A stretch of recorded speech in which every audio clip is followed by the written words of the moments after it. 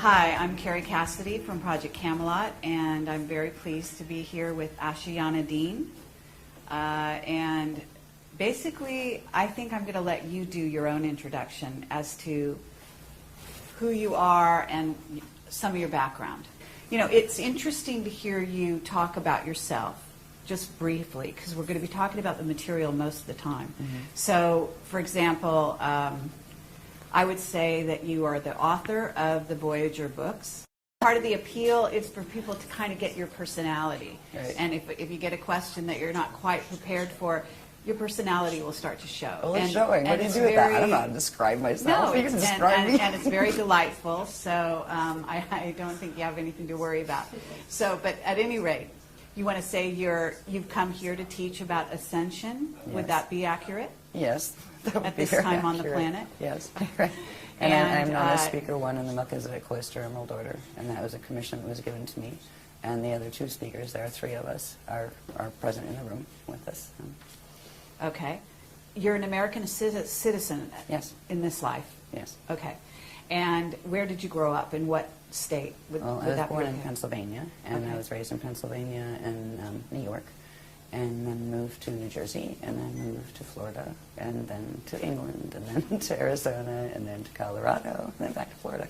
Okay, so you've been around. Yes. Okay, yes. Great. Actually, following spiritual guidance, we were asked to move.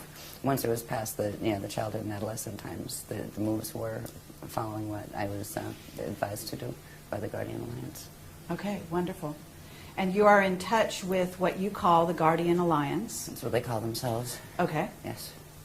And do you consider yourself a channeler? Because I'm aware of what it is you do, but I'm going to ask you questions that may seem wrong. Okay? Feel free. And so at that point you can correct me, and it's totally fine. It's not channeling. In fact, we teach against channeling because it's dangerous. It is a process of electronic data streaming that it's quite sophisticated, but it doesn't work like channeling. Channeling involves literally another entity coming in and sharing a body with you, and that is not permitted in our teachings because it can actually damage your DNA. This is an electronic data streaming called chelantic transmission, and it is literally electronic data streaming, but interdimensionally, as opposed to simply on the horizontal like we do it here. And that is the way that the Guardian Alliance communicates with me and has since childhood. But they have also, in my younger years, I had both negative abductions with negative groups of visitors, and it was the Guardian Alliance that actually rescued me from those situations. And I learned a lot about why I had the experiences. It had to do with the contract I came in with, that it takes most people quite a few years to wake up and realize what they came in to do, what they birthed in to do. And that was why I had the issues with the with Zetas and things like that when I was in my younger years. By the time I was 12, the Guardians had begun teaching me for the commission that I later learned what it was, for Speaker 1 for the Melchizedek Cloister Emerald Order. And once that became clear, the experiences weren't frightening before they were frightening, the abduction experiences. And the ones with the Guardians weren't, though. They were very different. They didn't involve little grays, and they didn't involve spaceships. They involved literal teleportation through Merkaba vehicle and those kind of things. So it's been a colorful way to get to the point where I am here teaching the material that I'm teaching. It's been very interesting and colorful. In the first few years, I was required to speak about that a lot. That's why I don't like to speak about myself anymore. I'm honestly bored with the subject of me, right? Because the first few years that we went public with the books and everything, it was all about me and my story, and I'm tired of my story. It's out there, go read it if you want to, but this is the interesting stuff, the information we're teaching. So I totally honor the fact that you've told your story many times, and it is out there, and so I do encourage people to go out and investigate her background, to watch other audio and video presentations she's done, because they're excellent, and I have watched a few of them, and I'd love to watch more. And she's an excellent speaker, and so I do encourage you to investigate if you're watching this. So what I'd like to do from here is really get into what the agenda is of what we call the service to self, or negative-oriented ETs, visitors, what have you. And then if you could talk about that, and then if you could also talk about what the positive side, service to others, is doing, what their objective is in being in contact with us here, and so on. So that's where we want to go. Okay. Do we have to take the short road, or can we take the more interesting road? Let's take the interesting road. Okay. Because the interesting road, by the time we get to answering that question, will make a lot more sense. And the interesting road does have to do with some of the other questions. When we'd asked you that, just give us a few questions or something that you're planning to ask. You'd listed a couple things like, ascension mechanics, the human race and where it's going and this kind of thing. There is a way to explain this. We've been working for 10 years. Every workshop, this is our 84th coming up, and every one is new information. It's the next level of information. So the Guardian Alliance has been providing us with progressively growing teaching since the Voyagers books were out. Very, very technical teachings on Ascension, on stargates, on understanding planetary stargates, galactic stargates, universal stargates, how they all work, what the process of Ascension is, all of this thing. In understanding some of those things, like what is a stargate anyway, what is Ascension anyway, right? In understanding some of those, it brings us to the point of where we actually are now on the planet, which explains what is going on with the visitors. It explains what their agenda is, why they're doing what they're doing, and what we can do about it, because there is a negative and positive side to this. But the picture is much bigger than most people realize. Even people in the UFO movement and people in the New Age movement, they have pieces of the story. When I found out what this story was as it progressed, because I had my cellular memory turned on for a while, I had incarnational memory since I was very small, so it was not new to me. But when the Guardians revealed progressively the scope of this drama, I was horrified at first, honestly. I was terrified, and moved past that to the point of realizing, wow, I mean, it is so tiny, the little dramas that we're worrying about here. This is much, much bigger. And the reason the information is important now, and for 10 years we hardly did any media at all. We didn't do interviews. We had a couple little interviews, and we turned down a lot of radio interviews and that kind of thing, because we wanted to kind of just fly under the radar and do our things. We do our workshops. People come to our workshops. We didn't heavily advertise them. The reason why we're coming out and speaking now is because the Guardian Alliance has asked us to. They are on now what is called official disclosure protocol, because of things that are occurring. 2012 is very important, and so are the periods right after it. To coin a phrase from Anderson Cooper's show, planet in peril. Yes, to put it mildly. So if I can explain some of the things that are taking place now in a certain, it's a sequence, and you're free to interrupt at any point. Okay. Right, but it will help get a little bit to the more full understanding of what are the visitors up to, what is their agenda, and where are we at with that situation. It'll also include the information you said, what about Stargates and what are the status of those? It will show where that is. Great. And it's like the quickest sequence you can do, right? This has been 10 years worth of work. Now we can look back and see what this is all about and see where it's going. So if you don't mind, I will put a couple charts up. The first thing I would like to do, if we're going to talk about what is happening on the planet now, it does involve Ascension, and Ascension does involve Stargates, but what is Ascension anyway? There's a quick way to explain this, and it has to do with graphs. And I use graphs because, seriously, pictures paint 1,000 words. If it hadn't been, and all of these graphs are literally transmitted from the Guardian Alliance, and I take them down by hand, and because I don't have computer art skills, so they've all been done in black and white form, and then thanks to a team of volunteers, they put a lot of work into putting them into computer, finishing, so they're decent, most of them are. You can tell the ones that are still the ones I did on a photocopier, with a photocopier. But this particular diagram, and also I will qualify these by saying you're going to see diagrams that are one out of, there might have been 50 diagrams in that series explaining every piece of how that worked, what it is, the structure of it, and all of this. I'm just going to show certain diagrams that will show structure, because structure is important. Science here is getting into quantum physics and all of those things, and maybe there's dark matter and all these wonderful maybes. There is a whole order of these things. Yes, there's dark matter. Yes, quantum physics are real, but they have no idea the structures that are involved.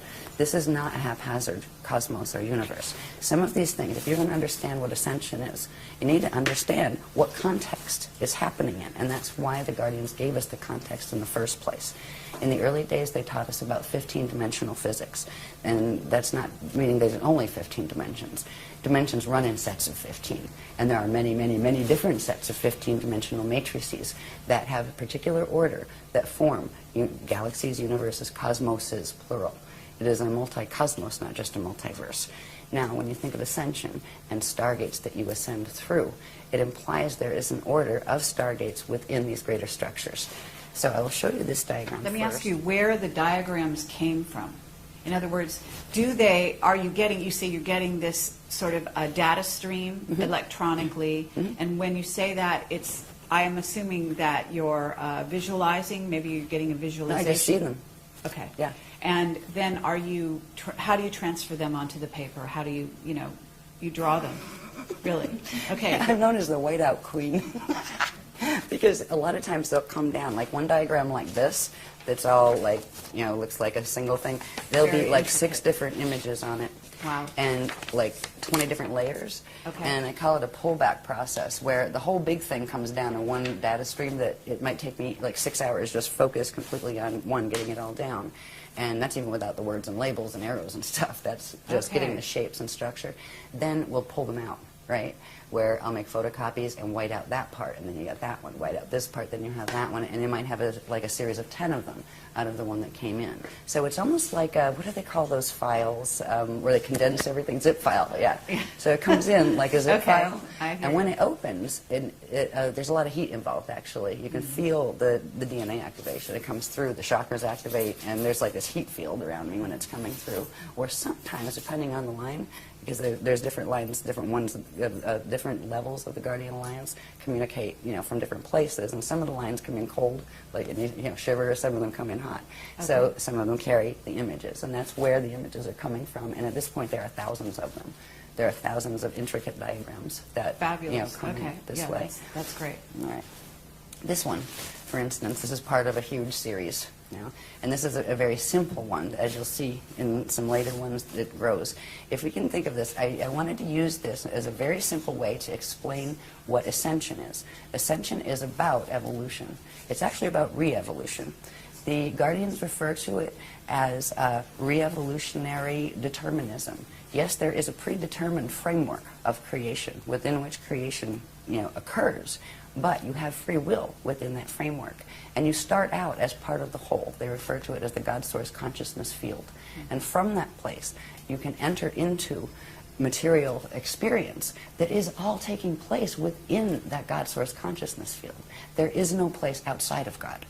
All of this takes place within the body of the consciousness of God Source. They consider the structures in which and through which matter materializes and forms and identities individuate. They consider that part of the manifest body of God Source, and they're talking about the cosmoses being the manifest body. And there is a field of just pure cognition that is beyond that. It is eternal, it is always aware. Time as we know it in linear form is just not a reality there, but it's understood as an experiential quality within the framework of materialization.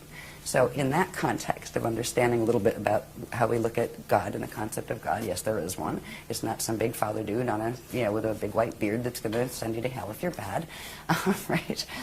There is structure involved in this. Now we went through what is called Partakai creation, which takes it from the first unit of consciousness in the consciousness field of God that did something and went under certain changes. From those changes, that shape grew and literally created the spherical wheels within wheels, or spheres within spheres, that is the hidden structure behind all cosmic order, and even galactic order, planetary order, and your own body's order, and atoms' order. So this, if you think of it as just an example of a cosmos, all right, you have a center point, right, and you have a sphere. Where you see circles, they're actually spheres of energy. All right, you have one sphere, two sphere, and a third one in the center, smaller ones, and then lots of these little ones in the center. What this is showing us is consciousness comes out from the center point into this domain, or this sphere. It's called the Hara body.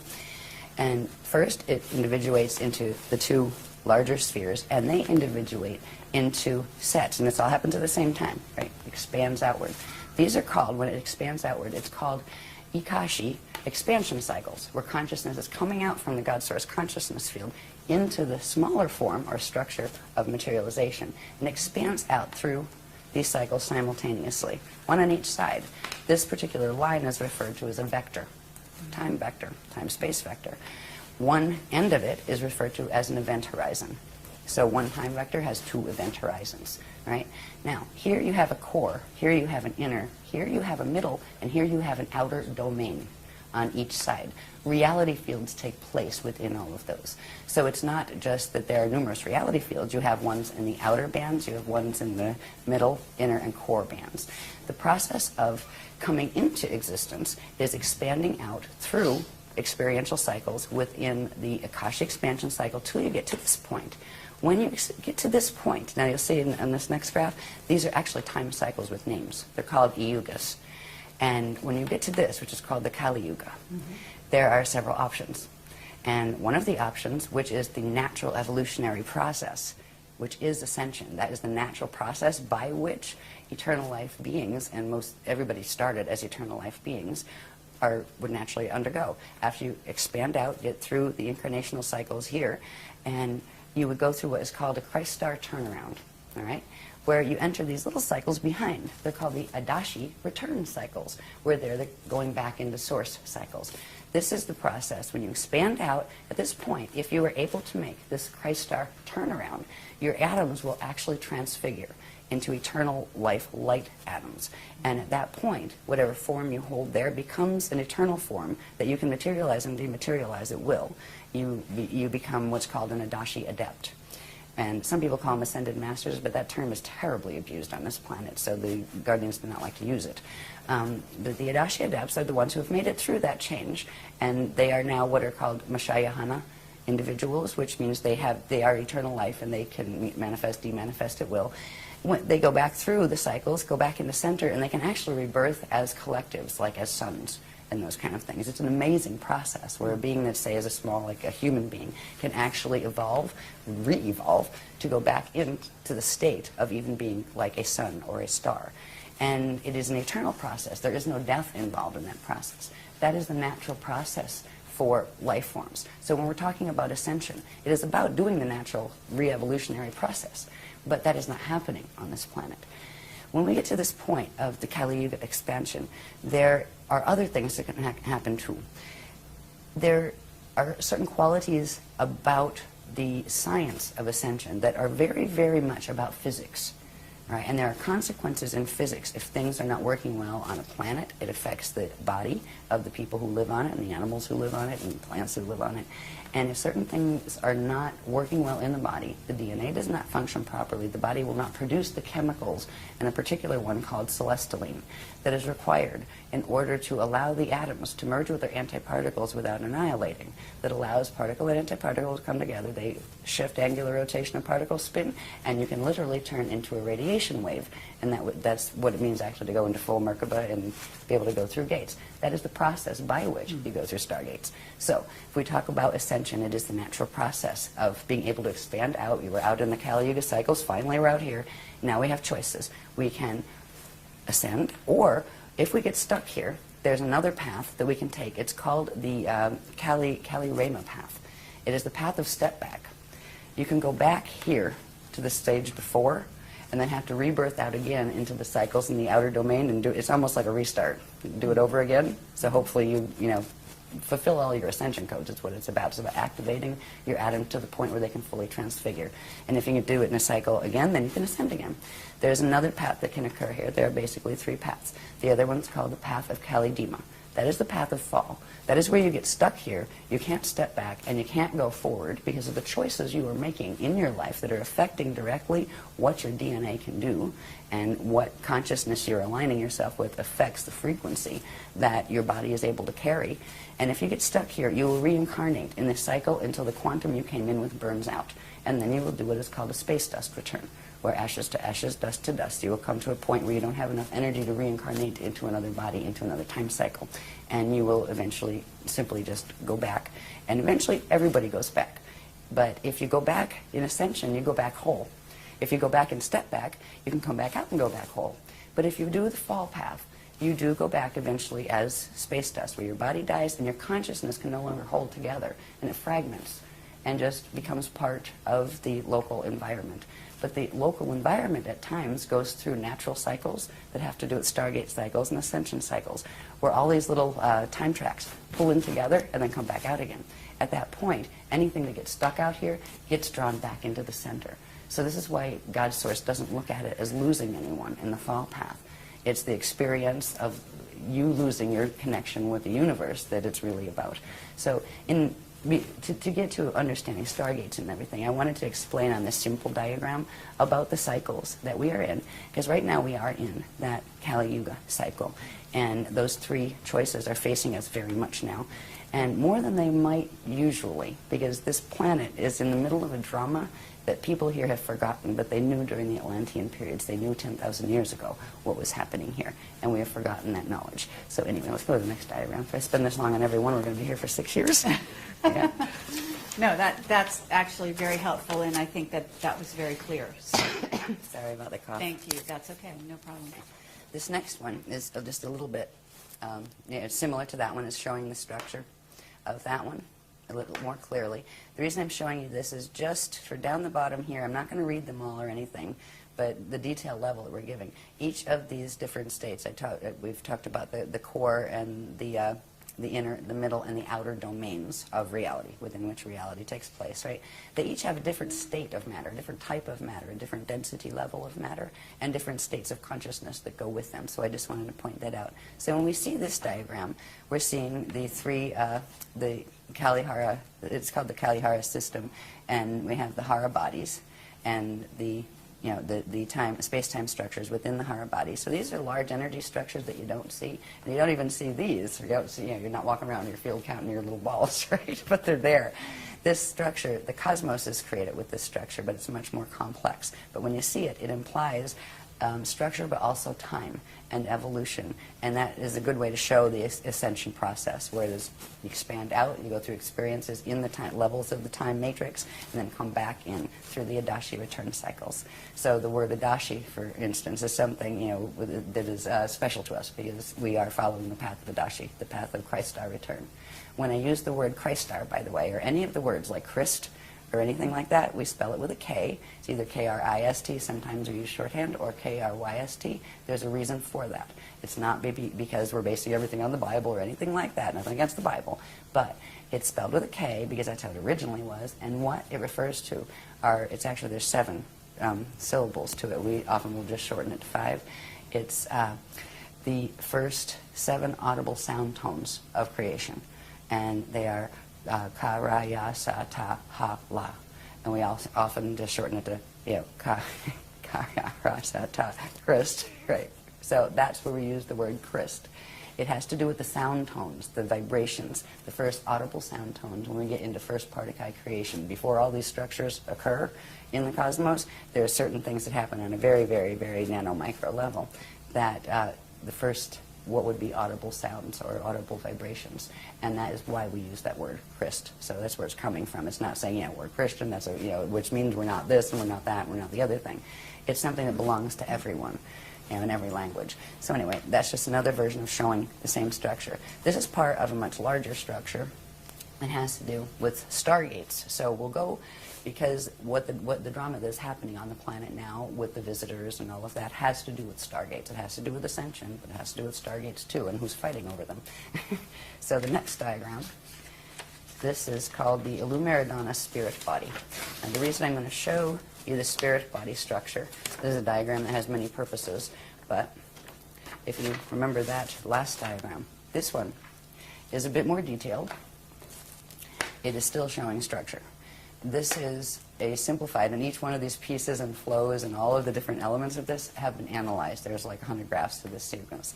What it comes with is the structure that is referred to as the Illumiradana spirit body, which is different than your light body structure, different than your atomic body. So yeah, it's part of that structure. The cosmos has this too. When you see these little petal things, these are actually flows of energy. Okay, nothing cosmic, right?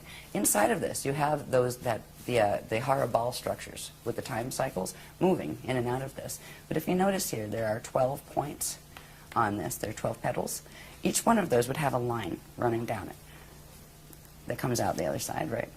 Each would be a vector line. So you're not just dealing with one vector where you have two event horizons. You're dealing with sets of 6 vectors that form 12 event horizons. And there's more than that too, but that's the ones you can see in this diagram. The spirit body structure is built on this particular structure, and these flows here, you have some of the outer flows that are called the lotus flows, those later ones in the pink. And then these little things that you can see part of, they actually go all the way down to the core, but then there's another layer of them here and another here. These are called the core flows, or the Navajo flows.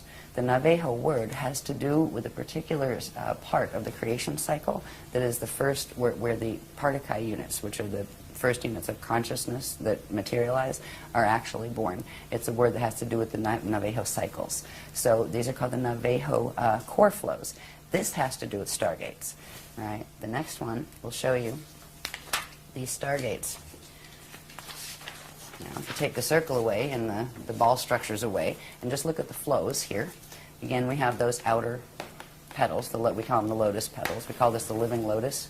Okay. All right, and these are the natural core flows of an eternal life creation, which means energy flows out, but it also turns around and comes back. It just doesn't flow out and expand until it destroys itself and burns itself out. That's what science is watching happening to this universe, because it's not functioning normally in our local galaxy. Anyway, stargates. These structures, these flows, now this applies to a cosmos, it applies to a galaxy, it applies to a planet.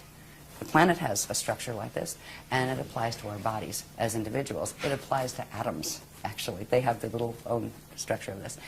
Each one of these core structures, core flows, represents a stargate that has particular structure. When you look at it on a planetary level, they are literally points on the planet that interface with these energy flow systems that connect into core. And under certain conditions, they activate, and they literally allow space, time, and matter to turn into radiation and pop up somewhere else. They are passageways. So you're talking about 12 major stargates? There are 12.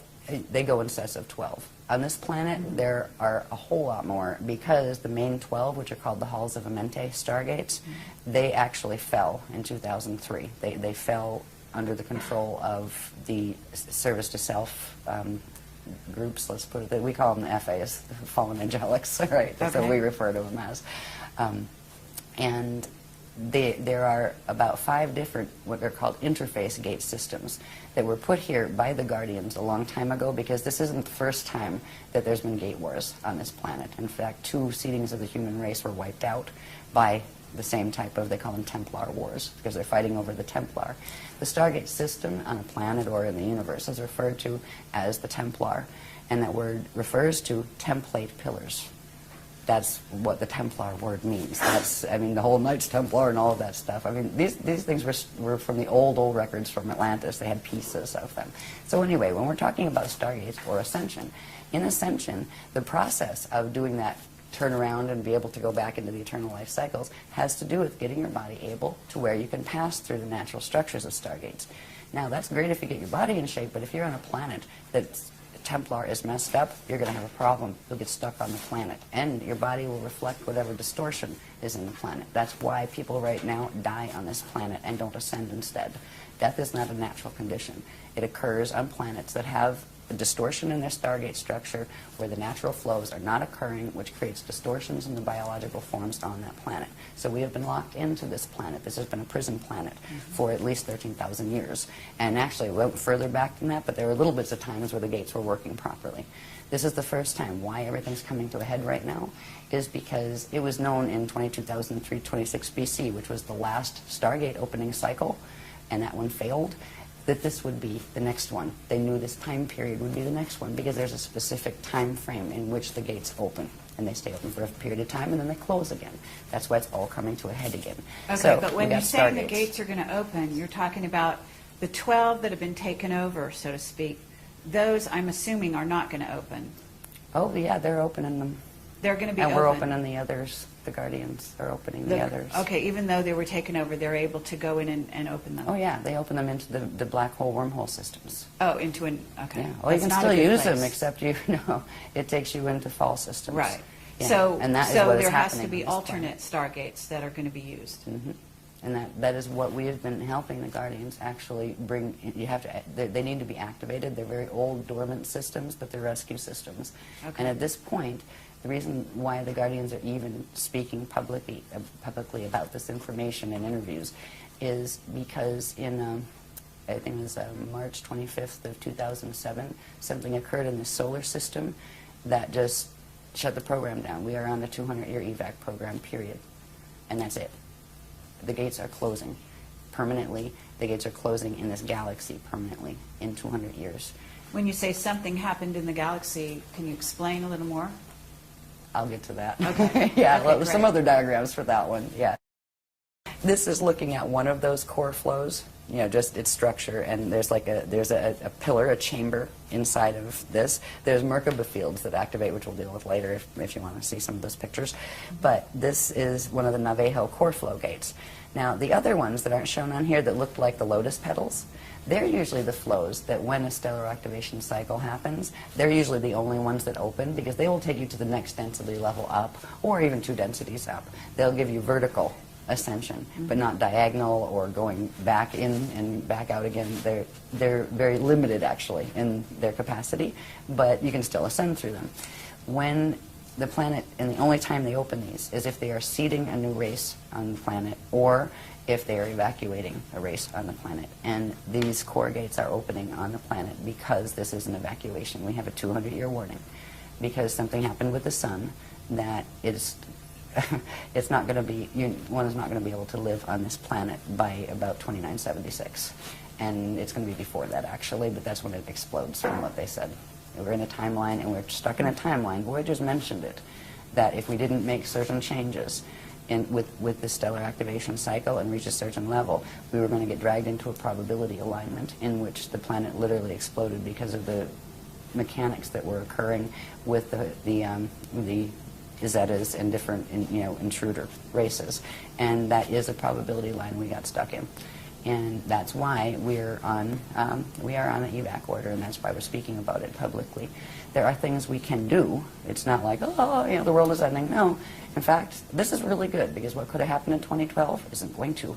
But there are certain ones that really want these things to happen, and I will talk about those a little bit in a little while. But this is the core gate structure. And it's it's very detailed. I just really put these up not to read every little thing to you, to let you know and to let the public know that they are there and the sophistication of this material. This is why I talk about me. I'm not important. What's important is look at this material. It blows my mind. Yeah. I look and the breadth of it. I mean, it covers everything from stargates to biology to cosmic structure to pre-particle physics. I mean, it's an amazing body of material. If this wasn't serious, they wouldn't be giving us this information. So anyway, that's the core gate structure, and they are activating the core gates. If you want to see how a core gate would sit on the planet to get an idea, this gives you an idea.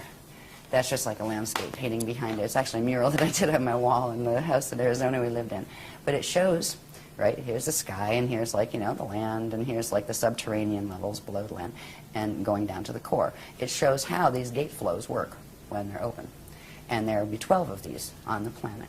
And when you would pass into, you wouldn't see this thing standing in the air. There would be a certain field, and only if your DNA was keyed to it would you even know it was there. If your DNA was not activated to be in a co-resonant energy form with that structure, you'd walk right through it, past it, not even know it was there, and you'd still be in the same place. But if you have certain things activated in the body, in the DNA template, in the light body, in the spirit body structure, etc., in your anatomy, you would be able to see it, and you would know where to stand in it, and you would know what to do and how to breathe, and you could use it and go in Ascension.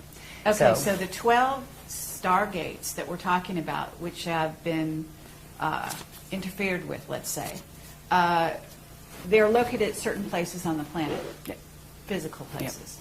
Yeah, the outer ones are the ones that fell. The core ones won't fall. Ones won't fall. Okay, so and those are the ones that are, you say, ancient, that are being reactivated, as you call it. Okay, and those are also located at certain places, and in different places. Different places. Yep. The outer ones surface at in one set of 12 places. So there will be a lot another. of misdirects, I'm thinking, and there are a lot of misdirects going on the planet right now, to where certain people are directing people to focus on certain areas of the planet which contain these stargates, thinking that they are, ascension stargates, when in fact they are taking them to another place. Yes. That's not so good. Exactly. Okay. Yeah, what they are being guided to fall stargates. So they're not called stargates, they're called wormholes. And wormholes lead to black hole systems that are finite life systems. And right now they are feeding on our living system and killing it, basically. And that is why the intervention is happening. That is why the Navajo core gates are being opened, because we didn't stand a chance in this one. There was planned by, let's just say, the negative ETs and visitors, that there were 5 other occasions that extinctions were launched on this planet. They were before the humans were on it. This was going to be the 6th extinction, and it was scheduled for 2012. And because of what the Guardians are doing, that is not going to happen. We're not fighting with anyone. We're standing. We're standing in the frequency as the Christ, and we are being taught Masters Templar mechanics to be able to assist them, or the ground crew. Just like on the other side, you have what we call the Medetronic crew that are working the Atlantean Death Star Merkaba stuff that is what runs the wormholes. There's a whole bunch of people running around thinking they're doing Ascension that aren't. And that is what is heartbreaking. Yes. When I started to go public with the Guardian teachings, like, oh, great, it's going to be great, and the New Age movement, and everybody, we're going to love each other. Oh, my God. I ended up like the black sheep in the New Age movement. Why? Because we exposed the teachings of Thoth. Not any of the people here. We exposed the records.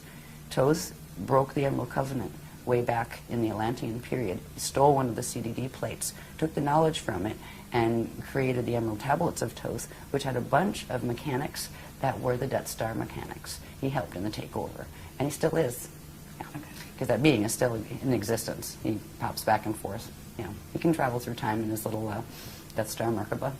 But it wasn't just Thoth. There's a whole bunch of them. So when it was pretty heartbreaking as this information, because I was thinking, oh, great, we're all going to love each other, and it's Ascension time. Yeah, right. It didn't work that way, because nobody wanted to hear it, and it's too bad. At least there were some people that wanted to hear it, because they came to workshops. And the thing is, we asked the people that were teaching the other stuff nicely. So why don't we just have a public discussion about it? Seriously, we'll each put up half of a room cost and invite free to the public, and just let's discuss the topics, the issues. They wouldn't. But what they started to do was blackball me behind my back at the workshops, tell people to be afraid of me, tell them, oh, you'll die if you use your Merkaba that way. We have more Merkaba mechanics than they could dream about. I mean, they couldn't touch the stuff with a 10-foot pole. That's why they wouldn't even take on the challenge of, come, let's talk about it. Let's talk about the history. That you can say, well, it's this or that. But these mechanics are indisputable, because they don't have the things that link them together. The Guardians showed us all of these different things, sacred geometry, how it fit, not just, oh, here it's a this. What is a that? What does it mean? How does it connect to the cosmos? They showed cosmic structure in order to show how it's supposed to work, and then they showed where the distortions they're teaching fit and what they do to pervert it. So it's been very intense since we came out with the work, and it hasn't changed. But there's a group of us that just resonate with this and go, wow. Yeah, just wow. Okay, no problem. Well, that's one of the reasons I'm here.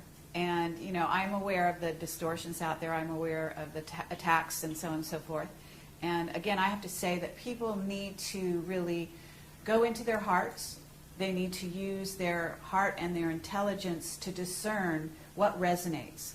And we're presenting this as what resonates, I'm going to say personally with me, but also with what I think people need to be aware of, and then they make their own decision. We've got plenty of the other side of information out there, and I think it's time that we hear from this side. And so, you know, I really want to thank you for making this opportunity possible. I do want to say that there are a lot of people out there that are following the wrong path. And if there's a way that you can also talk about the distinctions so that they can be aware, like if you get this, you might want to question more the path you're on.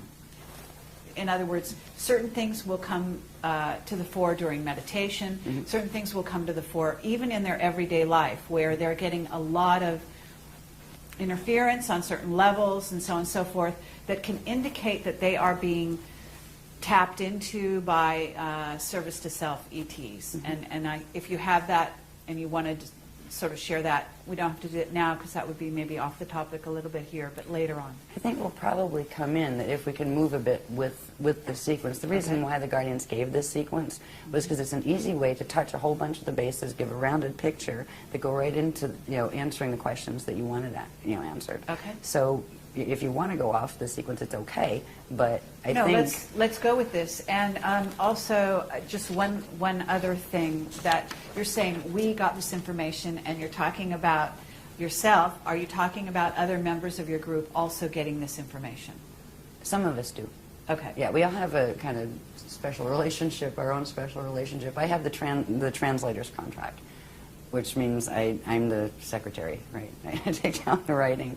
But even like the other speakers have a rapport also with the Guardians, and a number of people in the groups have developed a rapport with them as well. In fact, we work with them to help them to do that. That's what the Guardians would like, is to, you know, start communicating where they can start teaching people directly, because we're like a little bottleneck on the information.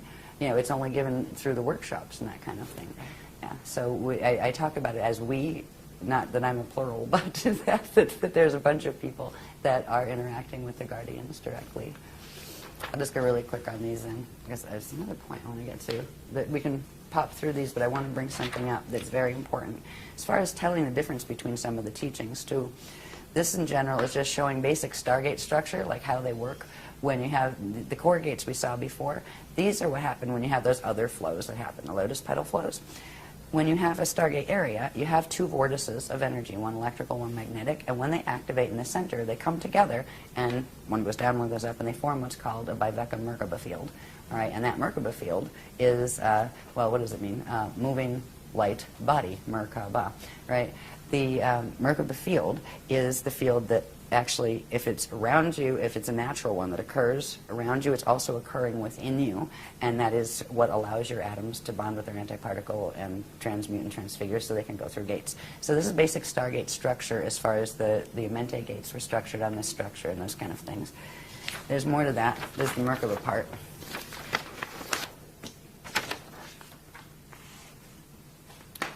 All right, there's the two vortices, right? And this is when they come together to form a Merkaba field. Now, this is a Merkaba field that's just done with vortices.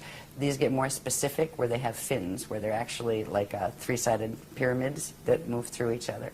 But I just wanted you to see the basic structure of when stargates activate. These Merkaba fields, which are vortice fields, activate within them and also within your body and around your atoms and in your atoms. This thing here is something that I would like to point out. This is called a Kathara grid. Light, sound, one, Kathara.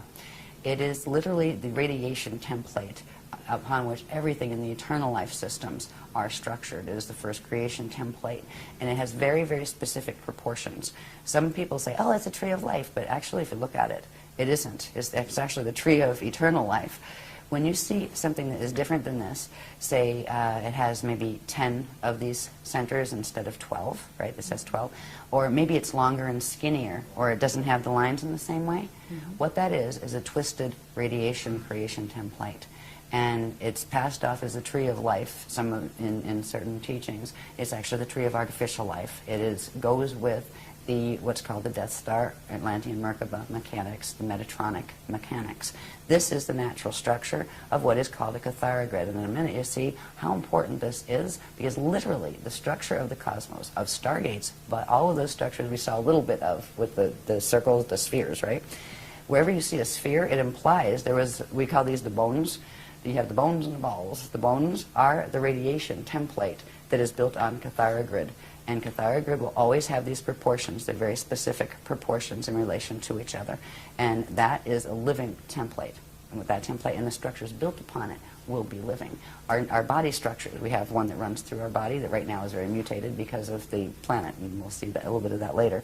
But we are moving to reactivate the natural imprint. So the Cathara grid I wanted you to see because it will help you understand the maps. You're going to understand stargates and wonder where, okay, if I ascend, where am I going? Right? Seriously, like if you're going to leave, where are you going? Do you even have a clue as to what the choices are? They've shown us where these maps go. This is the beginning of understanding maps. I'll just show you this really quick, because this is showing, there's a sheet that talks about, I'm not going to talk about all the proportions right now because it's heavy detail, but this sheet explains about how this actually controls how particles interact with each other and all sorts of things, from angular rotation of particle spin of particles in universes and that kind of thing. So this is just showing this specific proportions that is very important. So when you see something using as a sacred geometry, this structure that is not built on those proportions, it is actually representative of one of the other teachings that is teaching distorted template mechanics that have to do with wormholes and black holes. All right, so anyway, next one, please. Interesting. Yeah. The more this came out, the more horrified I was. I really was. I was like, oh my God, please, I don't want to have to talk about this, right? It was very hard. Now at this point, I have to have a sense of humor about it. Where it's, okay, so I am the pariah of the New Age movement, whatever. Somebody has got to let people know about this. That's why I still do, because it makes more sense than the other stuff that's being taught. And there's so much love in these teachings and in caring about people enough. Like, okay, so you might be mad at me because you liked that paradigm over there, and I just kind of don't mean to be a whistleblower, but if you're hurting yourself with that Merkaba, maybe you should not do that, Anyway, go back on this. Sorry. This is showing simply, remember that little Cathara grid structure, right? Well, here's one. Here's another. These cluster. All right, these are radiation templates that cluster to form very complex structures. This particular structure we call the stairway to heaven. All right, one of these Cathara grid structures would hold 4 density levels of our local universe. All right, let's say the Milky Way galaxy, but there's actually more to it than the Milky Way. So that would be like our local universe. It actually includes Milky Way and Andromeda M31 galaxy. All right. And it's connected to another one. The one at this angle, 90 degrees to it, would be considered as parallel. It also has a light field that goes with it. So these are intricate structures that are formed from these templates. And where you see these structures, these are the bones again. You will have spheres of energy and spheres within spheres built upon them. So there are various levels. These are called the Veka systems, and 4 Vekas come together, and at the center an Eka system forms. And the Eka systems form a cluster, and they form what's called an Akasha system. Then there's an Akasha A system and Akasha Aya system, and they all form this big cluster that's called the Yukatarista body. The Yukatarista body is one cosmic creation body. Now, our own personal anatomy has these levels to it. All right, they connect to those levels of the cosmos that we were born into. And full ascension is actually turning back on in our atomic structure all of the frequencies involved with all of those spaces. So we're down here in the Veka worlds. The next thing is we have to move up into the Eka, and then from the this is the long way to ascend, by the way. That's when the gates are working well. So the normal way for ascension would be you would work your way through re-evolution through the Veka system up the densities. We're in density 1 here. We'd work up to density 4. Then we'd go to the Eka level, and you're growing and getting lighter, and your matter's less dense, and you're getting more control over it, and you're getting more consciousness, more God consciousness and that kind of thing. And then you would work to the Akasha level, and then you would work to the Akasha A level, and then the Akasha A level until you got up here. At any one of those points, you could experience the Christ star turnaround, and it would take you to the next level, right? Then there's the quick way to ascend, when it's an evac, it's an evac situation, and that's what we have, where these are called harmonic gate systems. It implies that it's built on a system of dimensional harmonics, which means you have to take them in sequence harmonically, one by one. It's the slow train, right? There's something called the transharmonic continuum that actually runs between them. It requires a very specialized type of Merkaba vehicle and accelerations in the light body and spirit body anatomy to be able to do it. But those core gates, which are also the Navajo gates, they're also called the spanner gates, they are able to do that. They are transharmonic, where they can actually jump the scale. So you could jump from here to here, or from here, you know, to there. So you can move, you have more liberty of where you can go in ascension when you ascend. You're able to actually, you become a time jumper, basically. Instead of just a straight, you know, ascension the hard way, you know, you go boing, boing, boing, boing, that kind of thing. So that is the system we're working on, because at this point, all of the natural structures of the outer gates have been damaged. The Amenti gates are damaged. We are stuck down here.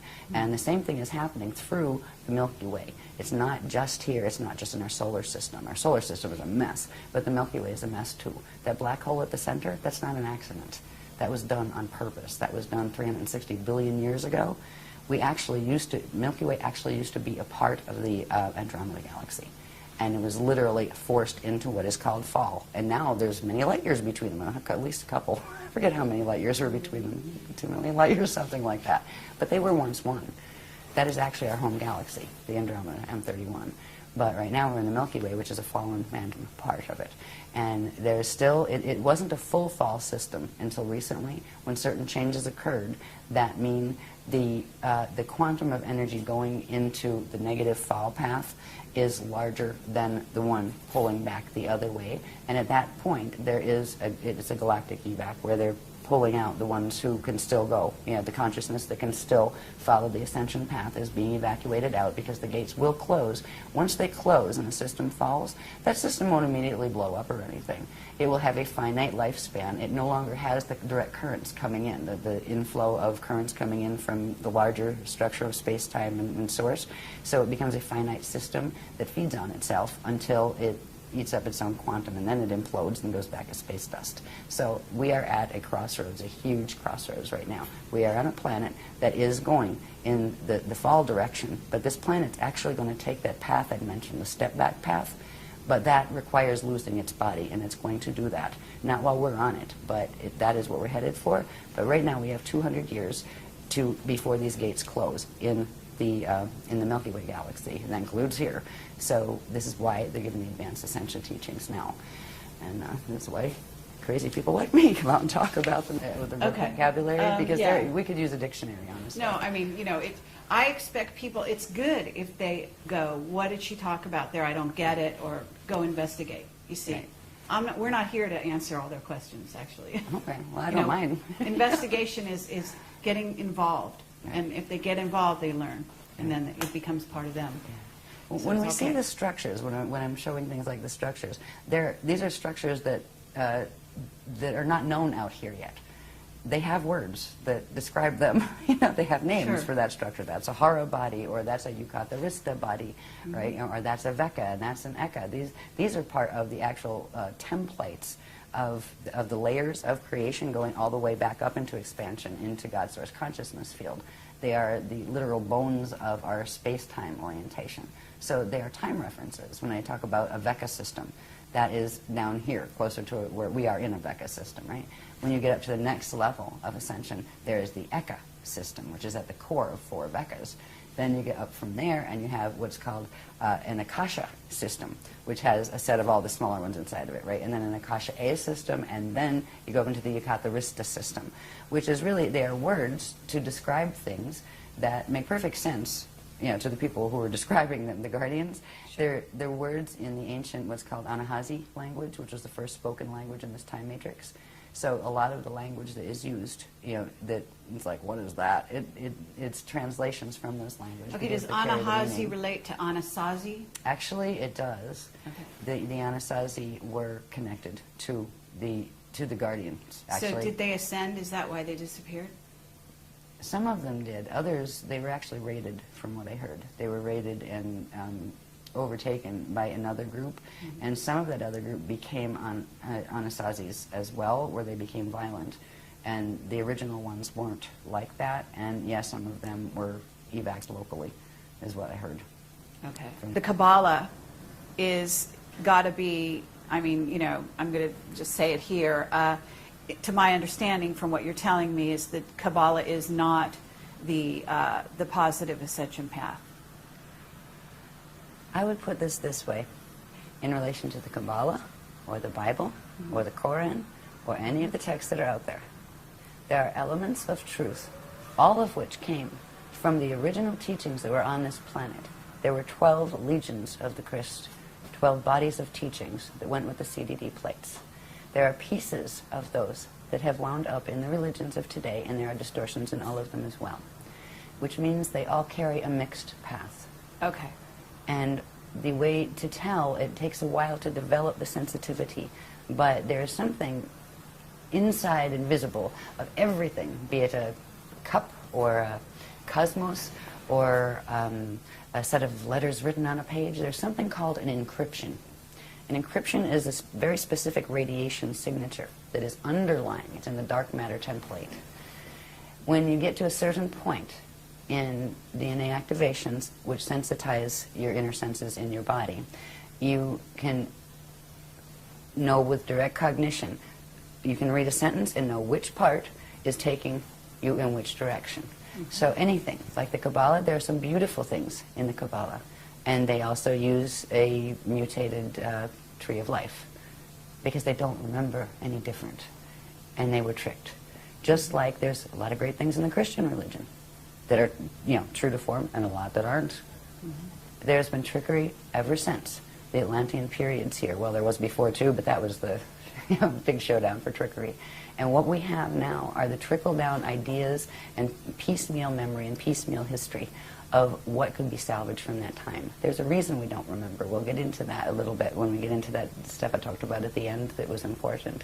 But our stance isn't to make any of the other paths wrong. There's only one that we actually will stand against. If they're directly teaching Metatronic Death Star Merkaba, we have to address that. We don't address the people who are teaching it. We feel bad for the people who get caught up in that. I feel bad for anybody who's contacted by Toth. Because, well, I've known Toth in other lives, and I've known Toth in this life. And he once upon a time was a speaker, an Emerald Covenant speaker. And he broke the Emerald Covenant, and he decided to go with the Anunnaki races and go into a fall path and stole the technologies. And part of what he did is why this planet is going in the path it is now. So it isn't the people that, we don't blame the teachers of those things, or the people listening to channels and they don't know what the heck they're listening to. I mean, great, it's cute and it's fun and it's lovely, and right, check its resume. But how do you? We're any of the religions, any of the New Age or the Old Age religions, there's good and there's not good in both of them.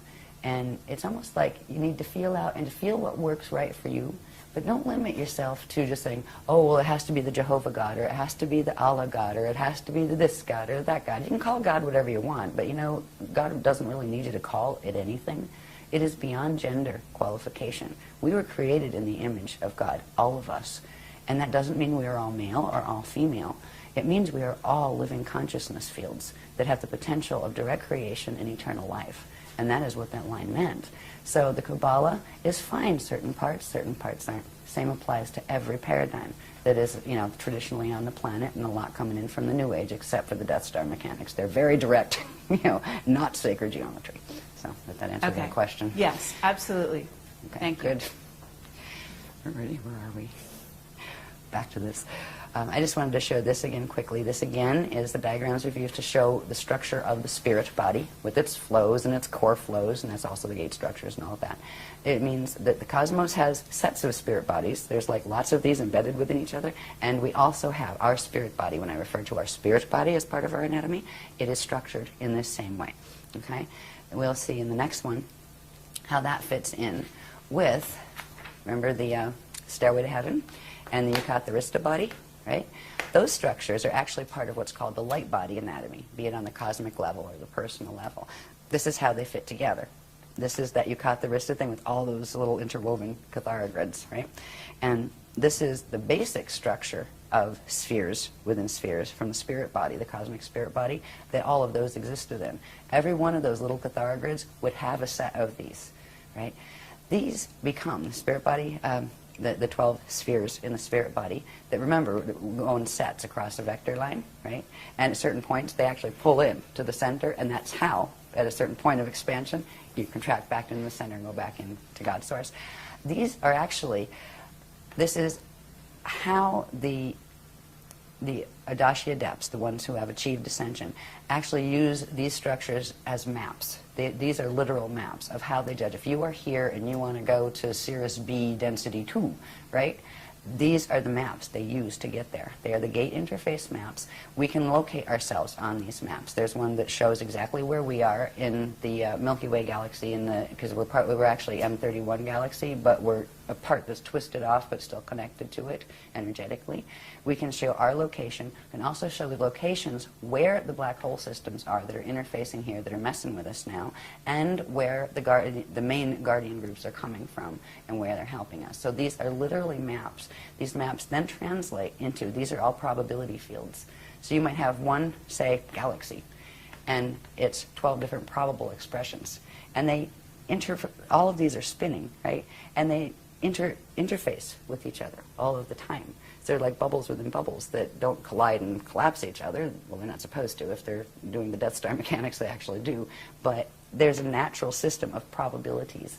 So it's not just we have a parallel universe, right?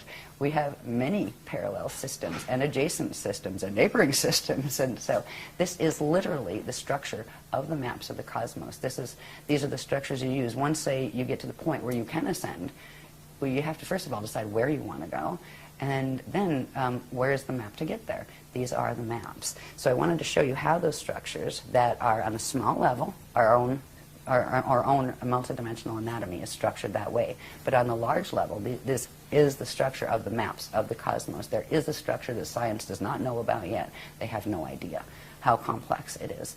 Each one of these structures, they've taken it from the first little, they call it a Partakai unit, the first unit of consciousness, how that structure grew, each stage, right? So we have like hundreds of diagrams that go with these to show how the Cathara grid's all filled out, to show how these structures of the spirit body and all their flows filled out.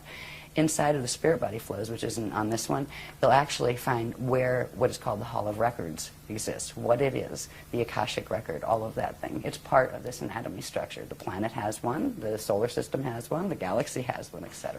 So these are not just interesting little diagrams on a paper. These are very practical. They're just as practical as a map you'd buy down at the gas station to get, somewhere horizontally. Next one, Okay, please. and isn't it true that we also have 12 incarnational bodies that have incarnated simultaneously that mirror the same pattern there? 1,728 Okay, simultaneous. Your existence implies the 1,727 others okay, that are you. okay, Different but forms. there is something to do with the 12. Yes, they're sets of 12. Okay. Yeah. Yeah, you have your first 12, and you have, well, it basically, it has to do with the density levels. We're in density 1 down here. Density 2, and you have your incarnate identity here. You would have a set of 12 incarnates. And if you put those 12 back up to density 2, you would have one soul, right? That is your soul, your density 2 level of identity. Now, that one soul would be a group of, 11 others. It's part of a set of 12. Sure. And you pull all those together, come up to density 3, and that's where you are an oversoul. And that oversoul is a part of a group of 12 oversouls that you pull it up to density 4 is an avatar. And then you have a group of 12 avatars, pull it up to density 5, and then you would have your Rishi identity, which is your fully formed Vecca level identity to come into the densities down here. But there's other levels of identity that go up beyond the 15-dimensional system. Those 5 densities that I just talked about each have 3 dimensions. So there's your 15-dimensional stack right there in one time system. So does that help? Yes, Yes, that's and great. 12s. 12s, Yes. many 12s. Yep. This is just a real quick glimpse to show that these time cycles that we've talked about in relation to these structures, they are quite specific. These were given as far as time frames. One time vector here on this planet, and they're using translations into Earth time. As we know Earth time, one time vector is 738 years. One time continuum is 4,426 years. One Uego is 26,556 years. A Uego time cycle is a Stargate cycle. That is when the Stargates on the planet open, once every that period, right? Right now it's distorted into what are called the false Yuga cycles, and we'll show you what that is at the end. But these go all the way up. There's galactic levels, there's universal levels, and these are the structure of time and how it works, and that yes, you can take it right into periods of time. it is because we are in a stellar activation cycle right now, and the last one was 26,556 years ago, and it failed. The gates did not open. They had to be shut closed because we got raided. That was called the Deane massacre period, where it was there was a lot of ships mowing people down, actually, in that one. Beam ships. And was this, we're not talking about Atlantis here, we're talking prior? There were several phases of Atlantis. Okay. All right, the last phase of it, the last pieces of it went under in 9558 BC, but way before that, there was Atlantis. There was in seeding 1, there was an Atlantis. In seeding 2, there was an Atlantis. And on Terra, there was an Atlantis. That's where it all came from. And a Lemuria. We had Lemuria, Lumania. There were different spellings of the names, but they were the same places and the same soul groups inhabiting them. Yeah. So this was like the 9558 BC period, the last period, that was like the late Atlantean period. So there was a lot of Atlantis period anyway. But these Stargate cycles, this is the cycle that our gates open on. This planet's gates are supposed to open on the 26,556-year cycle. It's now been shortened because of what they're doing to the planetary grids and the Stargates and the Templar to what's called the false Yuga cycles, which is plugged into the precessions of the equinox, which is not natural. And we'll look at what that is about and when that started, because that really came into fore about 13,000 years ago, when a major victory on, and this was an Atlantean drama, a major victory on just, let's say, the dark agenda side had occurred. They created something called the Toral Rift. It is a time rip. And they literally plugged Earth's Templar into this time rift and knew that when it came to the next stellar activation cycle, they would use it to draw Earth in. It's not just Earth they're after. Earth connects still to its corresponding planet, or star actually, in M31 that is called Eartha. There's still a direct energetic link between the gates. They're after M31 as well.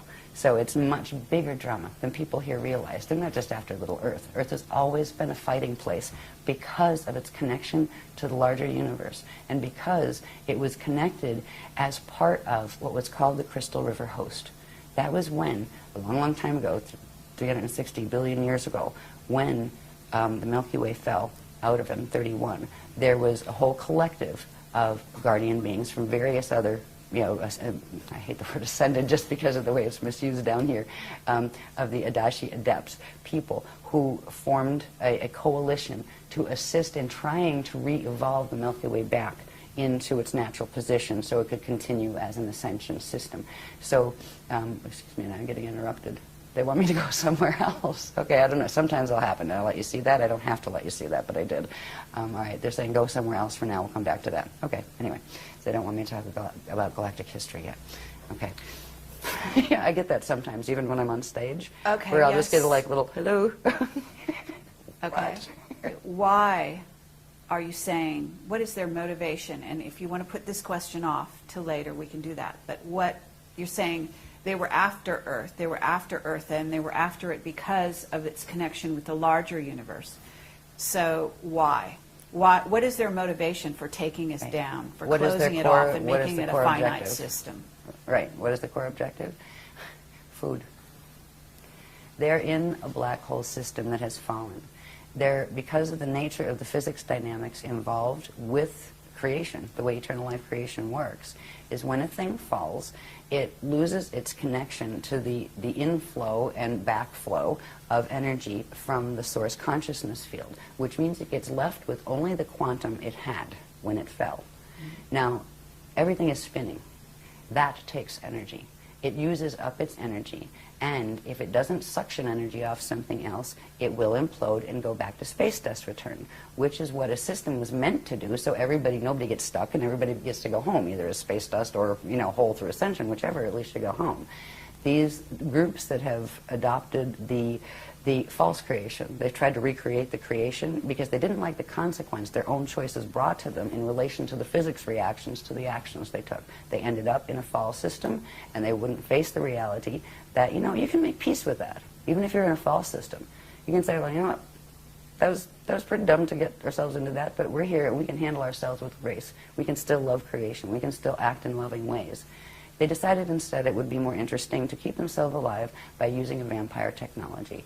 They're going after it for quantum food, to feed their system. If they can harness this system, literally the entire quantum of energy that is in the system will be drawn into their black hole system, which will give their whole system more life. So they're postponing the inevitable, but they keep using these technologies to do that, and they prey on living systems. But there is a point in time where that backfires, and they're getting very close to that point too. So anyway, that is the core motivation. Okay. It's not that anybody's mad at anybody else, or they're fighting over this toy or that toy. This is big. They're fighting over survival, and they feel that they have to kill the living systems in order to have that energy as food, period. And that becomes the most important obsession for them. And it is a twisted thinking. When a being gets that far into de-evolution, where it really has no remorse, they don't have what you'd call emotional bodies like we do anymore. They don't care. They just take. And they don't care about giving. They don't think about that. And they don't want to hear it. You can't rationalize with a certain level of fall consciousness. So that is what we're dealing with. And that is why it is a very large story. But it's really not very personal story. You know, it's like, don't take it personally. Do you take it personally if you're swimming and a shark rips off your leg? It's a shark. Sure. You had a leg. It swam by. I mean, you know, are you going to hate the shark? It's just doing what its instinct moves it to do. And that's kind of like what is happening here. So that's how I've been taught to look at it. And I'm at peace with it. I don't like it, but I'm at peace with it in that regard. But I will stand for the things that, for me, that mean most to me. And I believe in the loving creator God source field, and I believe in being fair to people, and I believe in telling the truth even if it's hard, and I believe in facing the truth even if you'd rather pretend it wasn't there, and dealing with it and taking it forward from there. So anyway, those consciousness don't think like that. But that's what it means for me when I say, you know, we stand in the Christ. That's what it means. It's not fighting with these beings. You know, I mean, you can do that, but they're just engaging your energy anyway. But we do have to stand and work the gates here. Somebody has got to take care of the remaining gate potentials here so that consciousness can evacuate out within the next 200 years that is going on the upward swing. So, that good enough? Okay, yeah. Very good. Tangents. So this is just showing the time, like there are literal translations into Earth time. And this would apply, like you could go sit on Venus or something, and then you could translate them into Venus time, which would be different because time has to do with how fast things spin and all of that.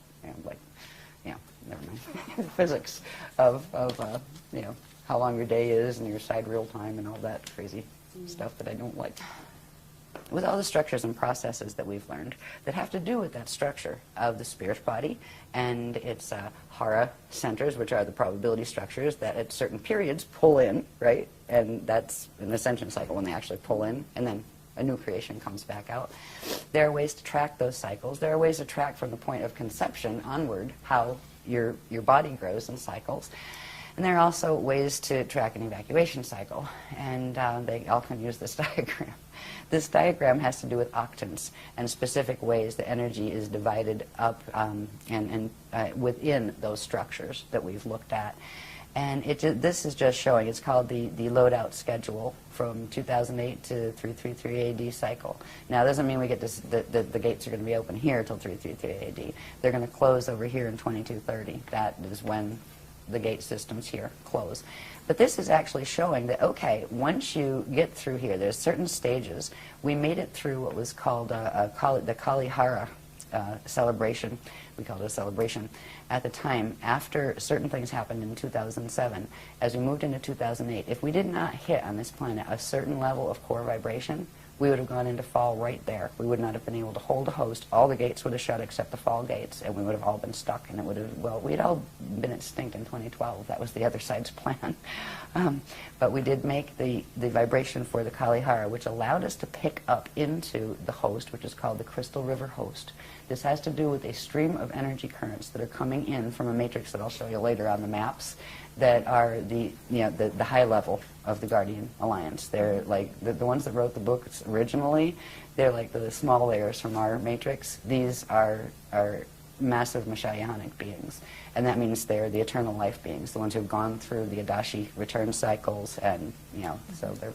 Anyway, we were able to pick up the host, the planet was, where it could anchor those frequencies as long as there was somebody here to anchor it, and that is what our groups have been doing. We are, I mean, our bodies are energy. Everybody's bodies are energy. And we're all anchoring something. And right now, the planet, most of it is anchoring the Metatronic currents. And there's a few people that just because they happen to have the DNA codes that they are connected with the crystal and don't know it, are just, going about their little lives, but anchoring it, the good currents anyway. But there are, I'm not aware of any other groups that are working at all with the Christic energies as far as the grid works they're doing. So we go around and we do grid work, and very specific grid work. You see these type of diagrams? Well, when we go to do like grid work someplace, we know what a vortice is, right? We know where to go. We know this information. We don't just go, play like a planetary guardian like a lot of people do, unfortunately. Mm-hmm. People that are inadvertently anchoring the negative currents and opening gate sites on the the wormhole codes because they don't know, because nobody taught them the difference between them. So anyway, we made this into this cycle, and this is good, because if we didn't, it would have been all over back in 2012. But we passed the Kalihara cycle. We're in this cycle period right here, right now, which we haven't come to the center point yet. That'll be 2027 when we hit this point in the cycle. There are certain energy changes that take place here, certain accretion cycles. Now, it means energy coming in cycles, right?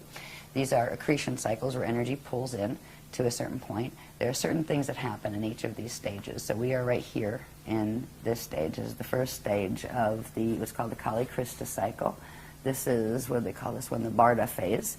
And then over here, there's the Masha phase, I believe, and that's where you get the Ashayana word from. And the word Messiah was twisted from that word, the Ashayana word, in the ancient Atlantean teachings. That's an Anahazi word having to do with this cycle. And it's related.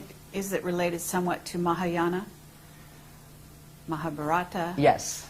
Very much. In fact, a lot of the Mahabharata texts were some of the remnants that had come up from the Mahabharata texts that were the translations of the CDD plates much earlier. Yeah. So anyway, we have to this point, when we get over here, that is 2047. I don't have it marked on this one, but this would be the point in this cycle. It would be 2047. And this is where something called an infold happens, where when we go back to remembering the vector line with the Hara bodies on it, right? And at certain points they pull into the center and then come back out again. That is going to occur with the energy systems literally in the parts of this galaxy that can hold the host, including Earth, including our own fields. So right now we're making it through this part of the cycle. There's certain changes that will happen here. This is a point, that middle point, during which something called the Bardo chambers open. Now, the Bardo chambers, it can be a pleasant thing, or it can be a time when people evac the quickest way possible. And we are still looking at the potentiality of there could be major Earth changes that occur during this period. And that's and at this point, it's like if we get that far, because what's happening between now and 2012 is pretty rough. And what some of the other ones, like those who make wings, have planned for 2019 isn't too pretty either.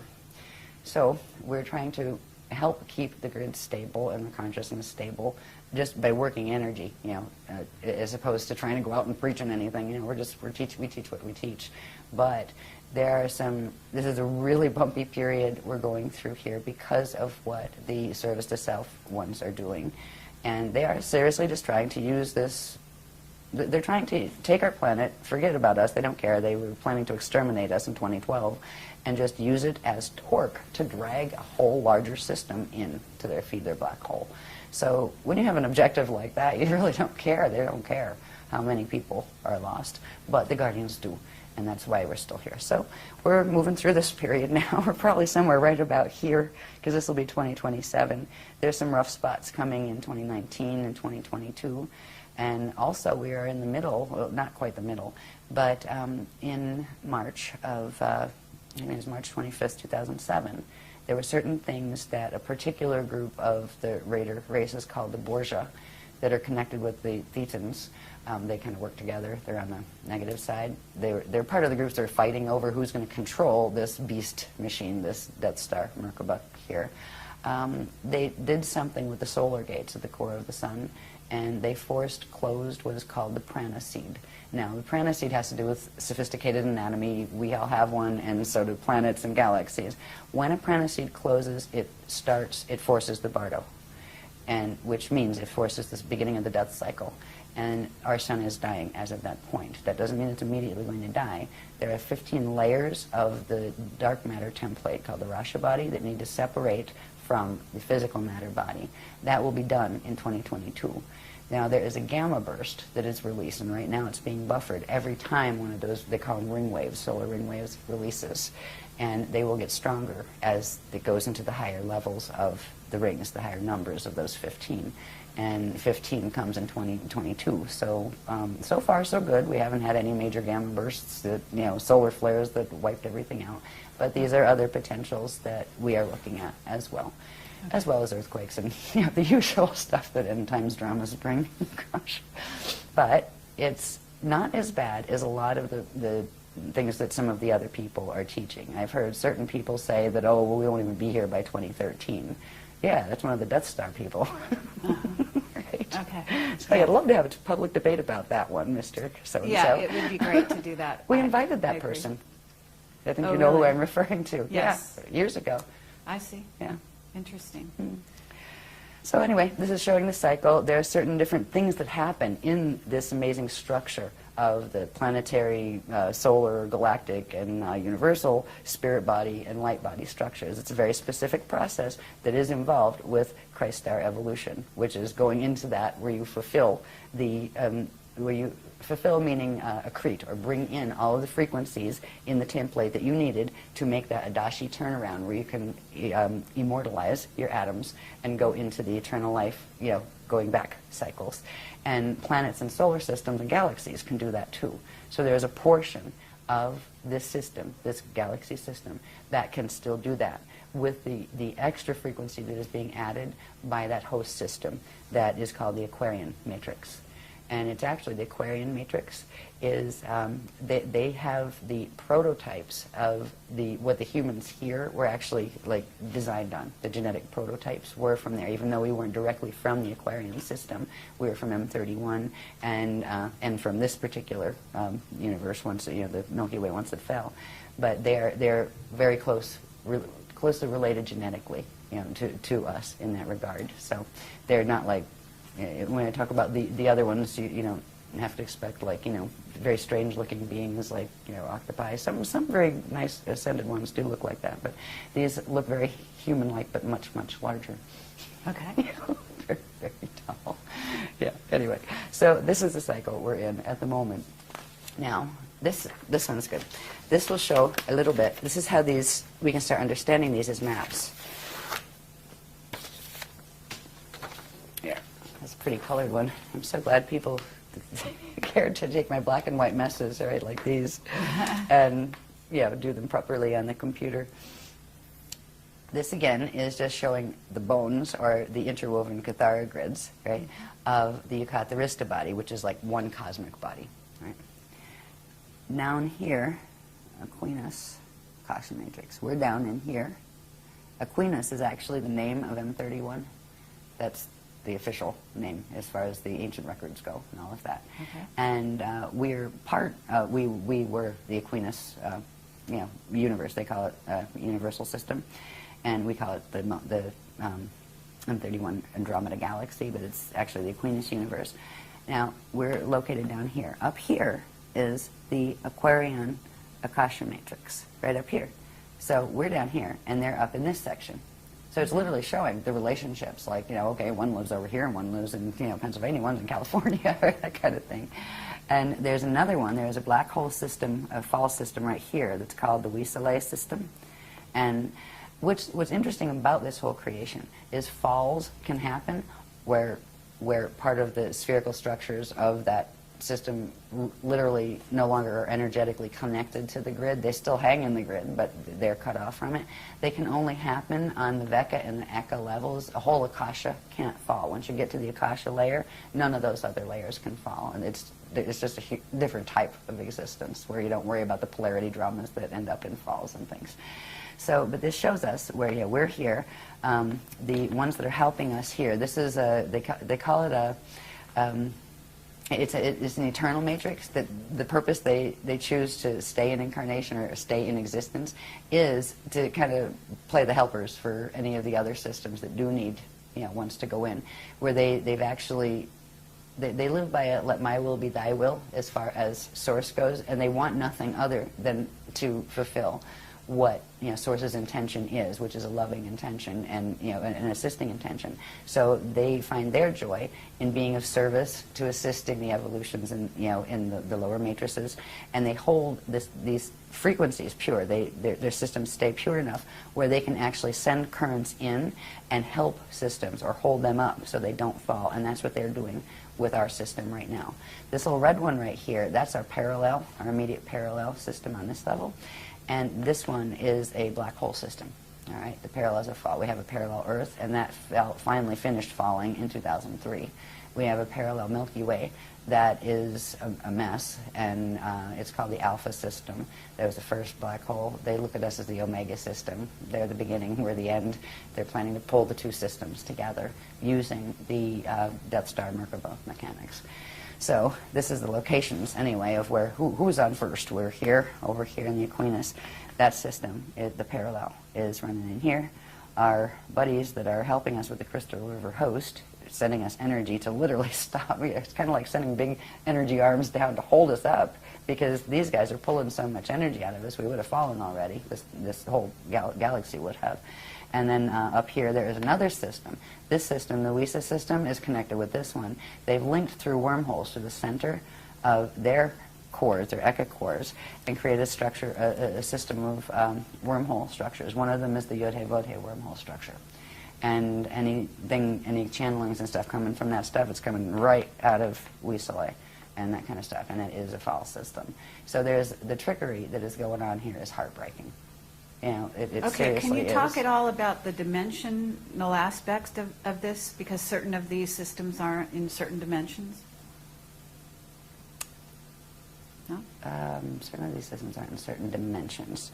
Because in other words, it seems, well, mean. okay, at least in what's out there, we're talking about four-dimensional beings being, the negative service to self coming in through. Talking about 15-dimensional beings being negative, some of them too. Oh, really? So going up much higher levels than is Yeah. currently thought. Oh, yeah. Okay, because that's interesting. That Oh, yeah. You're saying there's a backup. Metatron, for example. Metatron is an entity. It was a Rishi entity, 15-dimensional Rishic identity, and that collective fell. But it was still on the Veka level. All right, when you get up past the Veka levels, because we have our density levels that are inside of a Veka level. Vekas go in sets of 4, and at the center is an Eka. All that stuff is inside of something called an Akasha level. The Akasha level can't fall, but any of the consciousness or the structures below that can. Okay, and what levels of density then are we going down from there? Each set of, each Veka, each Cathar grid, let's say, those little structures that you saw, each of those has like 4 density and implies a 5th density when you cross through the center. Whether you find that Akasha on the lowest densities in the Vekas or up in the highest in the structures of the Yukatharista body where it can't fall, it's all consistently, there are 5 densities and 15 dimensions to each set. They have different types of matter and different density levels of matter. Some are heavier than others and that kind of thing. So, but that part is consistent from the smallest all the way up to the largest. It is just the fineness or the refinement of the matter type changes as you go up into the ones that can't fall. There is a refinement to the energy and the consciousness there that you don't find in the one, in the lower systems, even the best of the lower systems. So I think that's how I would answer your question. Okay, and if you get the light beings that manifest here, that are really manifesting, in other words, they really are light beings, what level are they coming from? It depends. Could be anyone. From what level up? There's an old saying that light can deceive, but sound tells the truth. Sound is the vibration, right? Okay. The encryption. Mm-hmm. It's a feel thing. You can have really beautiful light beings that are coming in the form of, that are actually FAs or fallen angelics that are coming to mess with you. You can have really, really ugly ascended ones that are really good. They come from many different levels. We are learning to turn ourselves into light. We are the things that they are teaching us now. We're learning first bilocation, next is translocation, and then eventually you get to do transmigration, but that requires having certain things where you actually aren't trapped by the planetary time cycles anymore. So light beings, where do they come from? Well, they could come from here. They could come from Venus next door. They could come from the highest levels or the lowest levels. There are light beings that come and visit out of the black hole systems, and there are ones that come and visit from the higher levels. So just because it's a light being doesn't mean it's good light. Okay. They've made a distinction. They taught us some very interesting mechanics about the difference of light or radiation signatures, right?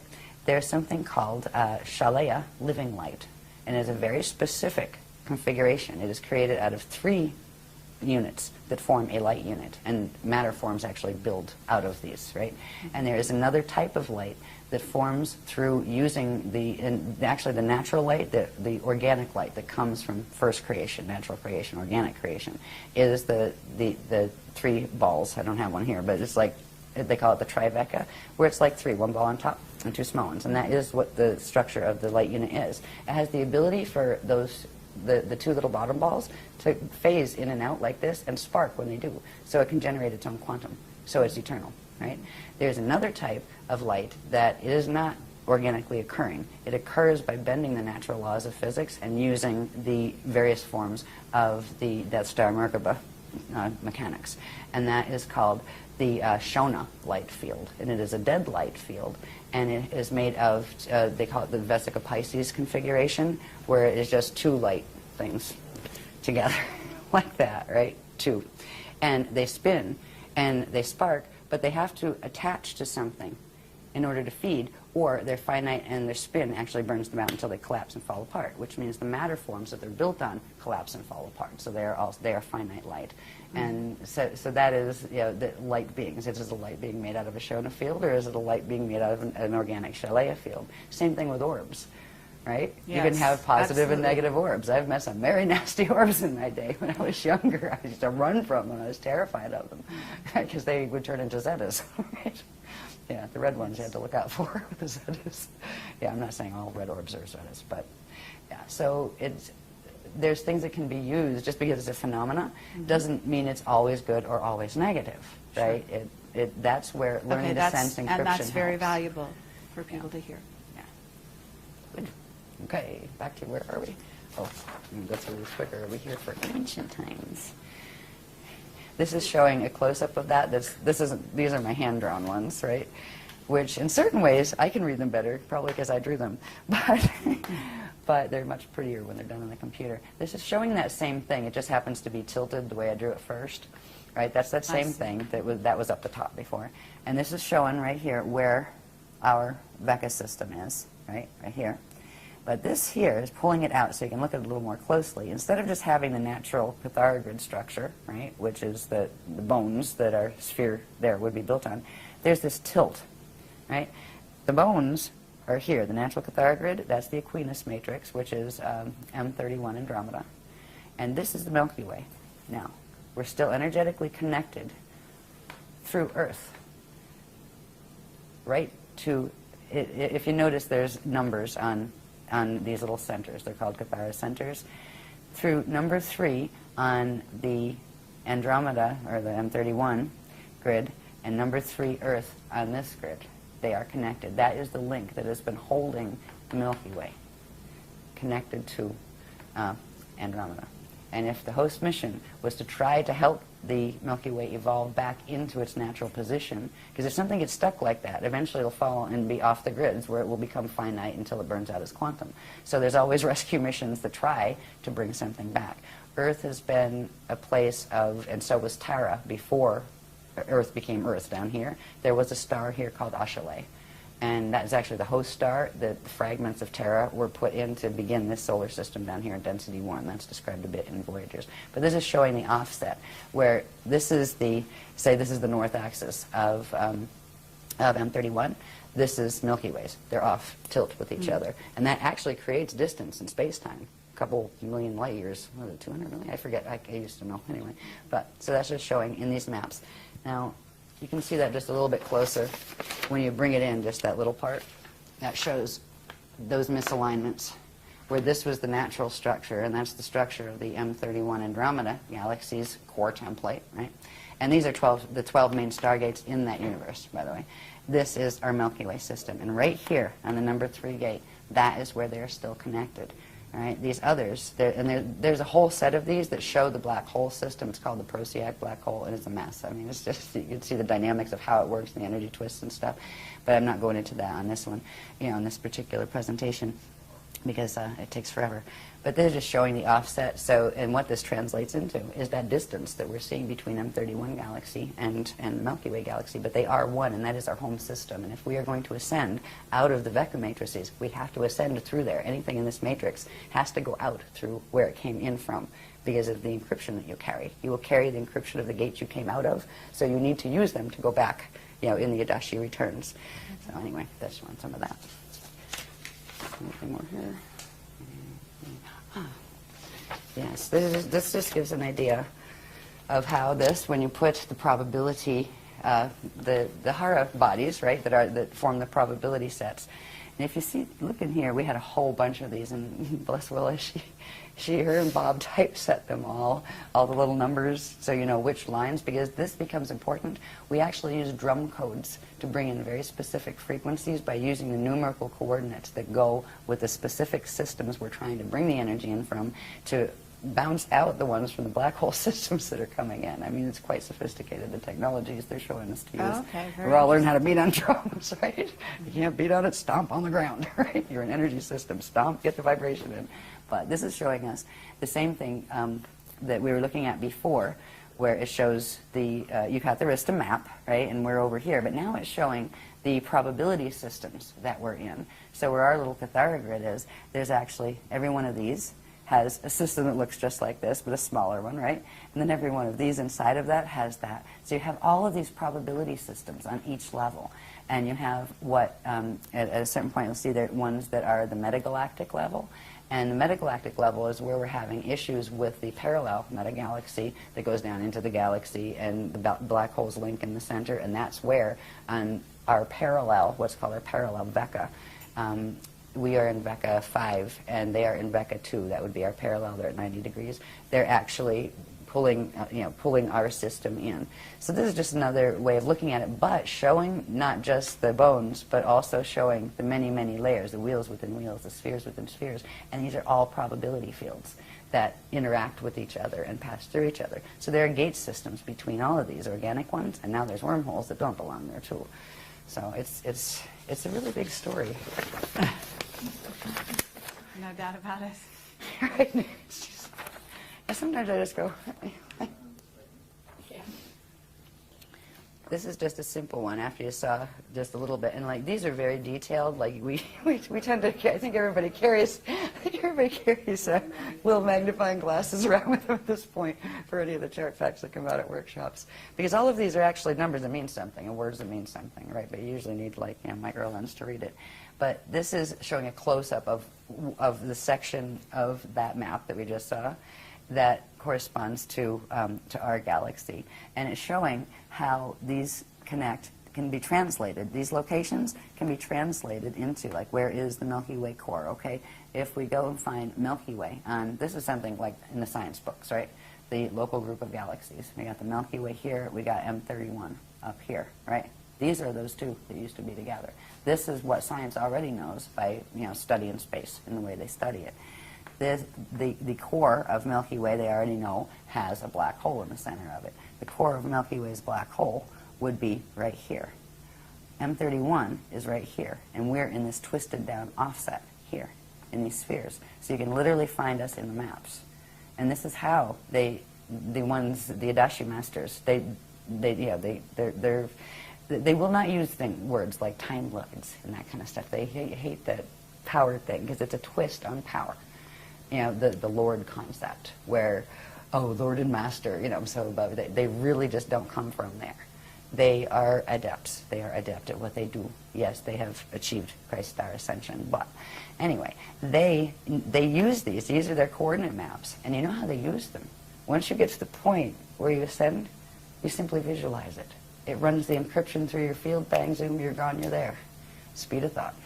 And that's what So full there's a ascension purpose is. behind showing this, in other Yes. words, such that the individuals that see it can then begin to internalize the maps themselves and then Yes. start, because there's It will going help. to be... It will bring back their own ancient awareness Activating of their these memories. things. Yes, that's Yeah. why the guardians wanted to be able to show. Okay. That's why we use tons of graphs every time we have a workshop. Okay. Yeah, but it helps. I mean, if you can read them forever and kind of go, oh, okay, I kind of get that. We tell people, don't worry about it. Just watch the sequence, and often it is the sequence. Because they'll show this graph, then they'll show this, and they create a wave, an activation wave. That if you have the codes that correspond to this, and if you don't, it won't affect you at all. You say, I don't know, whatever, right? But you will start to. It will help you wake up to to the ancient knowledge if you Okay, carry and it. is there a correspondence in some of the crop circles? Yes, to both sides. Yeah. Yeah. Some of them are very not friendly, and some of them are. I remember we were really thrilled when the guardians actually said, that's ours. There was only one.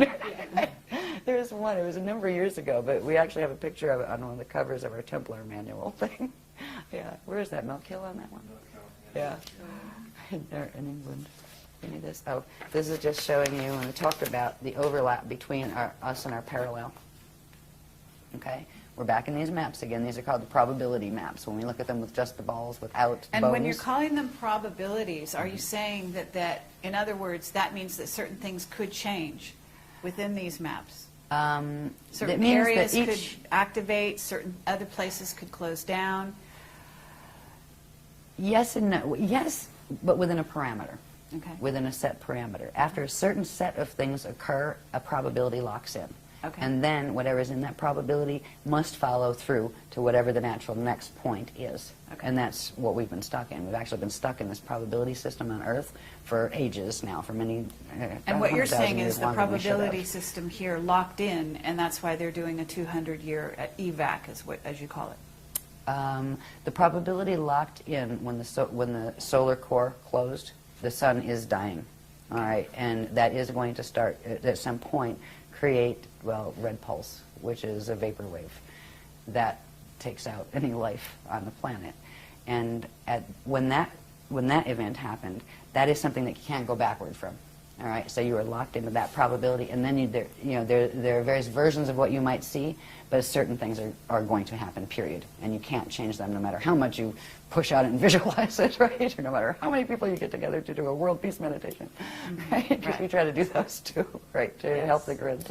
Yeah, so we did lock into that probability, and and when the solar gate things happened. The fact but is, I'd in our also system, like to talk about why or how that happened, that the sun did end up in that place, locked in. But we don't need to digress right here, but just for It'll future. probably get me in trouble if I answer that one fully. But don't I always anyway? There's a group of, there are a bunch of different, it's not just Zetas we're talking about. The Zetas are the little guys on the block. Don't even worry about them at this point. There's a group called the Thetans, and they also run a very popular movement on the planet. And there's another group called the Borgia. They are from the parallel Akasha, part of the black hole system. They have been trying to get control of the grids here. Everybody's fighting over the Death Star Merkaba, because it's here and it can be activated. So you're and now there's a saying bunch of these- systems that are fighting over this, right? Well, they actually tried to activate what's called the Mica Mecha complex. The Mica Mecha complex is a set. Mica is on parallel Earth, and the Mecha complex is here, and it is a set of wormholes that connect in through the Thetan grids. There's like certain implants here that the Thetans put in. So they actually tried to blast through to activate that and take it away from the other groups, FA groups, who were actually activating it. And it overloaded the solar core, and that creates a spasm. And when a prana seed spasms, it locks. And when it locks, it cuts the connection to the natural breathing that would happen between it and its dark matter template. And that is when Bardo starts. And the sun entered its Bardo cycle when that occurred. And it was grid wars. If you want to chalk it up to one thing, grid wars, again. This is stuff that is happening not because nature had it happen or God had it happen. No. This is because people are acting like crazies in this universe.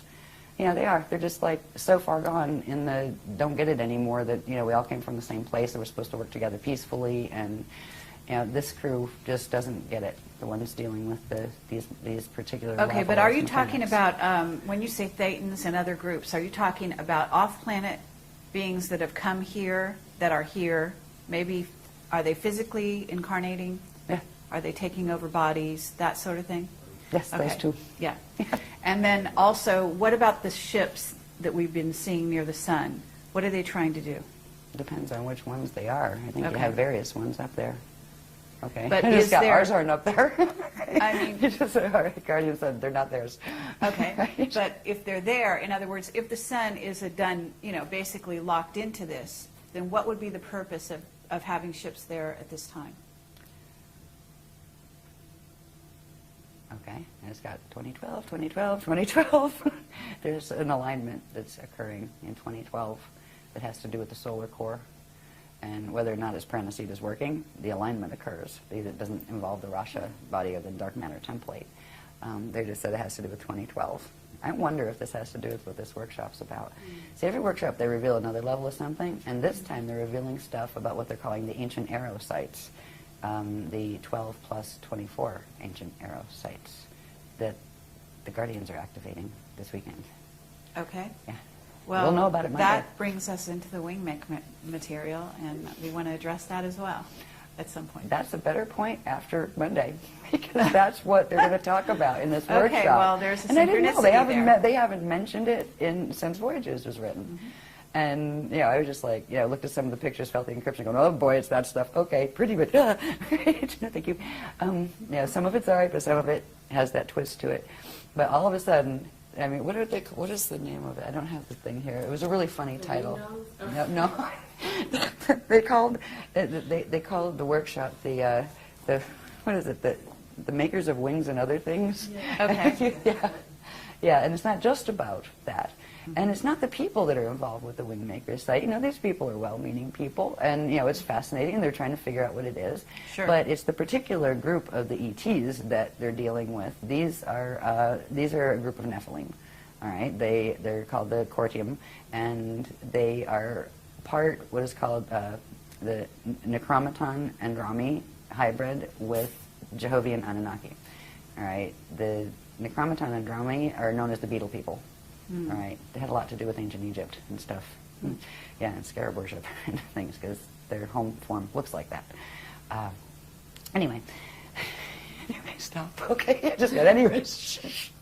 Okay. Talk about wingmakers later. Okay. Okay. But I don't want to offend any of the wingmakers people. I'm sure they mean well. But what we didn't know is, so they're saying, okay, we're going to do wingmakers, so I have to go look up a little bit on it and what is this stuff anyway. And it's, all the sites I saw have the same story, and I have about a 4-second attention span when it comes to stuff I'm really not interested in anyway, unless the beloveds tell me I have to read it. And there's nothing there that said anything except, there might be a few other sites, there might be 7. The Guardian said they're the 7 broken arrows.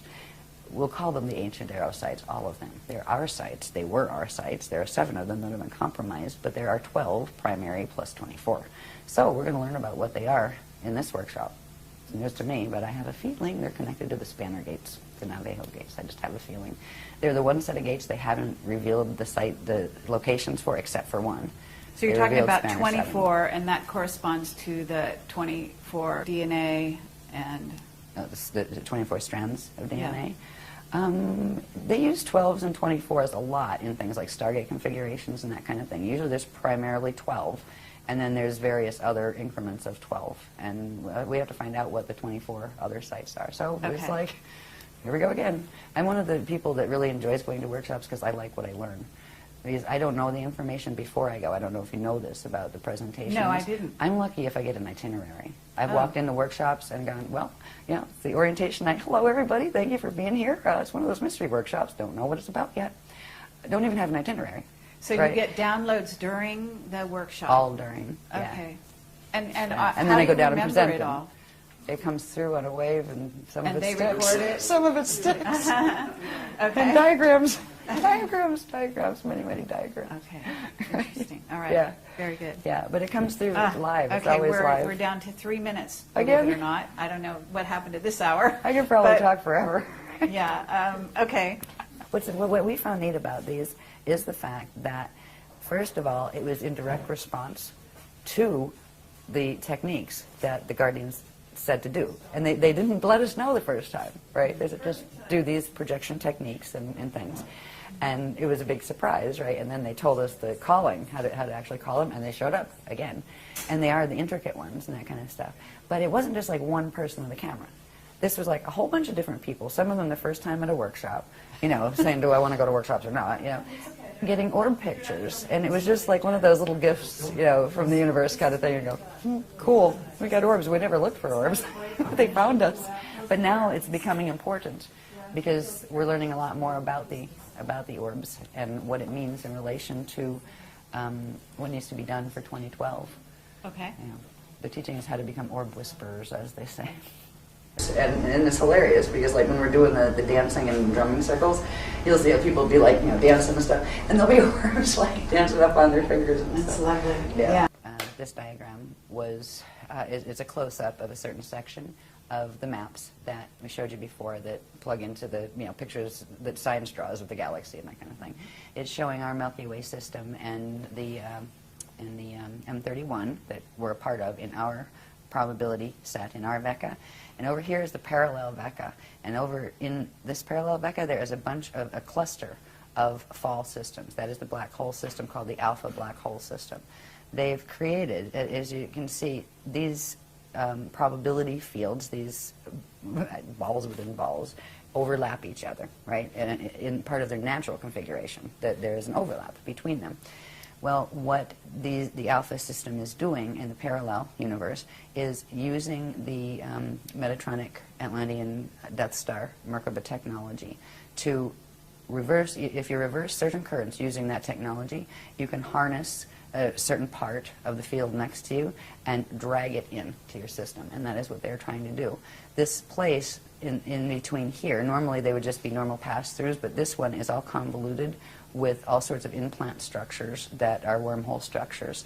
They refer to this as the dragon's eye. The word dragon comes in, actually, not because of big winged creatures, but there was a race that got involved with all of this very, very far back in time called the Dragoon. And the Dragoon races took sides over which sides of the fallen ones they were going to side with, and the Dragoon races ended up with some of theirs fallen, trying to help the others. And then you ended up with ones that wanted them all exterminated, ones that wanted just the one side exterminated, ones that just wanted the other. So the dragon races are actually the Dragoon race line. It is a reptilian-based race line, reptilian crossed with what are called equerry. And equerry are a group of the ones that originally were called aquery before they fell. The aquery are from the Aquarian matrix that are the hosters, the ones that are helping here. Some of them incarnated into the falling matrices to try to assist, and a group of them had, this is ancient, way, like, you know, a couple billion years ago, they got ensnared in one of the fallen angelic dramas, and they ended up falling, meaning they ended up in a fall system and they lost their ascension codes. And the distinction with them is they become the equerry, where they use the E instead of the A on the front. And do they have a memory? Will they have a memory of when they weren't fallen? It depends on the fall, honestly. It depends on, because the blank slate technology, when this thing does its whole thing, it just completely wipes you clean, where you don't remember anything. You wake up and it's like, yeah, just born here. What am I? Who am I? Where am I? That kind of thing.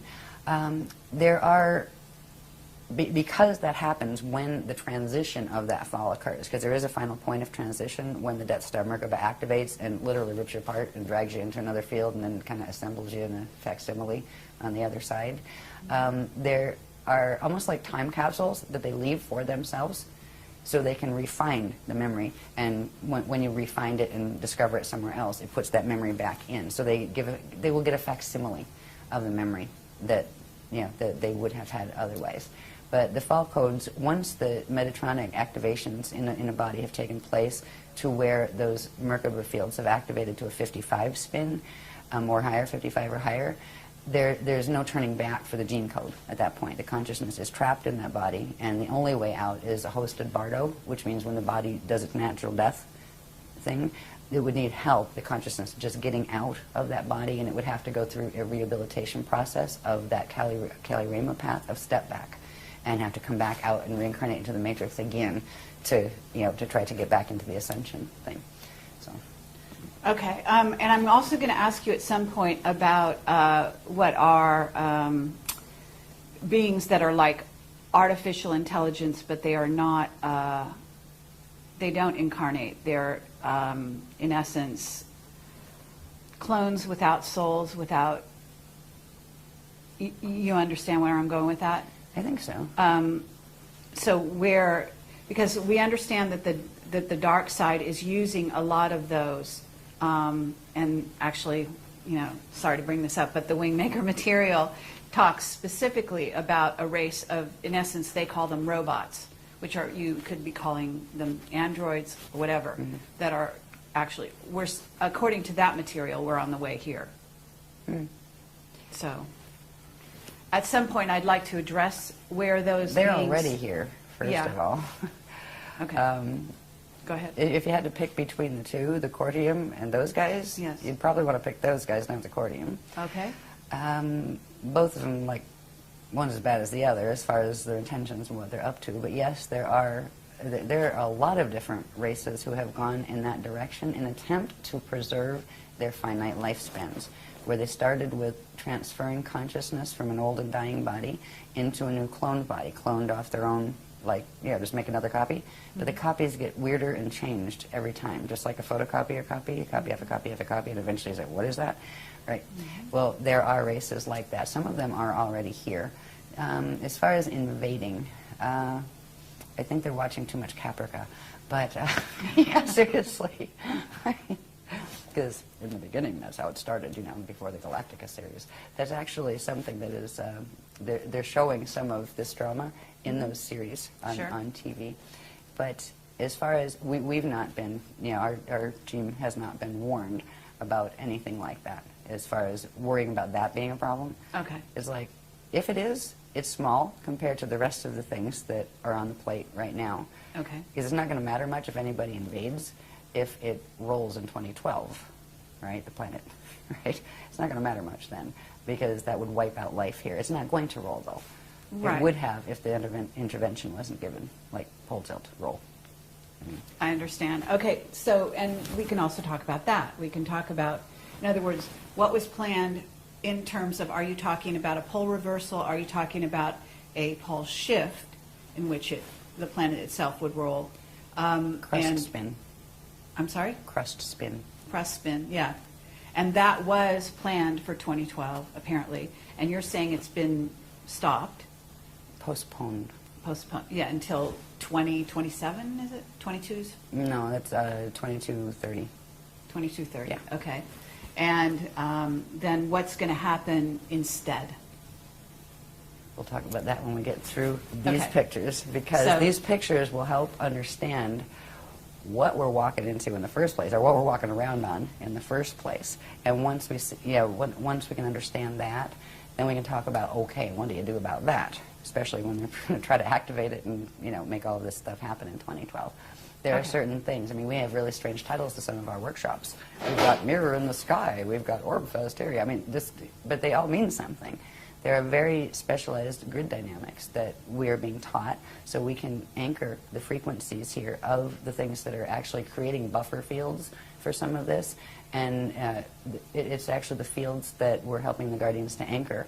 And they'd be able to anchor it alone if they were here, but you need an anchoring rod. And that's what our shield, we call it a shield, the group shield, anchors here the frequencies they send in, and they're actually giving a counter pull, so their 55 activation on the Merkaba can't go all the way in 2012.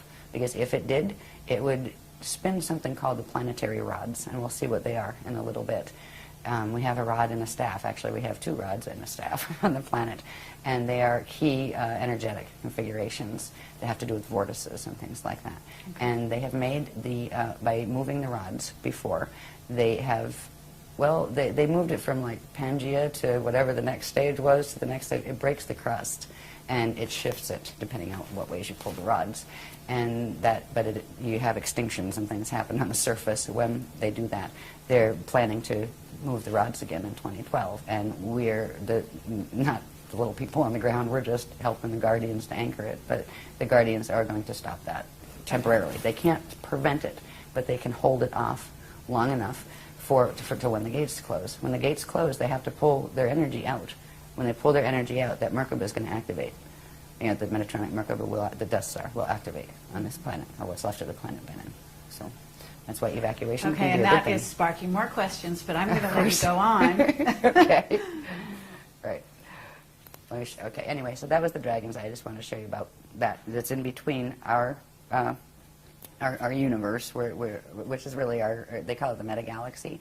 It's our metagalaxy, Milky Way, and M31, and the parallel. And it's the parallel is the alpha system that has the black hole systems there that have wormholed their way through into our system that are trying to pull our system down as quantum food. Okay. Okay, yeah, great. Next one. Mm-hmm. Go on quick, right? This one is for Yeah. It gets into the interesting stuff now, a little closer to home, because we kind of started high in structure, right? And now we're Yes. working down. All right, now, so we went from the galactic level, metagalactic level. Let's go down to the solar system level. This diagram shows the natural structure of an organic living solar system. Notice everybody has this little funny shape called, it looks like a Star of David or six-pointed star. That is a Merkaba star, all right? It implies a Merkaba field, which would be a three-dimensional, you know, star tetrahedronal field around them, all right? And there would be, they consist of 12 planets. They have specific relationships, ratios, and sizes in relation to each other and in relation to their center sun. Every one of them have gates in the center. Every one of them has a central staff of energy that it rotates around. And it has two rods, one coming out, well, the rod comes out this way, and then the chamber comes out front to back, right? The sun would have the same thing. They all have their north pointing up and their south pointing down, right? Mm-hmm.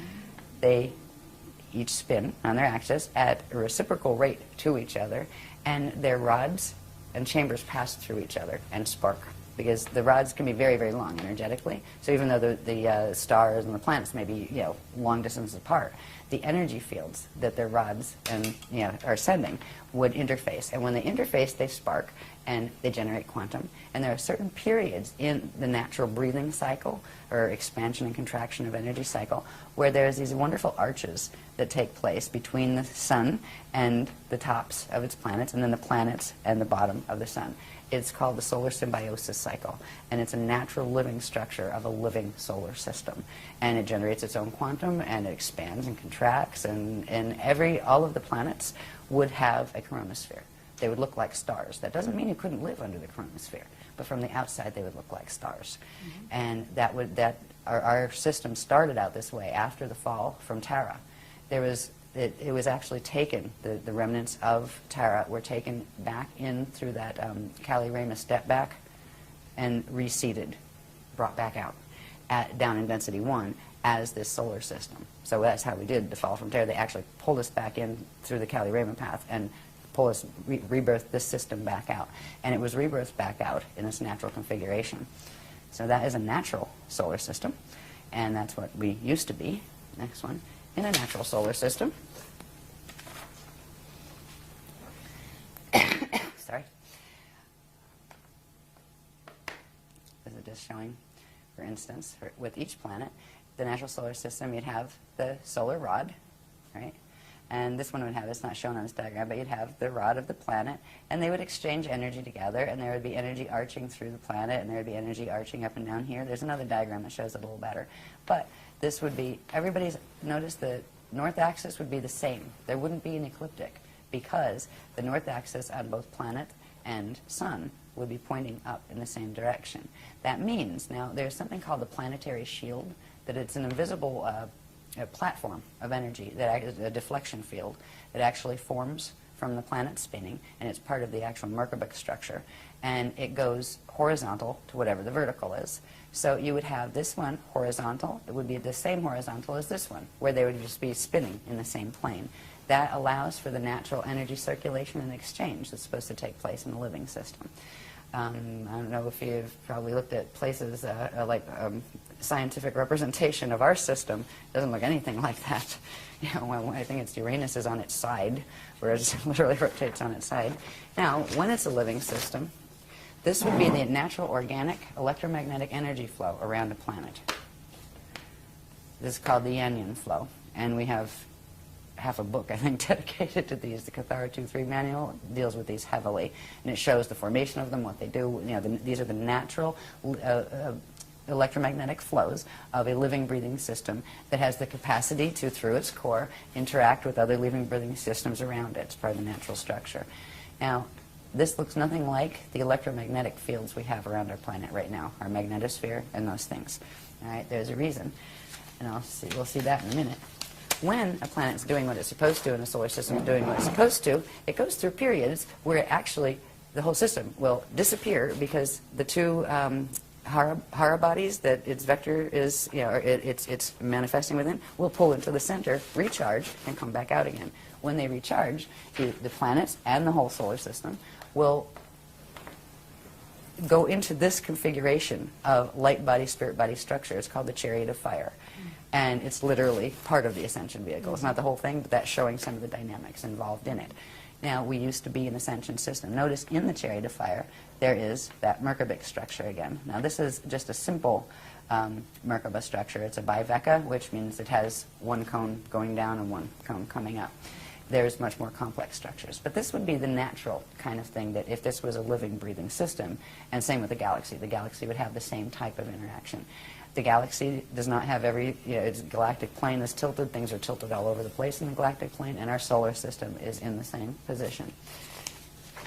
The natural ones have these configurations. The flat plane, the solar symbiosis arches, with the breathing between them, the ability to go into chariot of fire state. This little diagram here that's on the Cathara grid shape, right, that core template shape, it has, at 45 degrees, it has two of its petals. We call this the lotus, right? These are lotus flows, they're core flows, and they allow for actually movement of, on these flows, you have a series of spheres, actually, and it allows for the movement of the spheres, so they spark, they generate quantum, and then they open up again. So it's a self-generating system. It's a perpetual motion, continually living system. All right, here again are the Yanyan flows, the natural ones, the natural Merkabic structure with a straight shield, deflection shield, and natural Merkaba. So that's what it's supposed to look like. And let's go back to the solar system level. This is a bit messy because I never had this one typeset, but at the moment, this is our solar system. Not straight. In the center there, you have the inner planets, right? We'll look at Earth in a minute as far as how it's sitting in its solar plane that gives us the ecliptic and all of that. This is the Oort cloud that is, out in space around our system. What should have been Nibiru, our 12th planet, not our 10th. It was our 12th planet. I believe Chiron was our 11th, and then Pluto, and then where the asteroid belt is, there was another one called Maldoc, and that exploded. So this is a mess. This solar plane is twisted here where you have Pluto's orbit, right? That's already going wacky out this way. Then you have Nibiru that actually comes in, I forget, I have the date somewhere, every 3,600, something like that, years. On the other end of it, there is another, it's an artificial body that was actually created by squashing together fragments of planetoids and things, and partially pieces of the moon as well. This one is called Wormwood, and it was meant to counterbalance the orbit of this, and they go in and out of the density 2, I think, Sirius system. I think that's where they said it was. I have it written down. I haven't done the Nibiru stuff in a long time. But it's literally a cycling machine that was their watchtowers here. And it wasn't just so they could come in and watch us every 3,000 years or, see new information. It was to counterbalance this one. On this one we have over here, what is the names on here? I haven't looked at these names. The Maitreya moon. And up here, I believe, was the Clarion. These were other bodies taken from elsewhere to create this. They've literally created this. These are beings that are moving planets. They're moving stars. You're like, we're worried about little grays? Seriously. I mean, at this point, whatever, go ahead and abduct me. Jeez, you'll be sorry. I'll fight back this time. No, I'm just kidding. But anyway, the thought of the scale of what is going on here, this is not natural. We don't see this one yet. It was due to come back in, actually, not Nibiru. Nibiru is not due for, I forget, it's like a couple thousand years still. But Wormwood was going to be coming back in. Fortunately, Wormwood in 2003 became wormwoods because it was shattered. It was down, it was going into the orbit of parallel Earth at the time, because the parallel Earth is connected in here, the orbits of that, which we'll see later in other stuff. But it was at least shattered, but it is still a massive asteroid belt, or not belt, but mess. And it still potentially can come back in. If it does, it creates total havoc when it comes in. These orbits come in, I believe it's between Mars and Jupiter, I think, is where they pass up. And it causes a bit of havoc on the system. When full rip is allowed, where they come in at a certain level of density, because there's a way they play with the dimensions here where they can bring them in without totally tipping the system, without, you know, totally wiping out the solar system. That's why they've been able to do this cycle before.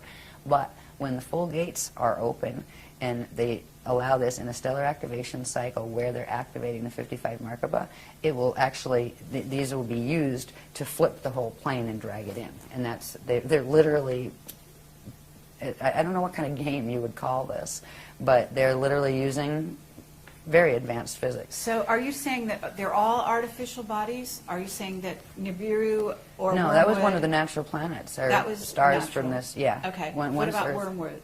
No, that was created. I think part of it were pieces of the moon and something else. I remember they told us about that a while ago. The moon is not a normal body either. That's artificially created as well.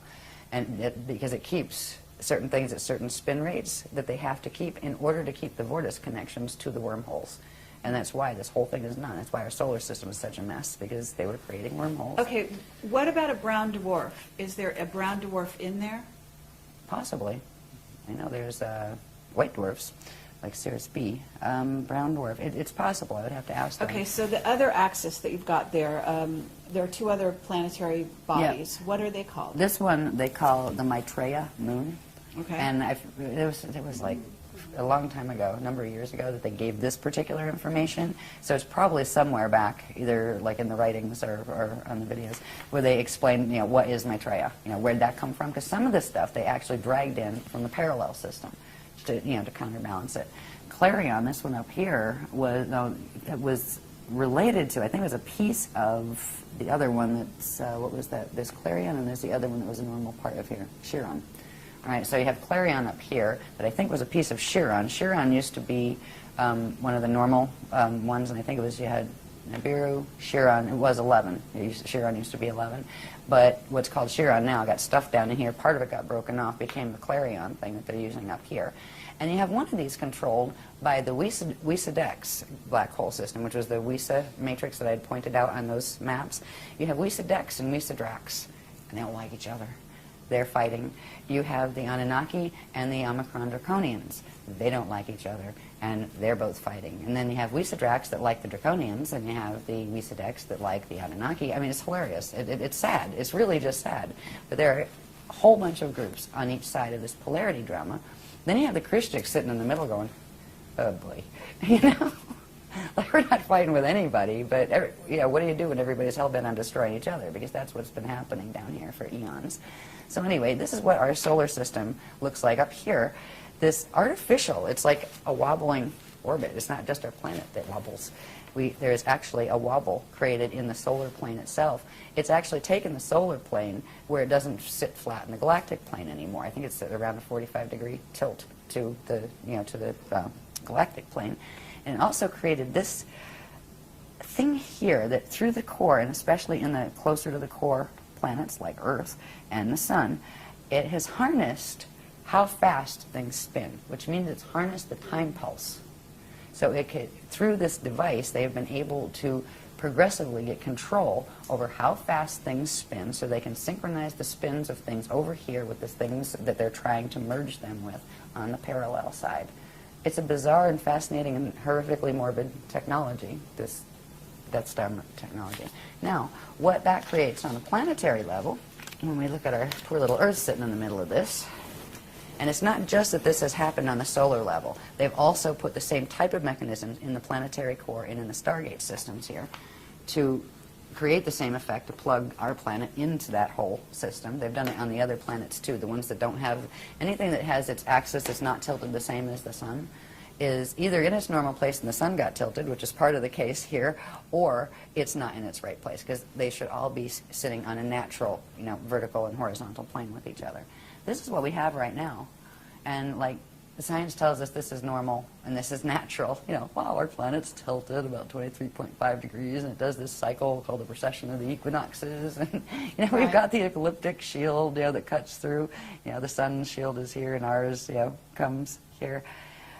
This is totally twisted. Our planet is tilted. This messes up its entire system. It's not just tilted. This one here shows at least a relatively normal-looking Cathara grid inside.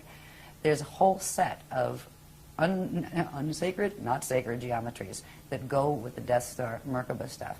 It has to do with the shapes of the flows. Where before we had I talked about those the arms that the petals that stood out like this, and they're at 45-degree angles, and they phase and spark and generate quantum. Right? There's another one that has them pulled down like this, where they look much more like a flower. We call it the Daisy of Death or the Bloom of Doom, but they're phase locked, where they can't phase, and that means it can't generate quantum. It means it's a planet that is dying because it can't breathe.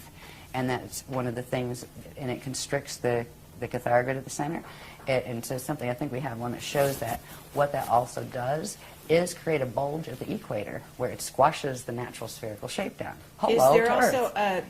Is there also a correlation with the cross? In other words, the actual symbol of the cross reflecting what is in essence this frozen inability to Yes, yes, and even more. That has to do with the mutation of natural Shalea light units into forcing them into the Vesica Pisces dead light unit configuration, the sign of the cross. Yeah. The original cross has perfectly equal, and it's called the Ruche, and it has perfectly equal. I think the Celtic cross is the closest you get these days as far as symbology. And it fits inside a circle, in other words, because then it's... Yeah, I don't have mine on. Anybody have one on? It's one of our sacred symbols. So this is, right now, this is all part of the mechanics of the Death Star Merkaba technologies. We have the unnatural precession of the equinoxes. This is called the sextant shield. It's actually it's a distortion shield of energy that keeps those vortices spinning at their tilted angle. It keeps us aligned with, we flip between being aligned with Polaris, which we are in that phase now, and flipping back into alignment with Vega. And we just keep cycling back and forth and wobbling back and forth in the precession of the equinoxes, and they're not normal. They just released when was Ireland, November last year? They just released some, October, yeah. They just released some fascinating things about the old pagan rites and stuff, and what this actually has done in its relationship with parallel Earth. This was done for a reason. The cycles of the equinoxes and the solstices have to do with alignments between parallel Earth and here, and between parallel Earth and the center of the Milky Way galaxy, the black hole there. And that's what we're looking at coming up on in 2012. And that's why 2012 was, the Mayans got the word it was going to be the end of times and those kind of things because of the dark road. Yeah, the dark road, all right. So these things, these configurations that we're seeing, the sextant shield is not the natural clock or shield, the natural spin ratio that you would have for the planet on its axis. They actually have been accelerating time for the last 13,000 years to make it faster so it would catch up with the parallel antiparticle universe so they could merge them. And it means our days have gotten shorter, our spin has gotten faster as far as on the planet and that kind of thing. There's other aspects to this that are created by this technology, and all of these go together, right? Like when you see one, it implies the others. Mm-hmm. This is our poison apple. This is the net field. Okay, now part of the poison apple isn't shown here. I'll show that on this one. But this is literally a containment net. It is a Shona, which means that made of Biveka light units instead of living light units, containment harness. And this is what the Death Star Merkaba actually creates around a planet, a system, or a body. When you work those Merkaba mechanics, this is what you're creating. It's a torsion field that constantly circles energy in on itself, but does not have a connection to anything outside of itself, except of what it can feed off at its center from its core. And this is, there are 3 levels of this that actually move in Earth's atmosphere, and they can literally control One of them runs through like the magnetosphere area, and actually there's 3 others down from that, so there's really four major layers of this. It controls, it reminds me of that whole thing, we control the vertical, we control the horizontal. Remember that show that used to sit, I think Outer Limits or something used to say that on TV? Well, it's kind of like, yeah, they pretty much do. All of these net systems are plugged into things like the HARP machine. And I'm sure the Hadron Collider has something to do with activating all of these too. I heard they just had their first good test yesterday or something. Yeah, this week. Good timing. Right. Full activation. Yeah. So these net fields are responsible for literally wiping out the DNA. Science has already figured out that DNA is sensitive to a couple of things. It's sensitive to radiation that can destroy DNA. It's sensitive to magnetism, electromagnetism. You mess with the magnetic fields, you mess with the DNA. That, just like it's blocking the natural currents and flows that would normally come into the planet, it does the same thing to the biologies on this planet. This is why we have no memory. It's wiped it right out of the DNA. It's actually still in there. It's in junk DNA. It's in pieces. That's what we're working with the technologies that the Guardians have to reassemble. And it does it through controlling the epigenetic overlay, which is the chemical sheath the science is just learning actually triggers how genes will behave in the DNA. Right? So it's a combination of both. But this is why we have no memory of our race memory or any of that. And this is what is holding the mutation in the body.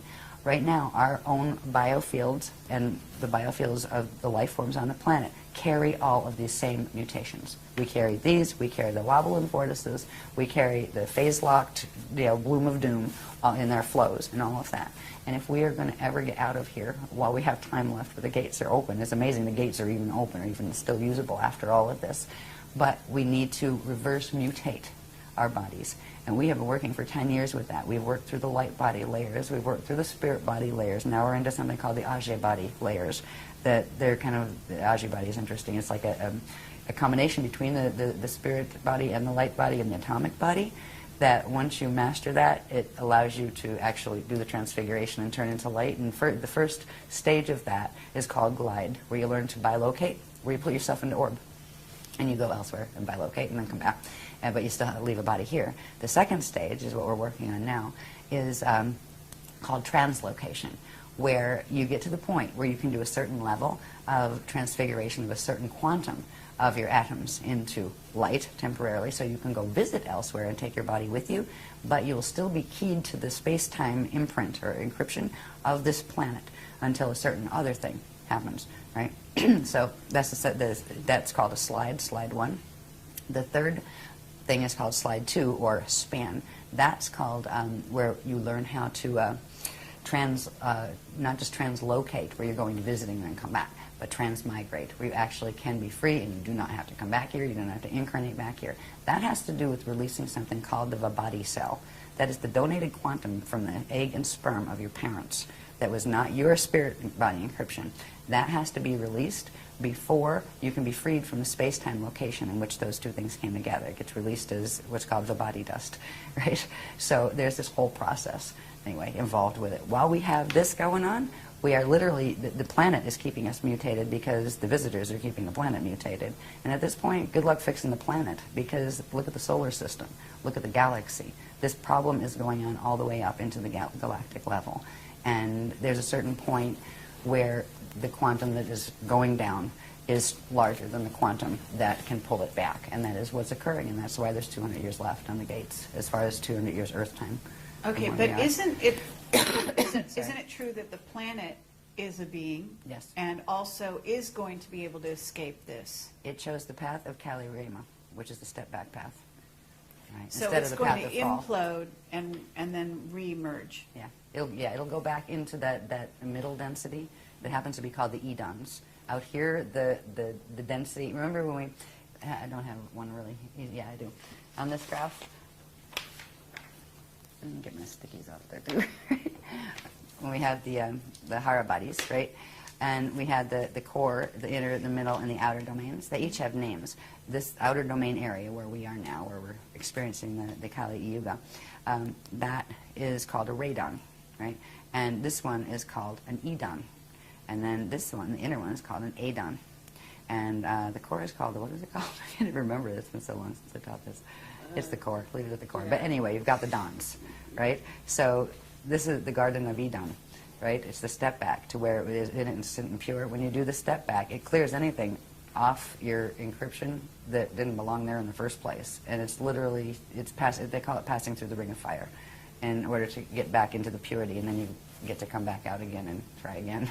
Or at least you get to try again. But I also have a question, was where is Tara in this equation? Because Okay. All right, well, part of Tara is what we're sitting on, or the solar system is part of Tara. The other part of Tara is when we look up in the sky and see Alcyone, the star Alcyone in the Pleiades cluster. All right, that is the remnant of what Tara was. So if you take Alcyone and take the quantum of this solar system here, minus the few bits that they put in that didn't belong here, that weren't from here, and you put all that quantum together, you would have had Tara. Okay, in density 2. But my understanding was there was going to be, that once there's an Ascension group that's going to leave here and go to Tara. That was before the Bridgestone project failed. Oh, That failed in 2003. I see. So at this point, the Voyagers books, you would not believe what we have been moving through since that. We're on mission upgrade 44, 45. Yeah, I have a list of them somewhere. Yeah, where they at? Yeah, just because it's amusing to look at. Right, for you to see, oh my God, there's been that many mission upgrades. First, there was the attempt to salvage. This is all the stuff they're trying to do before the thing happened with the sun. Once that happened, there's nothing that can be done at that point. But we still have Ascension, but it's like the fly by the seat of your pants. Keep these gates open, and you've got 200 years to get anything that's going up out of here. And that's what's happening at this point. So Voyagers was written 10 years ago. Yes. Yeah, yeah. A lot has happened. Okay, so, but okay, my mind's going too many places at once here. But if they're not going to Tara, and maybe you're getting to this, then where are they going?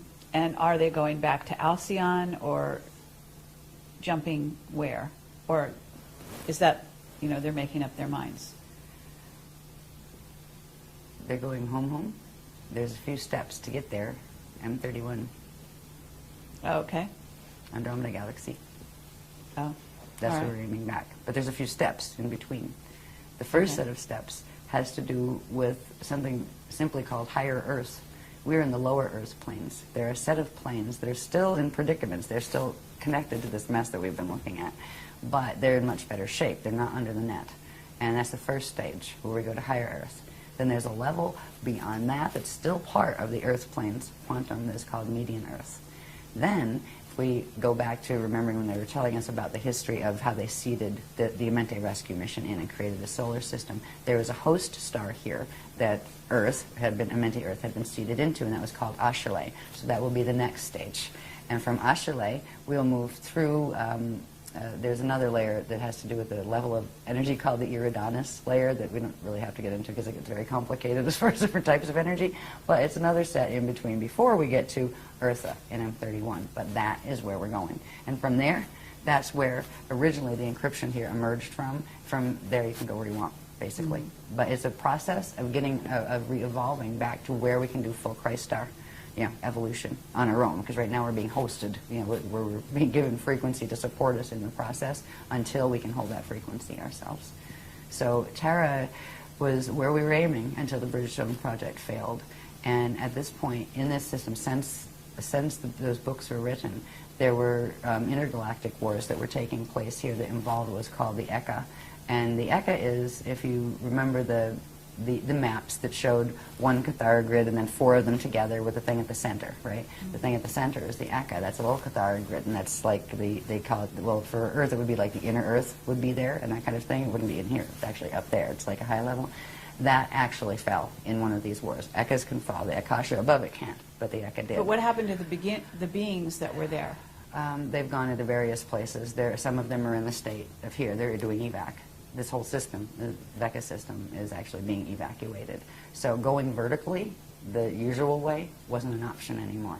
That's why they had to take us from just going into harmonic Merkaba states or harmonic ascension states into transharmonic, where we could actually go through and into the like the Eden domain. There's a space between the radon and the Eden. It's called the Aurora Continuum. You have to have a transharmonic Merkaba ability to be able to go through there and then come back out again someplace else. So that is the technologies they're teaching us, because vertical is not an option anymore unless you want to end up in one of the wormhole sets going on into the fall. So it's been a really rough trip since the books were written, actually. But we're all still standing, and the Guardians are still giving us the information. So I'd rather leave on a happier note, though. Okay. Before we do a break. That's okay. Well, let's keep going. It's not much happier. Okay. As far as the poison apple fields go, this one shows the shape better. Right? You have that net field around it, but see that little shape right there? Looks like an apple. Yes. That's the shape of our magnetic fields, the basic shape of our magnetic fields, even though there's a flux crop all circle over. that looks like that. Lovely. I'm out of town. Right? This thing here, right? A lot of people are using that as their logo these days. Right. Yeah. And that is the phase-locked arcs that can't phase. With the constricted, if you look at, you can look at this more closely if you want to. You can see the difference. There's two cathara there. One, the artificial tree of life, which is taking the natural proportions and pulling them in, where it actually squeezes it, and that changes the shape of the sphere and gives you a bulge at the equator, like our planet has, because that is the configuration our planet has in light body right now. interesting. And this is also connected to something called Metatron's cube and something called the Fibonacci spiral. And what is this center bit right there? See In that? this, Center bit. the dark, is that a black hole or? No, that is another one of their twisted, we call them Cathara centers, but we know that on our grids these are actually stargates, right? Right, let you take this down into the planet, and that's where you got Stargate connections, have Stargate connections, right? And these are twisted ones. So these would line up with the Stargates that interfaced with the Amenti gates to harness the Amenti gates. So that's just one of them here. But if you look at that, if you look at the teachings that goes with that logo, you'll be amazed to see how it fits and relate when it sits next to what eternal life creation is. All of the shapes that they've shown us how they fit together, what the processes are that they work from. They don't just say, here, there's a that. That's a sacred. Why is it a sacred? It does what? Right? They've shown how the pieces fit together, what the processes are, and then they've shown how those things, what they do to that structure. And so, anyway, there's all sorts of pieces that show we've had to do this because this is what is taking down the planet, these dynamics, and people now practicing them again, just like in Atlantis. It's like Atlantis rising again. It really is. The same, how do we get in this predicament? Very much Look so. around you. Same way. Yeah. Yeah. Gullibility on a certain level where, oh, sure, I'll try that, right? Not wanting to hear it if somebody's trying to say, maybe you want to think about that first. How, the same way that right now you have a whole New Age movement that was supposed to be a movement of enlightenment and everybody loving each other, being a bunch of backbiting people practicing anti-Christian mechanics that are harming themselves and harming the planet. How did that happen? Same question for Atlantis. How did it happen? But there's also the misuse of crystals that I'd love you to talk about a little bit at some point if you are willing. There's all sorts of really strange things being done with crystals. And I'd probably rather get through this stuff, and that's kind of like, Yes. that's kind of like orbs. can have- Crystals, orbs. Tarot cards, no. Yeah, I like tarot cards. I'd like the design attack, actually. They're really good for just letting spirit comment to you, give you waking dream material back to you. Yeah. Now, crystals are another subject, and we do take them seriously. They're very powerful beings, actually, and they can be used in terrible ways. And right now, speaking of crystals, it was really funny because right around, it was about 2002, the Guardians were starting to teach us about the Nibiru and Diotic crystal bases that are here. They're subterranean crystal installments that were planted here and actually seeded from Nibiru and used to create, literally spike the grids to receive Nibiruan frequency and to receive wormhole frequencies and that kind of thing. Now, all of the crystals in the world, under our world, are like that, but some are. Right when we were being given this information, this lady appears in one of the workshops, and she says, I've seen him. I went there. And she brought photos, and it blew my mind. Look at this. This is wonderful. Leela. Yeah. She actually was one of the few that got to go down there Is because that she knew the like, I scientists. think they're in Mexico? Yeah, this Chihuahua. Yeah, and there's many others like that actually on the planet. Okay. But these are one. This one was one that was seeded. It's an Iberian cluster actually. Yeah. So. But what happens to the people that go inside there, though? It must be pretty intense. Well, they don't die from the heat. Right? It's like 107 degrees. Yeah. Yeah, it's really bad. Frequency-wise, well, they were. You could do interesting things with those. Now they're not so bad because the guardians have worked in a way that has recalibrated them, because there's been a whole bunch of deals and treaties going on, because the ones that broke the original Treaty of Altair that was set, that was talked about in the Voyagers book, they found that they lost that round, and the other ones are going to take them over and take over their grids. So a bunch of them handed their grids back over to us and kind of, we'll be nice now. Right? It kind of comes down to a split between the Anunnaki and the Dracs, right? And the Dracs, you have Omicron Draconian, you have the other is Odedicron Reptilians, and a bunch of others. And then on the Anunnaki side, you have the Tothian Anunnaki, which are like the snake people, and you have the Jehovian Anunnaki and a number of others. And then you have the Weeses taking sides. You have the Weesadrax, the Weesadex. And what about the Syrian Anunnaki? Where do they fit in? You have they can come both Jehovian. There's some Jehovian ones, okay. and like Nibiruan ones are primarily Tothian, but not all. Anunnaki tend to hang together, and then the really fancy Anunnaki gene code are the Enochians, all right, where they took both Anunnaki groups and created a master race, right, gene line. All right, so the Enochian Anunnaki, yeah, they're usually high Illuminati guys, yeah, running around with 33rd degree pluses and things. Mm-hmm. But hey, it's cool. Yeah, it takes a village. Okay. Yeah. Well, we could get into more detail on that, but I guess let's move on. Should we take a break now, or do you want to go to the end? Why don't we take a break? Because Okay. I've hit that spot where we get into the planes of Earth, which gets fascinating, because this is where we get into the spherical maps and the vertical maps going up and down from the core up into the atmosphere. And we start finding out where we're going to learn to orb to, and eventually where that space is going to become physically solid as well as this space. So we'll be able to move through, and that's what our teachings are teaching us how to do. Go home. Yeah.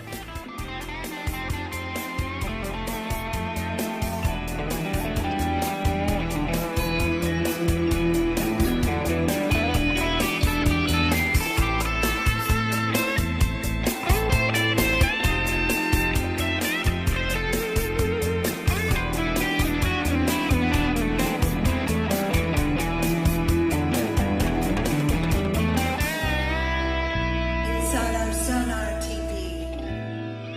We live on pure electricity. Current streams of love's design.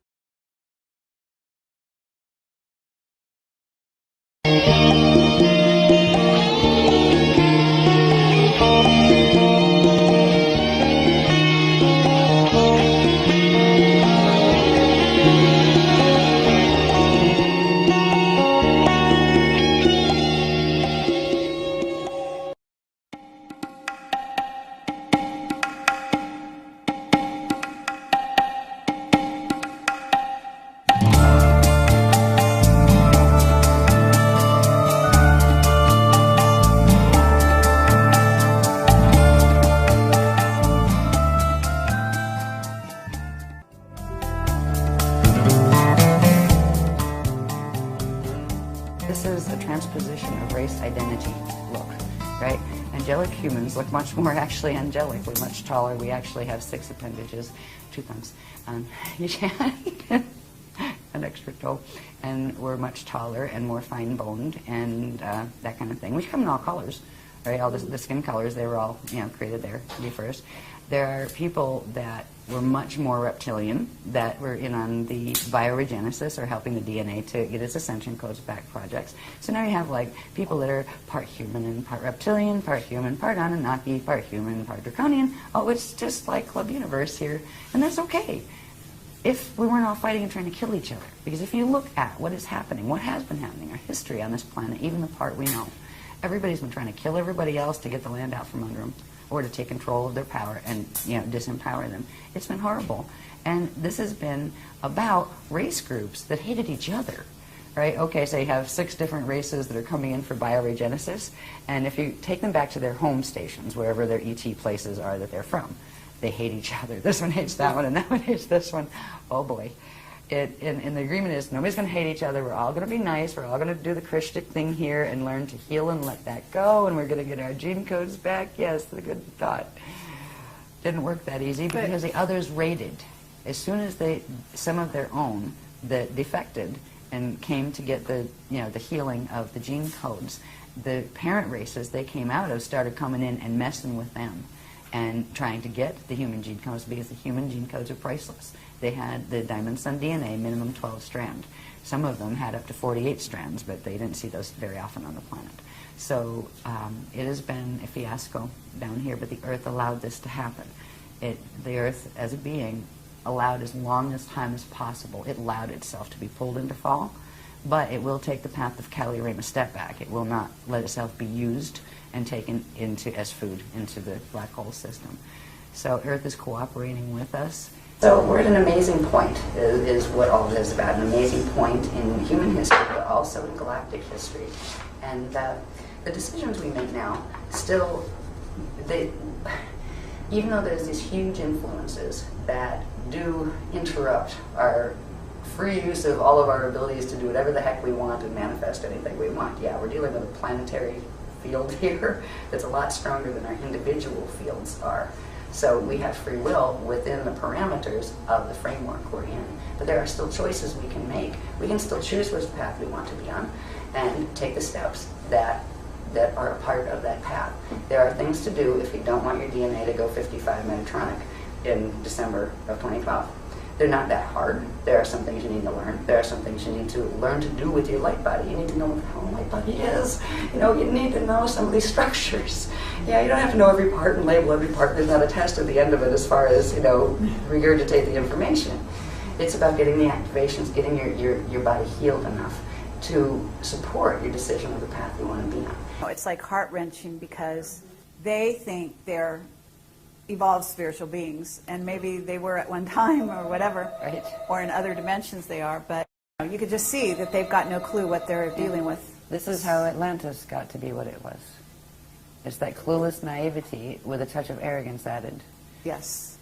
That it's a lethal combination. You would think those would be an oxymoron. Yeah, you would think. Yeah, like they should repel like oil and water. How could one happen with the other simultaneously? But actually, it does. Yeah. Okay. I don't think you know it all. I mean, spiritual arrogance is a fascinating topic. That it's like a disease that goes throughout the community, and it's created a lot of problems with humans in between personal relationships, et cetera, and it comes in the strangest of guises. In other words, sometimes it looks like humility, but it's not. That's some of the most sort of insidious aspects of it. When it looks, oh my God, they're so humble and they're so sweet and this and that and like they're the most diabolical character, and yet they don't even know it. This is where, and so you almost, it's funny because you can't get mad at them because they don't realize what they're doing. At least that's been my dilemma, with some of these people, and I my heart goes out to them because there's a being there who thinks they're doing the good thing. And probably more than one. Yeah, right. Yeah, right. Well, the other ones don't think they're doing the good thing. They know they're not, but they're doing a good job. Anyway. Is it plugged in? Can you? Yeah, I'm good here. We're all hooked up. Okay, so let's begin again. All right, we're on to a part now. We were talking about the distortions in the planetary grids. I'll put this on just to start that sequence, actually. This is just a little, both pictures put in one, where it shows the natural plane of a solar system the way it should be with the solar symbiosis, and it shows the twisted mess that our solar system is in, and up here shows the twisted mess that our planet is in as far as the grids and those things. Now, this information is built on understanding the base structures of what the planes are supposed to look like. We talked about the larger structures that were maps of the cosmos that showed the the interactive gate maps built on the Cathara grid and all of that. We worked our way down through the probability structures and the galaxy and everything, got down to here. The next thing we're going to look at that's key to where, not only where we are, but where we're going, is part of the structures that have to do with the Earth planes themselves. If you take one stellar body, be it the sun or a star or the Earth, there's a set of organic planes that are created, and they are based on, hang on the next one, they're based on a template that looks like this. Now again, we're talking spheres within spheres as opposed to just flat, flat things right on two-dimensional paper. This is called a Partiki body template, or a Partiki body. It is the dark matter body. This is the part that science plays with the idea of dark matter because they can see something creating an effect, but there's nothing that's here in matter that is creating that effect, so they call the matter that you can't see that's obviously affecting that the dark matter. There is actually a substance that is called dark matter. It differs in certain qualities from the matter that you can see, and there are templates built on it. They occur in a certain stage of the creation process, and they're all interconnected with the other structures we've seen. The dark matter template is actually the elemental command template. It is where things like atoms actually first start and where they're actually manufactured before they come into materialized form. And there is in the natural organic structures, the dark matter template has what are called 15 gelesic rings. They're called hydrogelesic rings. So you've got the rings are the spaces between the lines, and the bands in between the gelesic rings are called crystal spans. Or it depends on what level, are these spans or rings or what? Because we got rings and spans and a different level of manifestation. They're called shields and fields. So you can think of it in terms of the fields of the rings and the shields of the crystal structures around them. This template becomes important in understanding when a materialized body, such as the planet, because this would be the point that would correspond to the planet's core, and there would be certain dynamics in that core of the template that would materialize in atoms and in atomic structure as the core of the physical planet. The core has what is called a prana seed in it, and we had this whole long series of graphs explaining how it got there, how that grows and becomes what the template becomes what it is, and the purpose of the prana seed. The prana seed is supposed to open and close and spark when it does, which generates quantum, but also allows a direct flow of living energy between the dark matter template and the light body, spirit body, and atomic body structure, and that flow keeps the circulation going. When the prana seed, when something goes wrong with the prana seed and it is forced to close, it actually locks up, and that blocks the flow of energy into the dark matter template, and that starts what's called the Bardo process, or the death process, where ring by ring of the matter starts to pull away from the dark matter template, which means it starts to lose its core form-holding blueprint. Now, the sun has just gone through that on the 25th of March of 2007. And so it's in the process of having its rings pull away. The rings start pulling away from the inside, going outward. And I forget what ring we're on now, ring 3 or something like that. Yeah, something. 2022 is ring 15, and that finally pulls. There is a gamma burst that comes from the core every time a ring fully releases. So far, they haven't done anything where, solar flaring or anything. That could change.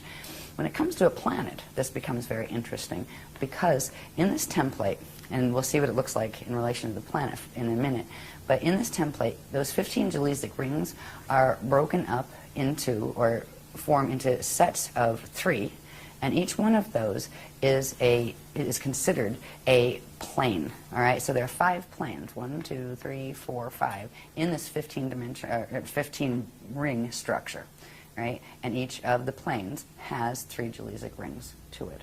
This becomes important when we start to look at planet structure. When we look at the planet, and if you took a cross-section, you have the core of the planet, then you have the mantle levels, and you have the crust, then you have the atmosphere, and all the stuff that goes up to the magnetosphere, right? This template is actually the key to understanding what is where. And there's some very interesting facts that go with each of these gelesic areas, because certain areas have certain characteristics, not only of matter, like certain areas are liquid. That's why we have, like, liquid core.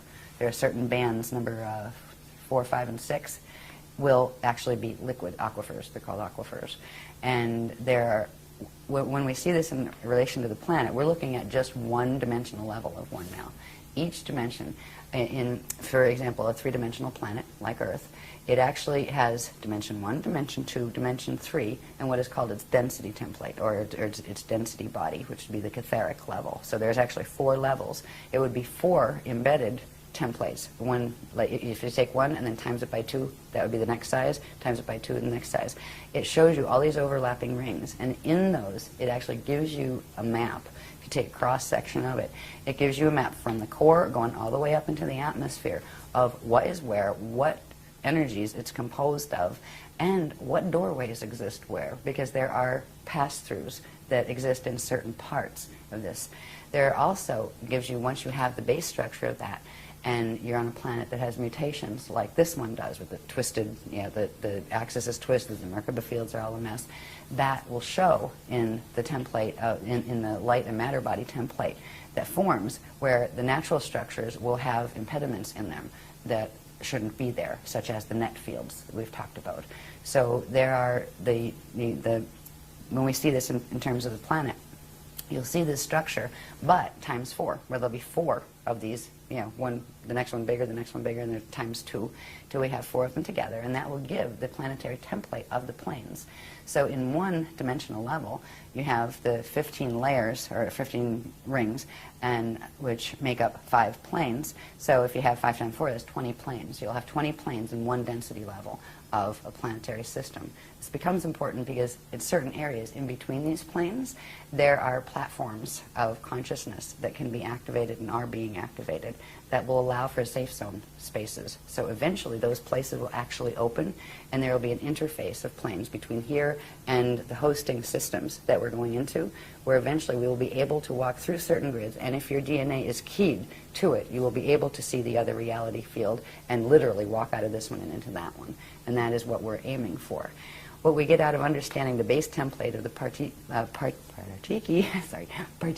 dark matter template is we can first see how, by taking a cross-section of it, this is still just one-dimensional level of it, but just by taking from here to here, wherever one of those crystal bands, right, crosses the vertical center line, draw a straight line over from it, and it gives you the vertical cross-section. So from a spherical map, you can draw a vertical map, which means starting from the core, going up, you can see what's where at what bands.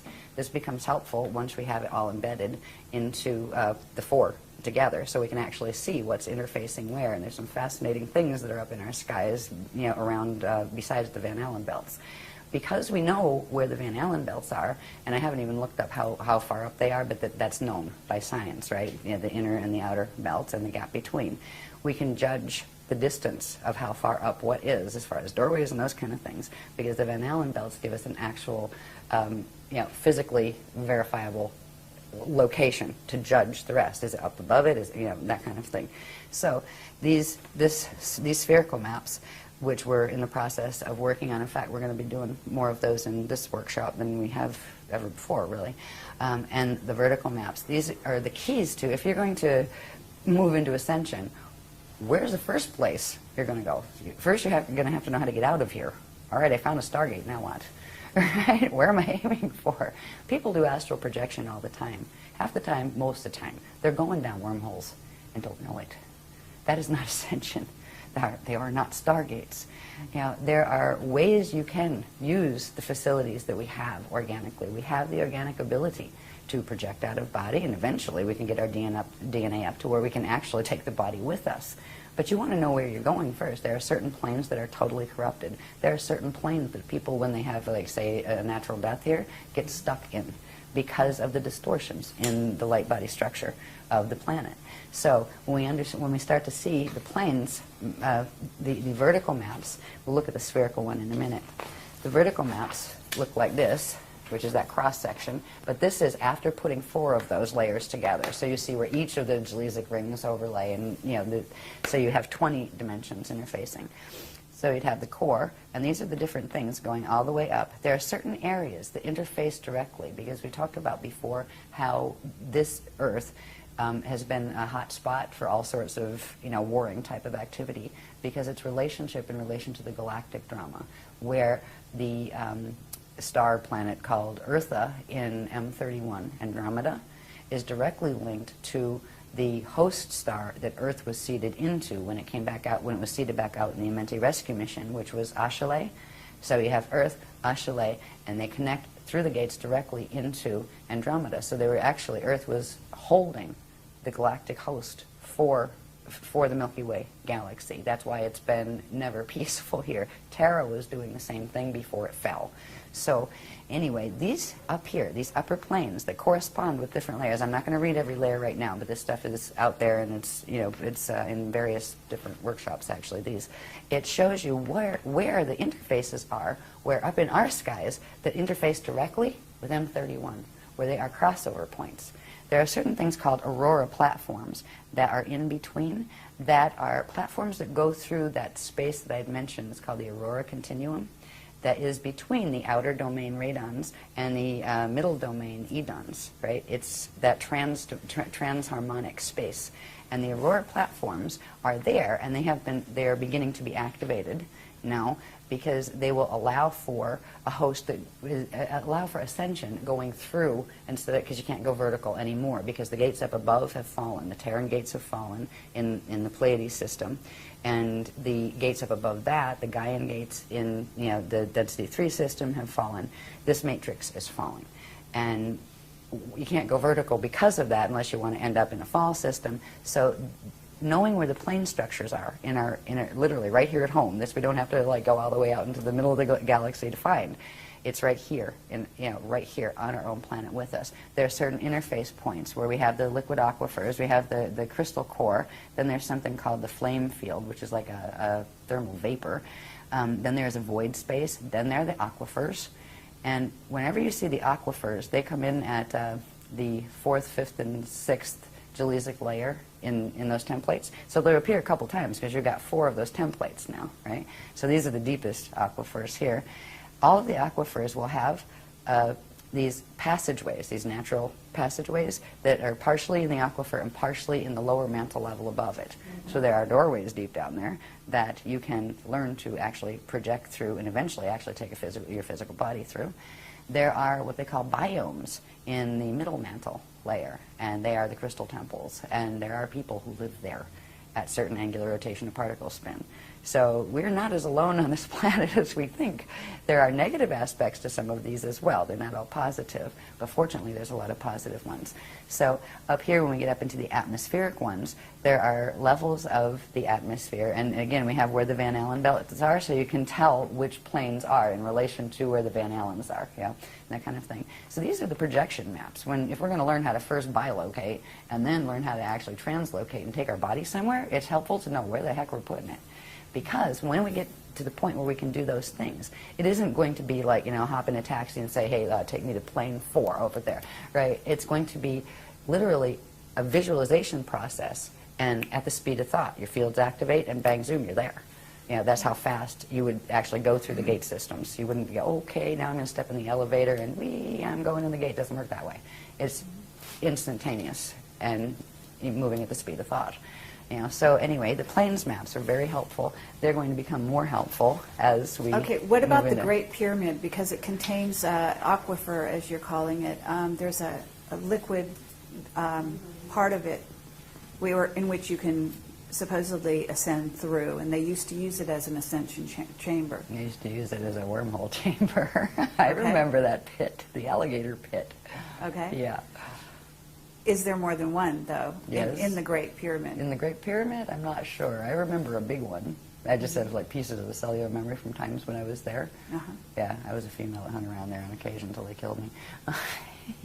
I do have incarnational memory with that.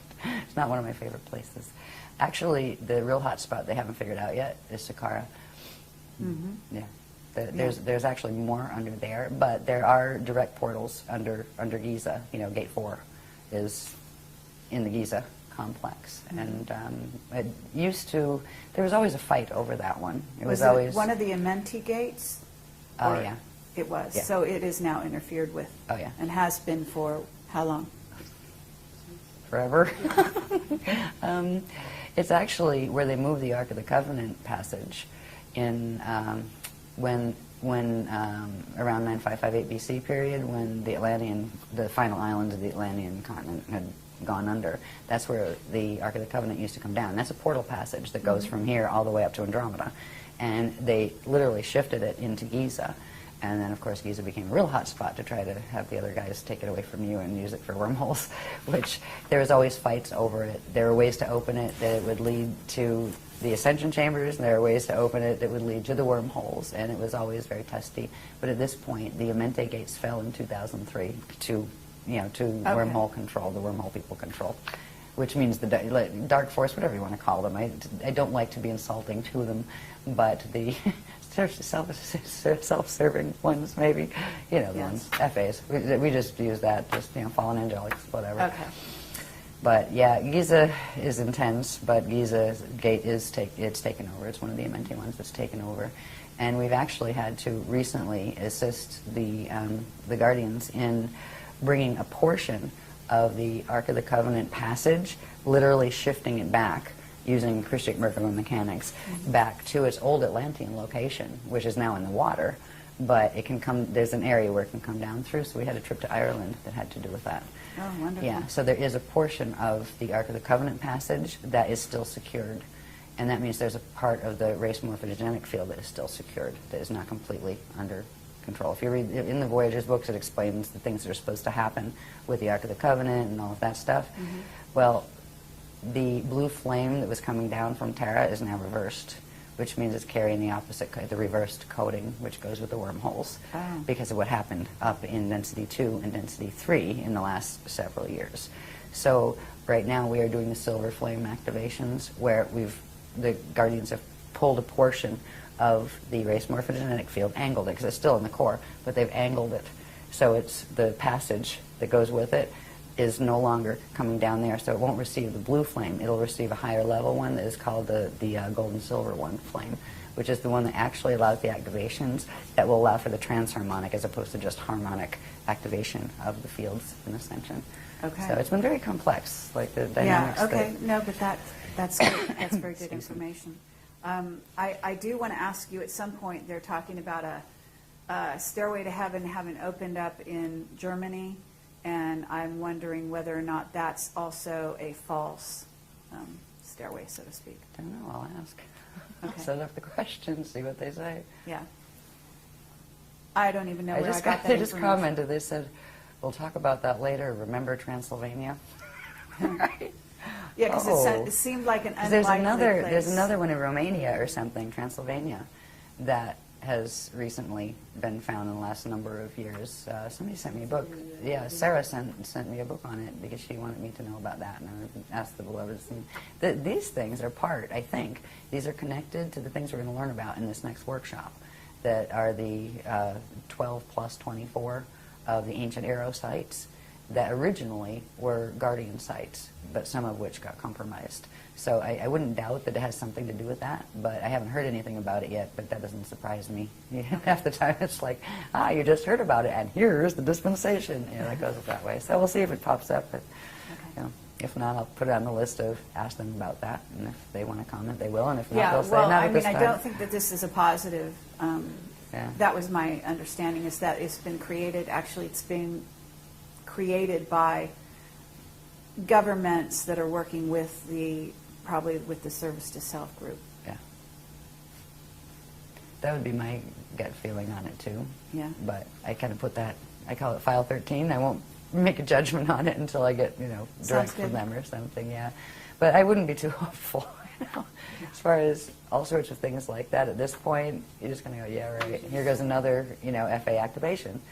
Great, another wormhole's activated. Great, they're doing another big meditation. Oh, wonderful. Well, and they're also, they mean well. supposedly like an insider. They're selling tickets to. I mean, it's a crazy, not literally selling, but for insiders and so on and so forth. And it's just a piece of information that I got. I can't even remember where. I remember one person who was doing these, secret, big, important meditation groups with her ET channel people. And you were required to send hair for DNA. Like I went, oh, no thanks. That's not a positive. Right. Yeah. Anyway, to each his own. I'll stick with my diagrams and the guardians. When we get through the structures that we were talking about in the vertical maps and look at this in terms, now this is just a black and white copy, I don't have this in color yet, but these are ones we're just actually bringing out in, we've brought out the material before, but the diagrams you could actually read because they're clear enough because they typeset them for me. This is showing the spherical map, right? And we saw the little one before that was just like a cross-section, right? This is showing the spherical map. And when you look at these more closely, I'm not going to analyze this here. There's other things that, you know, we've gone in depth, other workshops have gone in depth in these. But here's where you'd have the Van Allen belts coming in, right? So that gives you, all right, you know, that's up in the air. Coming closer down here, this is the D2 crust. That's what we're standing on. The D2 area, we're actually in D2, right? That's the telluric realm, and that is what we perceive as solid from the state of mind, the D3 atomic level. So we always see, you see as solid, what is exactly one dimension below your state, right? And we are stuck in the D3 state because of the DNA, so we are seeing the D2 level as solid. So this is the D2 crust we're on. This is then you'd have the level of the mantles going down. You'd have the aquifers inside there. The crust level always shows up at the outer ring around the 9 level, right? And that always shows up at this point inside of one of the Cathara grids, and that applies all the way up. The mental body layer of the planet. This is the physical emotional body layer. The next one up would be the D3 grid. That's up here. And there would be the specific areas where the crust of the mental body is. Where if you went into the atomic state of matter, that would be physical to you. If you went into D4 or even density level consciousness, which is the one step up, you would see that as physically solid. Right? These are reality fields that are going on around us all the time, and they are populated as well. Right? And sometimes we get visitors from them. Not all of them are positive. They started out that way, but there are these things here. 1, 2, 3, and there's actually one that runs up in here. These are net bands. We've got the, which one's that, the Dermanet? Yep, the D1 Dermanet, which is an etheric net. That runs where, let me see what level is this in, because you can find exactly where they're running. Let me find my crust again. That's the D1 crust, sorry about that. This is D2. And this is a little bit blown up from the smaller map I was working with. Here's the D2 crust. That was the D1 crust I was showing you before. This is the D2 crust. The Dermanet runs literally halfway down in the upper mantle and halfway up to the ozone layer. All right? That is one of the frequency control nets that are controlling our DNA, our minds, that we're getting broadcast. You wonder where channels get their information from. Yeah. It's the intranet, actually, and that one's up here. That's the D2 level. That's up in the atmosphere, a bit higher than the ozone. Here's the ozone layer, and here's the thermosphere area, which is the inner atmosphere below that, right? So moving upward, we have the next net, and that's the intranet, and that's where the channels get most of their broadcasts from and all of that kind of thing. They're canned broadcasts, if any of them. These, if you follow it around, where's the Van Allens? The inner Van Allen's there. So this is right on right in the beginning of the Van Allen gap, right? So it's showing you. You can tell where these things are, where they're coming from. This is what the HARP stuff is all about, and various things like it. They are getting these things activated to kick them up for full throttle when they try to roll the planet, and that's what they've been. All this technology has been trying to aim for, was that final extinction, which they're not going to succeed at yet, anyway. Hopefully by the time they get to around to being able to activate this Merkaba and making us extinct, we'll all be gone anyway. Right, bye. Took the spanner gates out. So up here we have, this is the one that corresponds with the next level, which is called the density grid. That's the catheric level of matter in the planes. This one is called the ego net, epigenetic overlay net. That is the one that controls the chemical sheath around the DNA that actually tells the DNA what to do. So these are the biocontrols that are being used. When we have psychotronic warfare and things like that, where we're getting zapped with stuff, I mean, these are the nets they're coming through. There's a whole other set of technologies on planet that go with this. It's called the Caduceus network. And it's a perversion of the natural structure of that figure 8 shaped Navajo gate. They've learned to tap some of the energy off those and twist them into the Caduceus shape right, and run an artificial free energy system off it. And that's why we never got excited about the free energy system, because on the planet Earth there isn't such thing. It's siphoned energy that is being taken off the gates and helping to kill the planet more quickly because of the distortions on the planet. So there's a whole bunch of information that we were shown about how these systems work, how what the planet should look like, what the planes should like. We end up with more planes than we should have because they're split. These nets actually split the natural planes, which means you end up with a regular one and a reversed one. The reversed ones are called hibernation zones, where literally whatever quantum of matter was there, it was put on reverse spin, so it disappears from here. It's not there anymore, right? It went somewhere. It's in the same place, but it's on opposite spin, so it appears invisible. This is where you have places like Shambhala, Eartha, all the other little channel control matrices that have been working wormhole systems in interacting and controlling here. Olympus was another one, yeah. So all of these things, when they started showing us this, it was just like, oh my God, right, that kind of thing, you know. It was heartbreaking. I was quite just bummed out about it, but also excited about understanding the planes. And of course, they never tell us anything that's really, really depressing unless they first give us the antidote. They're really good with that. They'll usually tell you the good stuff first and then show you what needs to be done, and you go, oh, okay, and then, oh, by the way, and that's because of this. You gotta go, oh, yuck. So you know, where you might go, and not even pay attention enough to learn the good part if they showed you all of the negatives first. But what's happening with those groups is that you've got their energy is going into those particular grids and being siphoned off, in essence. Mm-hmm. Yep. And they're also being used as beacons to send energy in to the remaining grids here to control them. The people don't know they're being used that way. They're being used as energy conduits to help literally pull the planet into a black hole. And that's really sad, because most of the people who are being used in that way, it would be the last thing in the world they would want. Right. You know, because they mean the opposite, and that's really sad. But there's also a lot of the people in those groups that are actually incarnated out of the soul, the FA soul groups. Mm-hmm. And some of them, once a being incarnates, though, it has free will, even if it's out of a non-free will matrix. Mm-hmm. Which is always a risk. When the FA groups decide they're going to incarnate and put their little soldiers on the planet, their soldiers might rebel when they realize, hey, we can make better choices. But they still have the DNA link, where they'll have a fight in their head. You know, one part of them pulling in this way, the other part that way. It's really, really difficult for people who are born with greater degrees of Illuminati gene code, because the Illuminati gene code is what plugs into the FA matrices. Mm-hmm. And nobody ever comes in alone here. We all have...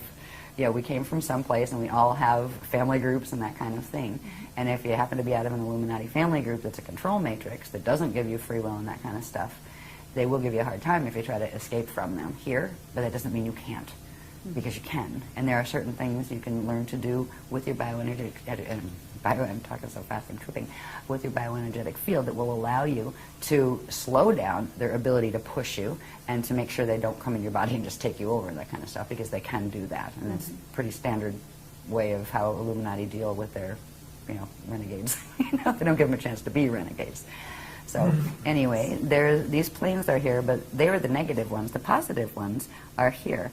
There are these aurora platforms that connect into the aurora continuum.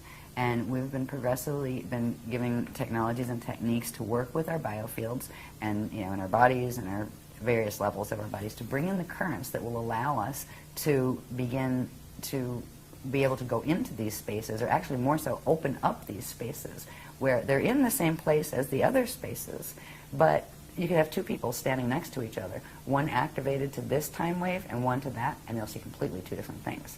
Right now, we're all seeing the same thing because we're all stuck in the time wave that's being run by the Metatronic clock down here. As soon as this other time wave starts coming in, there will be another option. And if we work with technologies that bring that other time wave into our bodies, that's why they give us techniques. I mean, every workshop, there's tons of techniques.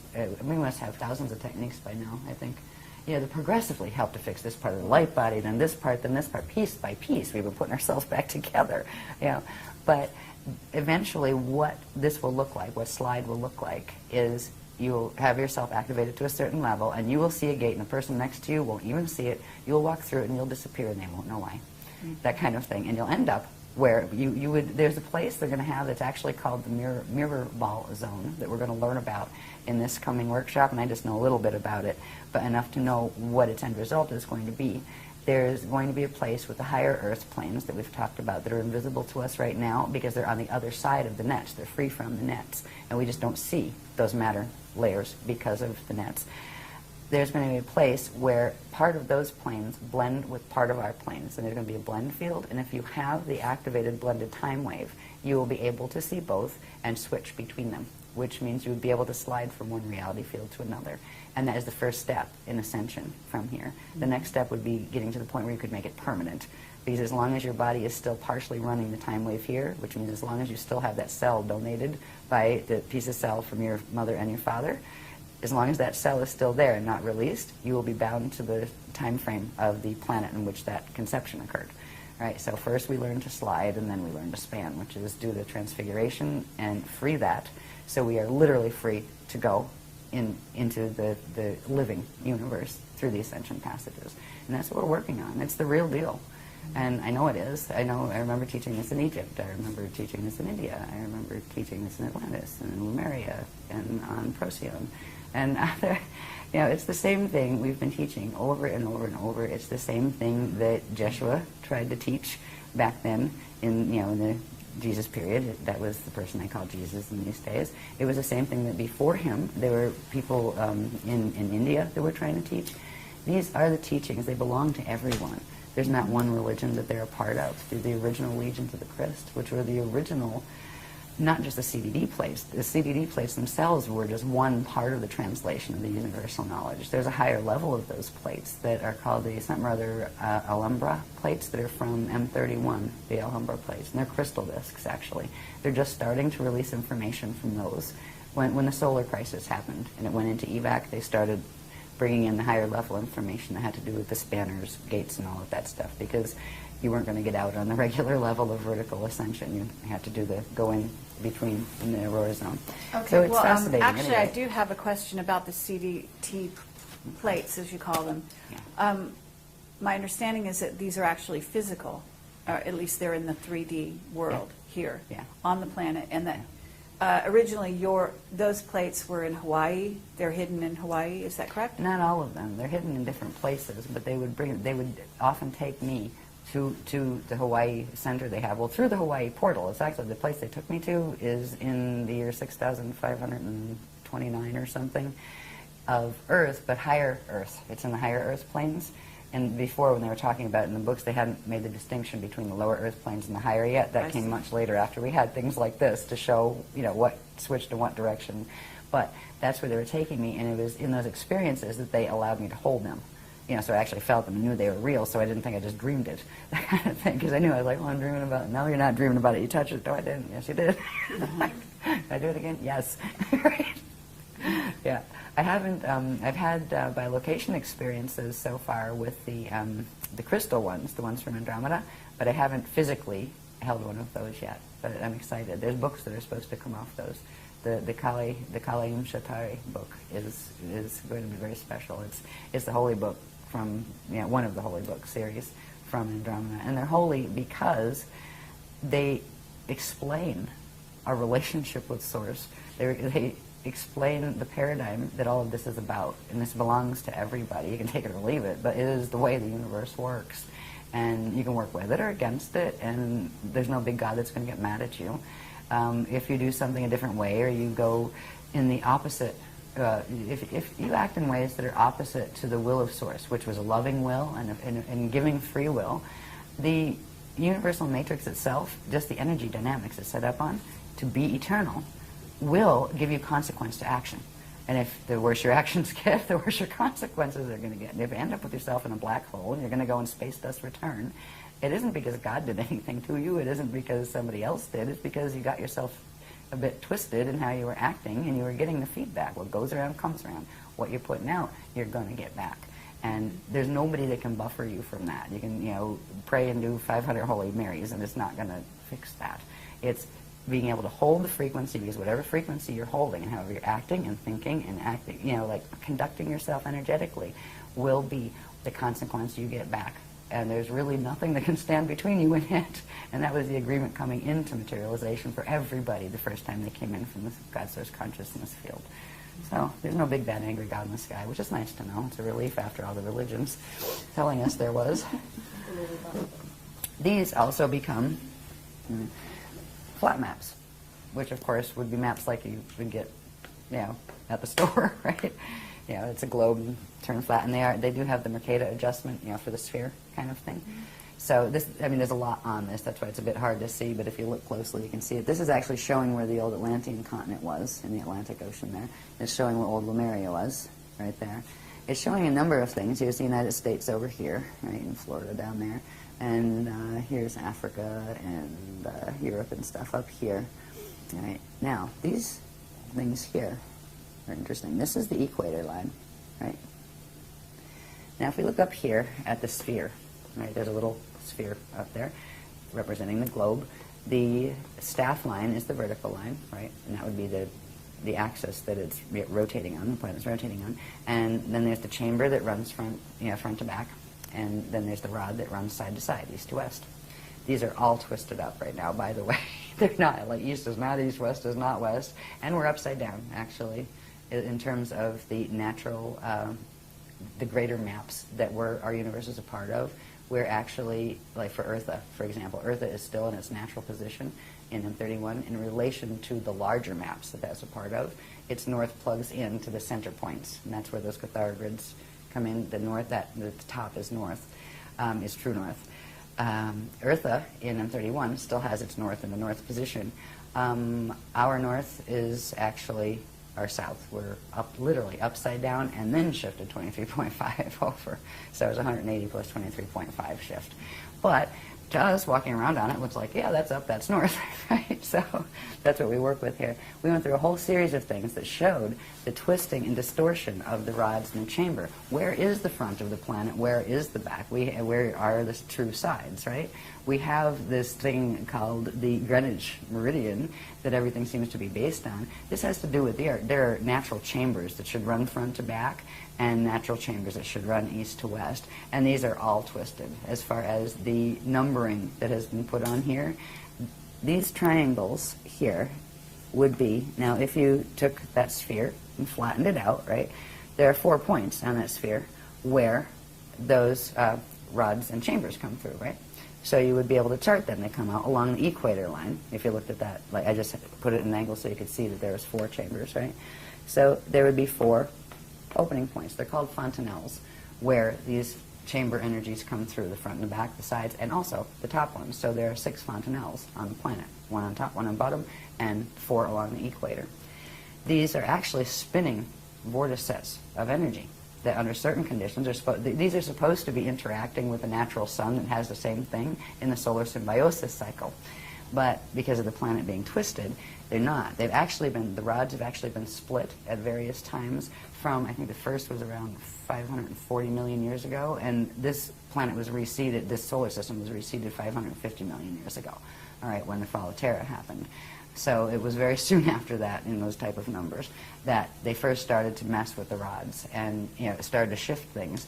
The movements of continents and things has had very much to do with people playing with the rods when they shouldn't have. They've split them. At first it was just splitting them up, right, where now you had 2 versions of them, and they split it up to the tropic of, what's up there? Is it Capricorn or Cancer? Cancer's up, right? Yeah. So they split them, and instead of running on the equator, there's a set that runs on the Tropic of Cancer. And then the other guys, I forget if it was the green, I would call it the green team and the red team. The green team are the Anunnaki, and the red team are the Dracs, right? The green dragons and the red dragons, etc. So we just use it that way, just to, instead of trying to, and there's like 20 on that team and 20 on that team, the greens and the reds, let's leave it at that.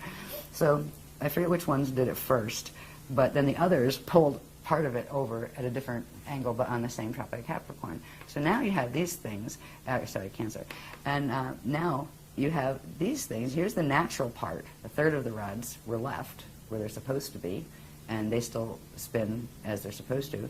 Then you have the green ones and the red ones. I think it's green over here and red over here, but it might be reversed. I don't have the color version. It's been a while since I taught this, but you get the idea. In between them, if you get one spin in one way, one spin in the other, it creates a sinkhole in the middle. You wonder how that continent that used to be that big isn't there anymore? that one right there. They sinkholed it, which means they literally get those going. It creates a field that literally dissolves the matter, right? Turns it into an oscillating wave and takes it somewhere else. They took this to a place, part of the quantum of this planet is now called phantom Earth because it has been taken into full fall zone. But we're in the net part, we haven't fallen fully phantom yet. And there's another part of the quantum of Amenti Earth that has stayed in the natural configuration, and that's called median Earth. And the higher Earth planes are part of that, are connected to that. We're stuck in the middle right now, and most of the grids are going down, while some of us are going, up as those grids go down. Bermuda Triangle has to be in that That has to do sinkhole. with the wormholes, actually. Okay. There's a whole set of wormholes. They call them the Phoenix and the Falcon wormholes. They're right off the coast down around here, is the coast of Florida or North Carolina? It's one of the Carolinas, yeah, right up in there.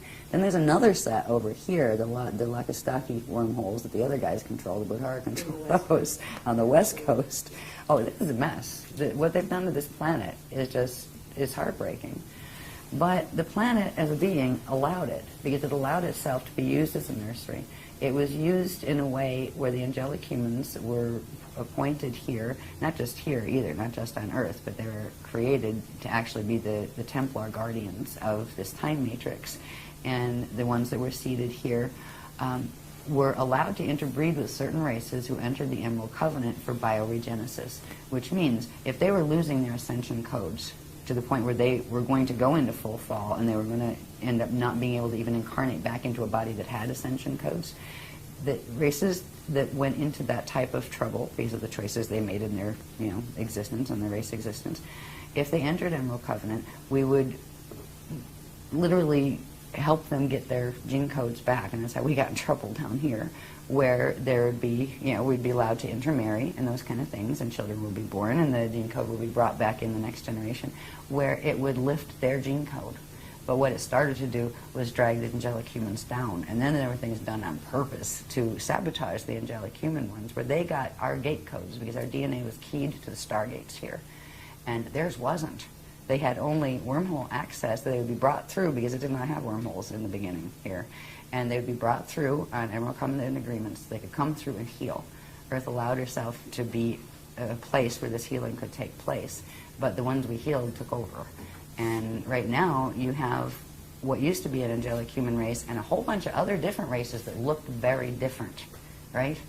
If you interbreed something enough and shut off certain parts of the DNA in this one and turn up certain parts that are similar in that, they start looking more and more alike.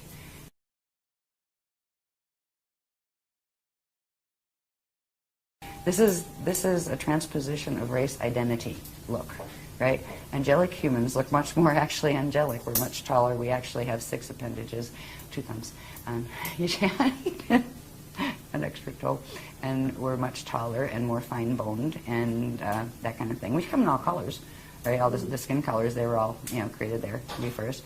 There are people that were much more reptilian, that were in on the bioregenesis or helping the DNA to get its ascension codes back projects. So now you have people that are part human and part reptilian, part human, part Anunnaki, part human, part draconian. Oh, it's just like Club Universe here, and that's okay if we weren't all fighting and trying to kill each other. Because if you look at what is happening, what has been happening, our history on this planet, even the part we know, everybody's been trying to kill everybody else to get the land out from under them, or to take control of their power and disempower them. It's been horrible.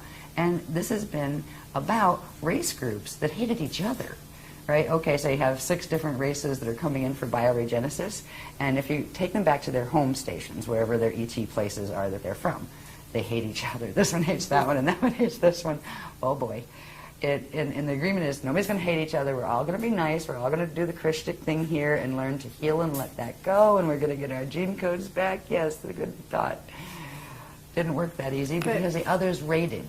As soon as some of their own that defected and came to get the healing of the gene codes, the parent races they came out of started coming in and messing with them and trying to get the human gene codes because the human gene codes are priceless. They had the Diamond Sun DNA, minimum 12 strand. Some of them had up to 48 strands, but they didn't see those very often on the planet. So it has been a fiasco down here, but the Earth allowed this to happen. The Earth, as a being, allowed as long as time as possible. It allowed itself to be pulled into fall, but it will take the path of Kali Rama step back. It will not let itself be used and taken into as food into the black hole system. So Earth is cooperating with us in this whole hosting movement. Earth doesn't want to hurt any of the beings that are on it, including the ones that have hurt her. The Earth is an amazing consciousness. And I remember a couple times I was just feeling so awful about, oh my God, our poor Earth, what are they doing to our Earth, you know? And I could feel, and I got kind of like a verbal translation, because I have like this translator aspect to my consciousness that can take the direct impression. I said, don't cry for me, I'm all right. I'm choosing this path, I'm okay. But you need to be okay, and you need to help them be okay. And I was like, okay. You know, it helped, and I knew it was coming from the Earth consciousness, and asking me to raise my consciousness up a little bit more. And even though it looks like a horrible thing, and it's not a pretty thing, it's not pleasant. It would have been nice if Earth could have done her whole ascension thing, but Earth feels that this was the best she could do for the races she agreed to host, that she looks at all as her children.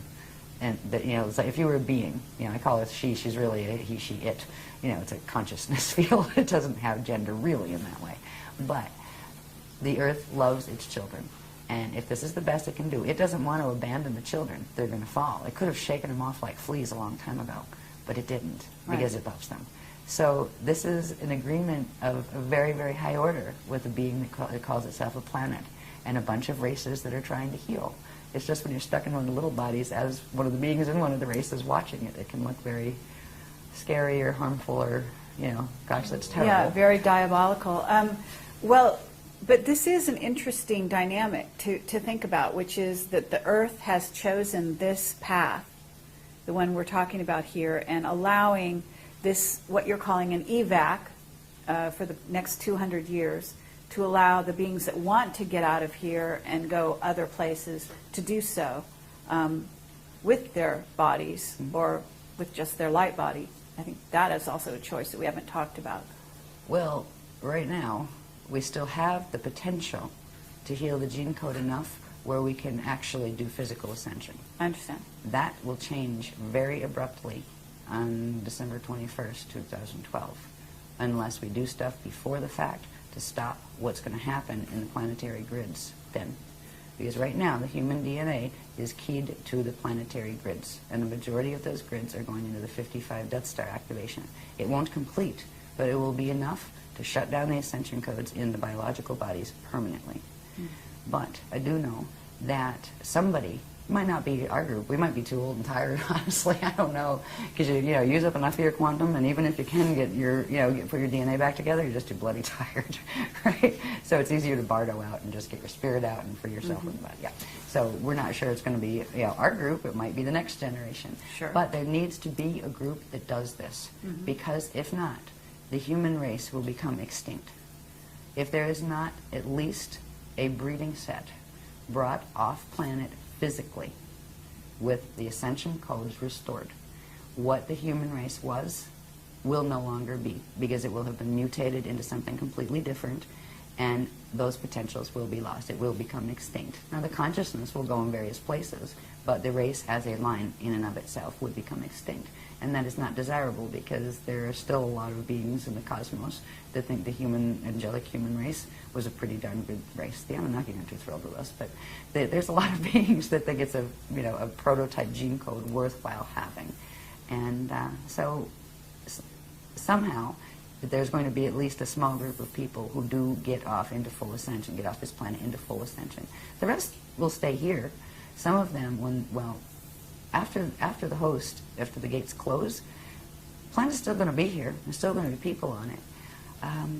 But it's going to become more and more obvious, if it hadn't already, that being here very long isn't going to be an option. So there's going to be a huge rush for who can get in the air the fastest and out of the solar system, because they're going to realize what is occurring with the sun. There's going to be a galactica but you're talking type about, scenario. in that case, they actually, their choice is only to go by a vehicle, you know, physical vehicle. That's what they will try to do. The ones that who will end be up left. staying here, yeah, and there'll be grid wars But over who has the resources But to will build there enough be any ships to get off. positive groups taken off by positive beings at that time? Right In at the end, vehicles. the vehicles would serve one purpose. If a being didn't have the ability of the DNA to pass through the gates, but still it was close, there's a certain level of protection and kind of like atmospheric support that the vehicle, especially the plasma ships, which are different than just metal ships, that they can afford a being. But they can't be permanent. It has to be a being that would be able to, if you get them through, they have to be able to move through and hold the chain on the other side, right? So it would, if they could do that, yes. If not, they would just assist them off. Once the body died naturally, they would assist the soul out, or not the soul, because the soul's on density too, the consciousness out of this level. Right, so, but that's 200 years from now, as long as everything holds. Okay. I'm not going to spend a lot of time on these. I just wanted to show the fact that they exist and how these pieces fit together. We're down on the planetary level now. We looked at the planetary rods and the split rods and how they form sinkholes and all that kind of stuff. There's specific locations, longitude, latitude, of these things that, this information is published. I think it's one of the Sliders' more recent workshops. I think this was the Ireland workshop. But if you take one of those, those 4 fontanelles, right, where the rods of the chambers come out, each one of those points is a very specific point on the planetary grids, and longitude, latitude can be found. So we do have the longitude and latitude of those vortice sets. What they do is, through the planet, they actually come together, right? So you'd have this vortice on this side and the other one on this side, and when they make them spin, there's supposed to be a natural spin to them, but when they make them spin and they send them in the same spin set, and then send the other set of them into the opposite spin, they can actually crack the plates at the equator and shift wherever they want. They can turn one up this way and the other that way, and they could literally rearrange the plate structure, and they've done that before in small ways. What they were planning to do in 2012 was the final one, and it would have ended up in the one extinction that did take out the humans this time. They took us out twice before. This is the 3rd seeding and the last one here. But there were 2 other seedings of the angelic humans here that there were remnant taken off, and frequently in ships. They got some of us out through gates, but there was also some ship pickups because it was fast and you had to get them out fast before they weren't going to get out. So it's another one of those dramas. They didn't use the rods in either of those extinctions. A little bit in the first one, the 5.5 million years ago. They call it the wall in time. They used them, but they had tried to decimate the humans first, and whatever was left was taken off planet before they moved the rods at that period. So what we're dealing with is this amazingly huge set of mechanics that is so far beyond what our science can even fathom right now. They don't know what a fontanelle on a planet is. They don't know what a rod is. They're just saying, oh, I think there's something called torsion fields. Yeah, tube torus fields. Right. Yeah, we'll talk about torsion fields in a minute, because it's the torsion fields that aren't natural. Merkaba fields are natural, but unnatural Merkaba fields can be generated to create torsion fields, which are external vortice sets that can harness things and move things, and that is what is part of the Atlantean Death Star Merkaba structure. So when we talk about the rods and how they work as vortice sets, we also talked about briefly that this one, the one that goes east-west or left-right through the planetary body, is the rod. The other one is called the chamber. It has the front and that goes front to back, and that also comes out. This opens, this natural chamber at certain points opens. The rear part of it is referred to as the Bardo chamber. And at certain points in Ascension, a natural process occurs where that Bardo chamber would open that allows for the different things to take place in a being's or a planet's body, that allows it to go into light structure so it can go through gates and go to another space. The chambers are opening on this planet. They have specific locations as well. And again, if you turn this around, if you took this paper and bent it, where you at least have the circular part, you would see that this point and that point are directly, front and back from each other. What's funny is we had to do the calculations of where is the real front of the planet, because it's all twisted. The Greenwich meridian is not the natural front, back, or sides, and we have the calculations of what actually is the front and back and all of that. That matters when you're trying to line up angular rotational particle spin with certain planes that are not in the net. Because if you get it going the wrong way, it'll go into the matrices that go with the wormhole structures. So they were teaching us the basics of understanding these things, so we understood what directions our particles needed to learn to spin in. There was a time when we were hoping to get some of the planetary grids out of the fall, where literally some of the quantum from here could be shifted, and it would almost look like, well, it would look like in the other places, in the higher Earth spaces that are also physically manifest, it would look like new islands appearing, that the land grids that we could get out. The chance of doing any of that now is very, very slim because of the thing that happened with the sun, the solar issues, and also the activation, the 55 activation that's going to take place in 2012. That can't be stopped. If they tried to stop it, it would actually implode the core, and it would all be history. So the chance of getting grids through is not, like, as far as planetary grids, is not high. There may be little bits that can come through here and there. I get a feeling.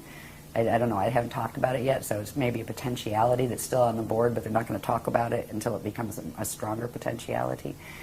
But as far as the planet will go, its course, it's chosen its path of Kali-Rama, step back, and that's good. That's better than Kali-Dima fall, because, you know, it's like, okay, I'll work with you, you know, the consciousness on the planet to a degree. I'll take this much, but I'm not going there, right? You want to go there? That's your choice, but I'm not going there.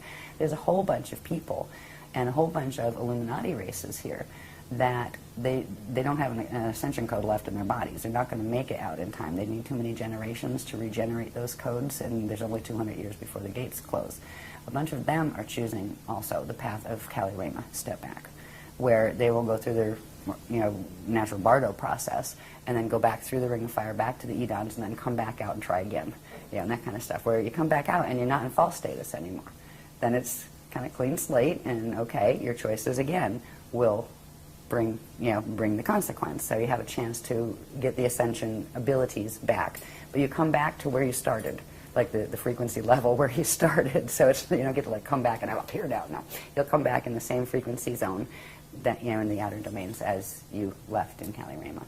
So we're at an amazing point, is what all this is about. An amazing point in human history, but also in galactic history.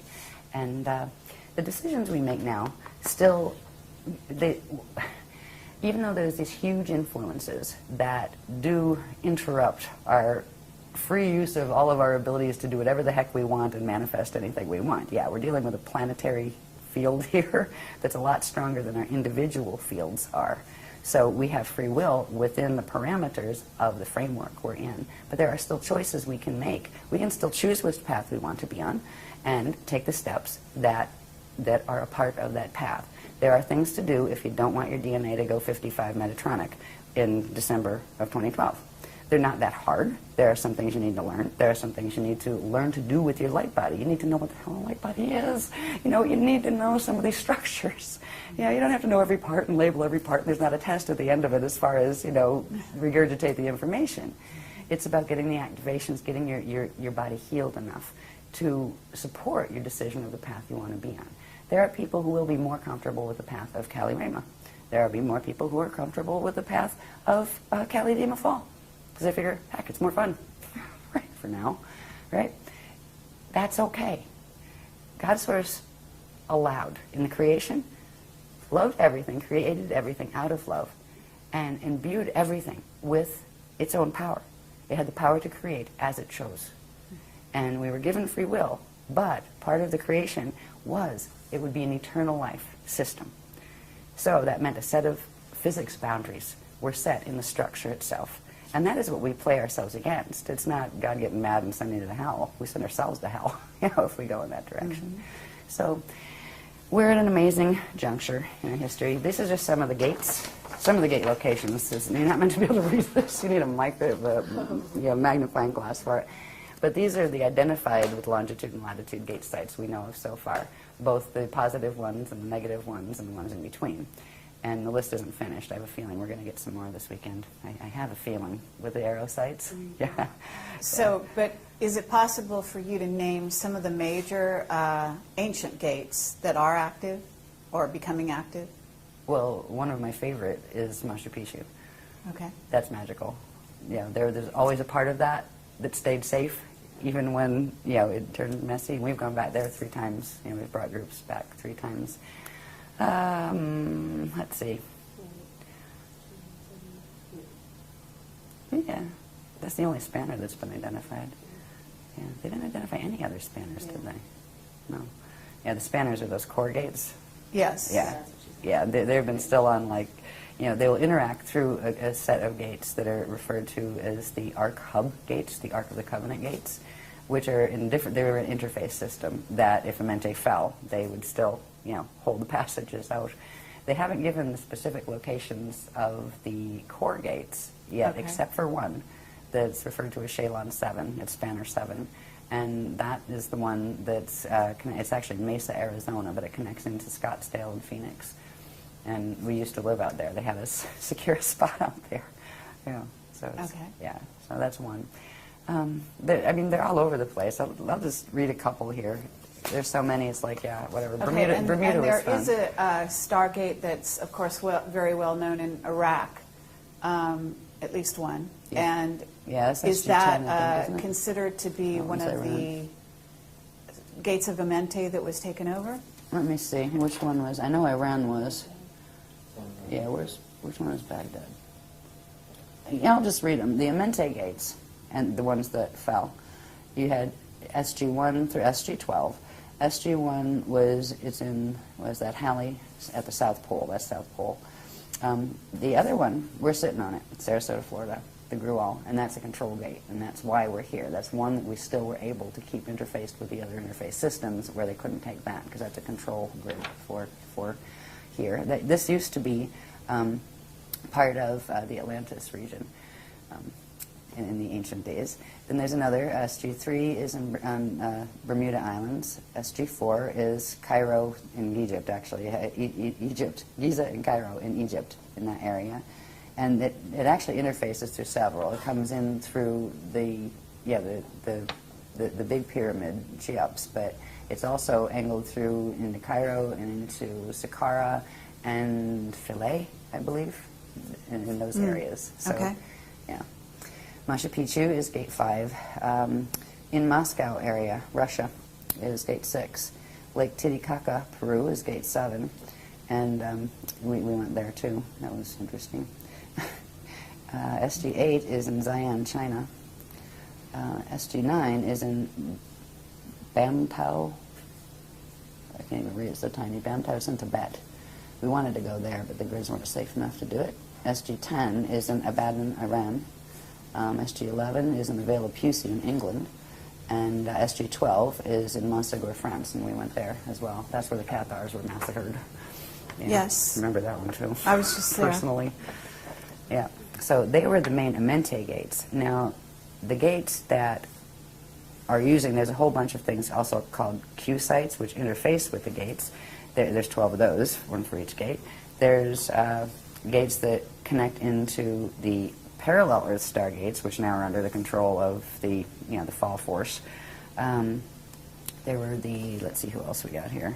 The ones we are using now, there's a couple sets. The interface, they're called the Ark of the Covenant hub gates, or the Ark hub gates, and the Polarian gates, which are a set of Polarian gates that interface through that Aurora time continuum that I was telling you about. So let's see, where are we? Oh yeah, and there's the Trinity gates. They're the ones that actually will step down to a D3, because most gates you need a minimum of a D4, but usually D6, six-strand activation to take a body fully through. But the Trinity gates were designed to actually, if you had third-strand activation, the three-dimensional consciousness, you could still go through them and go into safe spaces until you could get up to six-strand activation so you could finish the process. The Trinities are, this is so tiny. Let's see. Trinity 1 is Malibu Beach, California, Malibu. Trinity 2 is Belize City, Belize, in Central America. Trinity 3 is off the southwest coast of Goa, India. 4 is Staten Island, New York City. 5 is southwest of something I can't read, in Tuscany, Italy. 6 is in the Andaman Sea off the coast of Burma. And that had something to do with a number of years ago there was a tsunami or earthquake or something out there because they did something to that gate. The other side did. Okay, but these are the Trinity gates, and you're saying they only require strand Yeah, DNA. but they also require to be plugged into the other ones, the larger gates, the arc hub gates. But the Trinities are like a step down for beings that won't, if you had to use the gates and you only have 3-strand activation, you'd spontaneously combust your body if you went through, a gate that your DNA is not activated enough to hold the frequency of. Okay. Yeah. And let's see. So, I don't know if the hub gates are on this one. I think they put this together before. Yeah, the hub gates. We have a whole book on the hub gates, actually, a whole, Okay, and the nature of the thing. hub gates is what?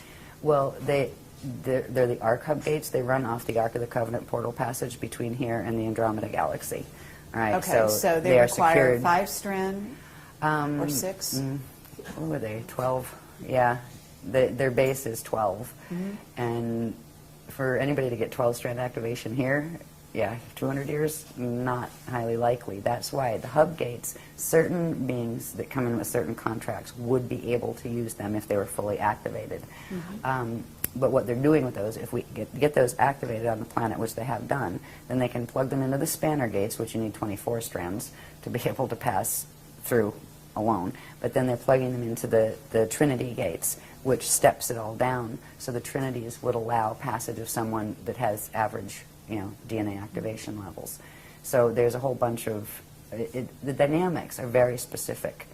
A lot of when the Zetas were doing abductions, earlier in a couple of years, 20 years ago, they were trying to figure out exactly how do you calibrate that beam, because they were losing people in flight, right? Oh, let's grab that one. Oops.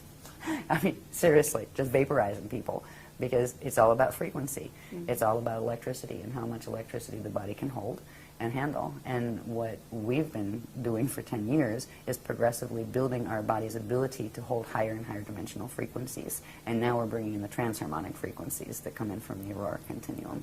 So it's really the courses or the techniques that the Guardians have been giving us are the fastest way to get your light body, spirit body structure healed and your DNA activated, because they are working with the highest frequencies that are available on the planet. But if you want to do a path of fall or something, it's not going to get you there. Right? If you want to go Metatronic, you don't want to do these techniques. Sure. Yeah, seriously. If you want to go, play in black holes and do a Battlestar Galactica scenario and have soulless robots roaming around or become soulless robots and try that out, well, that game is, do the Metatronic Merkaba, because that's what it'll get you. But if you really want Ascension and find out try to remember what it's like to live in a free system. This race has been raised, especially the third seeding, under no freedom. This has been a prison planet and a warring planet. It isn't like this everywhere. There are places that just aren't like this. And they're not socialist government and they're not communist. No, they're synocratic, where people just get it and they act pleasant toward each other, and they wouldn't hurt each other, and they wouldn't hurt another being, and they wouldn't hurt their planet, and they make decisions based on that love. There are places, in fact, the majority of the places in the cosmos are like that. We are in an exception system where all sorts of the extremes of free will have been allowed to be tested. But we don't always have to choose to be in that. But once you're in it, you need to finish the cycle and get back out, or you can get ensnared in it. So that's kind of where we are. That's why there's no hostility toward the people that are choosing the other paths. It's usually them being hostile toward us for pointing out the fact that that's what they're doing. It's like, sorry.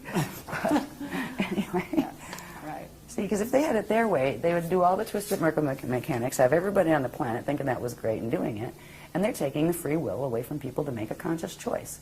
We are showing, look, here's this body of information, here's that one. Compare them. See which one makes more sense before you just go jumping into any one of them. We tell people, go read that, go research that, sure, check it out. If you're a little worried that its frequency might bother you, well, run a Maharic seal and, put a protection field around it and then check it out. We don't tell people to avoid things. The other ones are like, oh, don't do that, oh, don't read that stuff, oh, it's bad. It's like, what are you afraid of? Seriously. And that's what it is. Because if you put the two main paradigms on the planet are the one coming through the Tothian stuff, the Paraclete order, that kind of thing. And there are two versions of it. There's the Anunnaki version and the Drac version, but it's really the same occult sciences. And they are teaching the Death Star Merkaba stuff. And then you have our stuff. If you put the two together, we have not withheld anything. We get it. It comes right through. It's given public.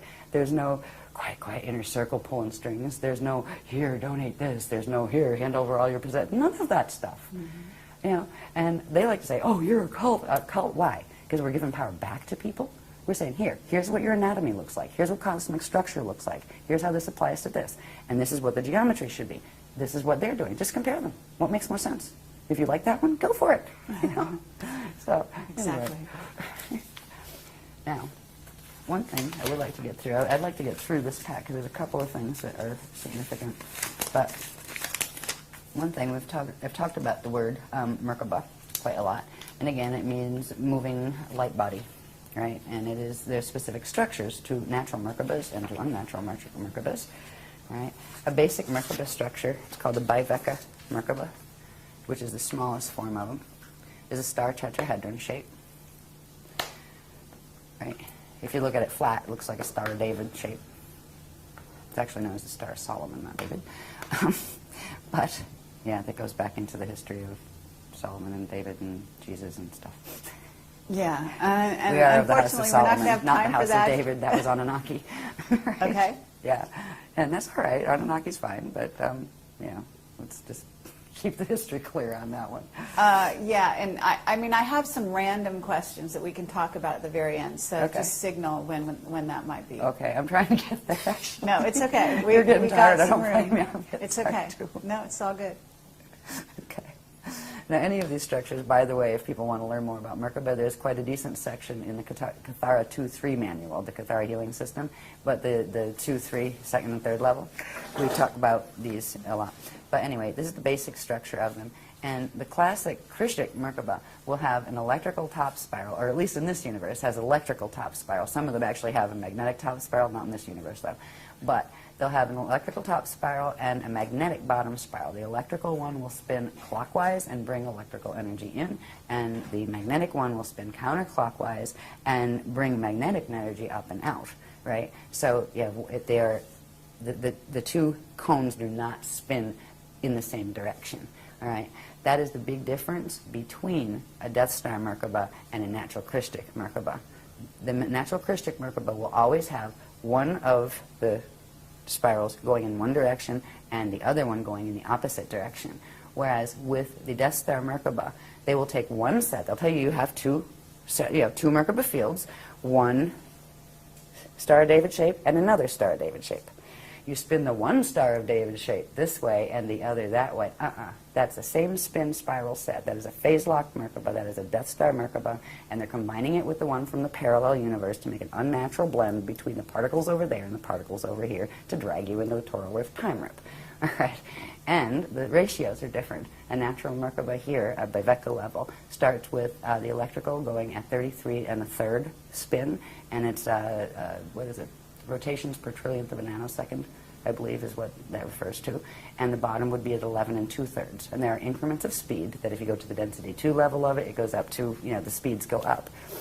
The characteristic one of the Death Star Merkaba is, one of the numbers is, I think it's the electrical one, is 34, and they spin it counterclockwise, but the whole thing, right? And the other is 21, which are numbers that are in the Fibonacci sequence. And the Fibonacci sequence is the anti-Krishnik spiral harness that is meant to harness the natural crystal spiral expansions, which we haven't even gotten into. So, I mean, we have all of it. You can compare this stuff, and it's just a no-brainer when you see it all together. No wonder they don't want a public discussion. Anyway. So, the natural Merkaba structure is that, and it has specific speeds, it has specific polarity orientations. They call it a fin, right? Because when you're dealing with it, you're not just dealing with two cones. You're dealing with, if you take a three-sided pyramid, right? Two three-sided pyramids, one going this way and one, the point down, one with the point up. So it's a star tetrahedron shape. That would, be this shape. So there are, between male and female genders, there are differences in whether the top fin is pointing forward or the top fin is going backward and those kind of things. So we've dealt with all of that. We've got the polarity levels of them and all sorts of information on them. But what's most important is understanding, first of all, they exist, right? Just because you can't see them doesn't mean they're not there, and they're part of your natural anatomy. A Merkaba field isn't just a vehicle that you activate so you can go through a Stargate. It's an organic part of the circulatory system of the cosmos and of your own interdimensional body. Everything has some form of a Merkaba system. All right. to see this a little more clearly, it's the same drawing. It just shows a little bit better the radial field. Around the Merkaba field, there's something called the radial body, and this is part of the light body structure. It has what's called the trion field out here. The rayon field out here as its outer border. It has in here what's called the trion light field, and in here it has what's called the Miage magnetic field, and that is the natural structure of a simple biveka Merkaba. Merkabas also have what are called shields. That's the deflection field that spins as like a shield. Just like if you look at the Milky Way galaxy, the pictures of it, it has that big disk, right? Well, they have a disk that's caused from their spinning, and it also has to do with the quantum of energy that's spiraling out into expansion around them. There's a whole bunch of mathematics that go with that. But this one shows the shield a bit better. So you have your radial field, your radial body. It's called the radial body. They're round areas, and they're not round, they're spherical, right, as opposed to flat round.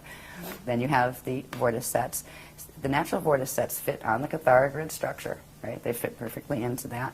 And this would be the shield, and that's a spinning shield around. Now we have Merkaba fields around us, and the shield actually comes out and spins here, right, the natural ones. The other ones actually sit lower, and they're not supposed to, right? There's a whole difference in how they fit. But that's the natural biveka Merkaba, and I believe they're 2 or 4 vector is how many vectors time vectors they can actually interact with. The next stage, after you get that far in activation, is this one, which is called a double biveka Merkaba field, which is 2 of those put together, right? And that would give you twice as many time vectors and gate systems, frequencies that you could process and move through. The next one from that, you're going too fast, is called the Akasha Merkaba. And this one, I believe these are 6 vector. The regular ones are 6 vector, and then they go up to 48 vector. But they start with this, where there's that Cathara grid structure again, right? They have a double biveka one at the top, a little double biveka one at the bottom, and this huge structure that looks like a crystal umbrella, right? And that spins, but these are much faster than the smaller ones. And at a certain point, this is the one that if you were going up the natural thing, if you could go up from density 1 to 2 and 3 and 4 and up to the Eka part, which is at the center, this would be the one you would activate to get up there. But since we can't go up the vertical chain anymore because the density 2, 3, and 4 in this matrix have fallen, right, we have to activate even larger ones that can go through the transharmonic, time shifts into the Aurora continuum. So you go for this one, and this one looks like this. This shows it a little bit better. That's more of the structure of the single Akasha Merkaba, right? And all of these mathematics are very precise. And the way things fit together, the alignments on some of these were brutal, especially doing them by hand. God, right? So just getting the Cathara grids to fit together the right way to make those maps was brutal. And then you have all these other forms that are built on them. They have to align just right. So, they're very precise in their math. And what's interesting is the math is actually held in the picture. When you look at that picture, if you did what's called optical pineal induction, which means you look at it and you can actually blur your vision just a little, which actually helps it to focus just a little bit, not quite crossed. Right? There's several spaces you can focus, but if you focus a certain spot and this, breathe it in, it will actually begin the activation. You'll be able to feel the ripples, right, coming in. And the more you work with some of the other clearing your light body and healing your light body techniques and things, the more those things work much quicker. And you can look at a photograph once you have your vehicles operated, and every image you see has behind it an energy encryption, right? Literally a radiation signature. And that is how, once you become like, a rishi being that can move at will, an adept, you would simply visualize a place, and that would trigger the math in the system and tell your whole body system where to go, and you'd be there at the speed of thought. So it's quite a very neat process, and it is real. That's what's amazing. Here it's almost become kind of like a sideshow act, as far as, most people don't even think Ascension is real. Some of the Bible people think the Ascension is real, and they're expecting God to inhale them up into the sky in the rapture and stuff, and like, good luck with that. Right? Bless you. I mean, at least they still have some of the words. Right. The rapture is actually called the Rashapata Ur, and it's actually what you do with yourself once you hit the transfiguration stage and you turn your standard mortal atoms into pataor, which are the eternal atoms. They're composed of eternal radiation that is no longer finite. So some of the words that have come through in not just Christianity but in other places do go back to the original CDD plates in the Mahabharata text translations. So anyway, that's the next level of Merkaba. That gets bigger. And next thing, and we've been working on this for a couple of years now, I think. You have the one we just looked at, right, the Akasha Merkaba, and then you have another one pointed upside down. Put them together, forms this structure. It's called the Christ Star Crystal Capsule, right? And they are spinning fields. And in here, I don't have it on this drawing, but there are energy systems that come out. They actually look like wings, but they're energy as opposed to not solid bird wings, right? So this is where the concept of angels and things has come up, through our history. There were winged human type beings though. But anyway, the next stage is the Christ Star Crystal Ascension Capsule. This one will allow you to go in certain places. You can enter certain levels of that aurora transharmonic field with it, but you can't enter completely. Now, to completely move through and be free from it's almost like a mathematical ladder that you can go vertical, you can go horizontal, you can go diagonal, but you can't do this, right? In this one, you can do a little bit more of this, where you can go into the aurora continuum, but you still have more angulars. You don't have quite as much mobility of vehicle. The next stage, and this is what is needed actually to ride the spanner gates. If you were going to take a body out in a spanner, you would need one of these. They go from 24 to 48 vector. And these were just starting to activate. We activated the first one. We're beginning activations of the first one. And again, let's take two of these, right, put them together, and it forms a capsule. The one capsule goes along with what they call the Stardust Blue activation set, and we did that in the last workshop. And then the next one that we're going to do in this workshop goes with what's called the Starlight Gold activations, and forms another one of those. So you end up with two of these in the same place. And then there's one more activation, and these are all part of what's called the Silver Seed activation, the Silver Seed Awakening. We'll activate this huge one around you. That is the one that this can tumble in any direction, while this tumbles in any direction, so you can actually go in any direction in the aurora continuum. And it also does other things. There's also the structure of the crystal temples that we are assisting the guardians in activating on the planet at key sites, where they literally form. And if you have your DNA coded to it, eventually you'll be able to see them. And you'd be able to walk into them, and somebody standing there that didn't have it would see you walk and disappear. Where'd that person go? Did I see I thought I saw a person there, right? Where you would see the structure, and you would know it was there. You'd see it like as an oscillating thing in the air. You'd walk in, breathe, and go, yes, hi everybody, I'm on the other side now. Well, meanwhile, anybody behind you be going, where'd that person go? I didn't see them, I mustn't have, right? So we are beginning to activate these, not just in our personal bodies, but the sites that were key to, the natural gate sites that were key to activating these. Like when we do the grid work here on the beach, we started activation of one of them last time. We're going to do the next one this time, so we'll have the double one here, and I think we're doing the initiation of the bigger one here.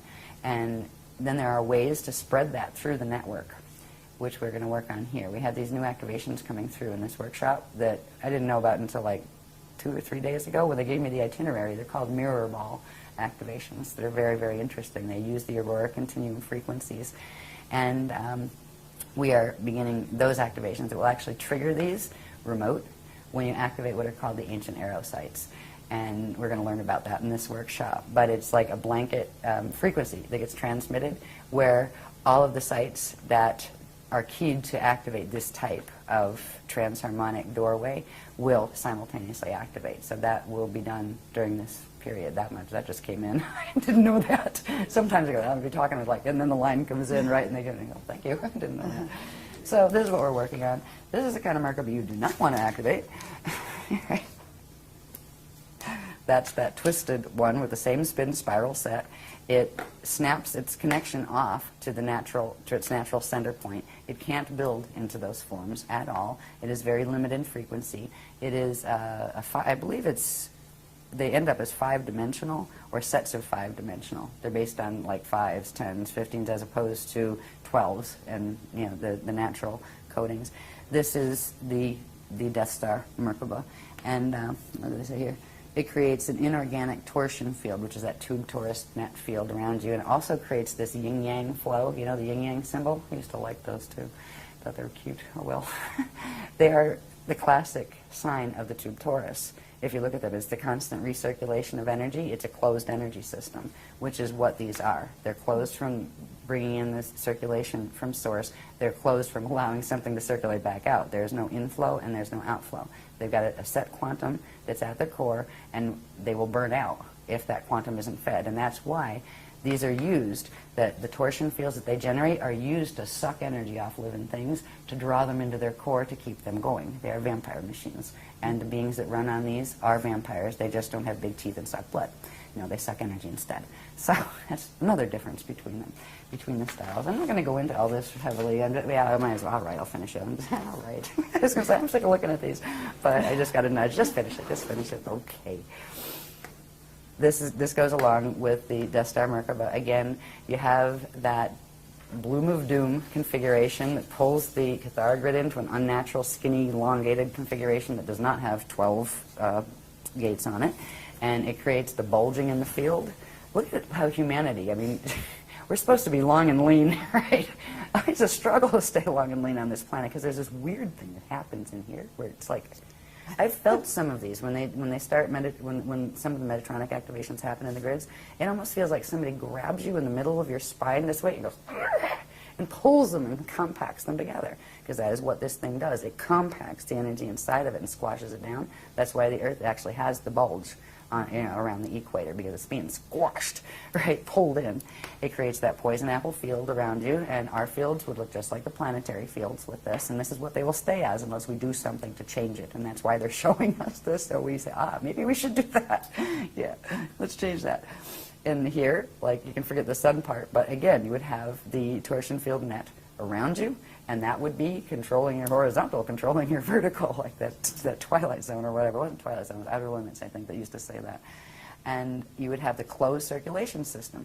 This is a system that actually is cut off from the flows of the spirit body. What it does is it takes a portion of the light body quantum and twists it in reverse to create a false spirit body. So there's two flows, but it completely blocks any inflow from the actual genuine spirit body. And it traps the consciousness, the part that's stuck in the atoms, right, from the rest of its own identity. And it's really just a really sick technology. And it also creates these. They call these the trumpets.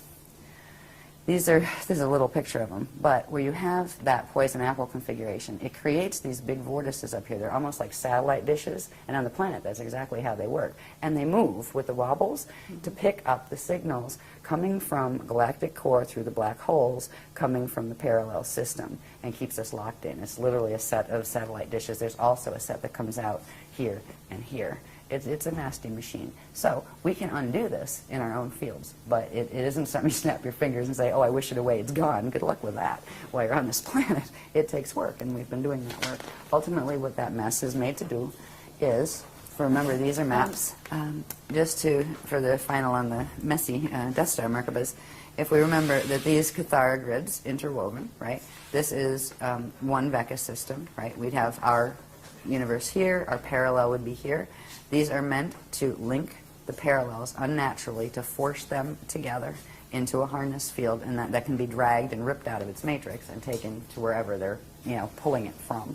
So this is what the whole purpose is. It's a feeding machine, and that is the Death Star Merkaba. And it looks like, we talked about the light units that are built on the Vesica Pisces. It actually creates fields like that and then pulls those Pisces together into one harness. And it is a completely unnatural way. It just distorts and totally twists the natural laws of physics as they apply in the eternal life universe, and it creates a finite life one. And what it can do is temporarily sustain whatever is in it, as long as whatever's in it can feed off something alive, because it can't generate its own quantum. So it has to continue feeding. And there are systems that are built on that. Their bodies die, so they clone another one and try to stick their consciousness in that until that wears out, and they keep doing that. And if they get to a point with cloning where it just doesn't work anymore, and they can't even sustain a biological, unit.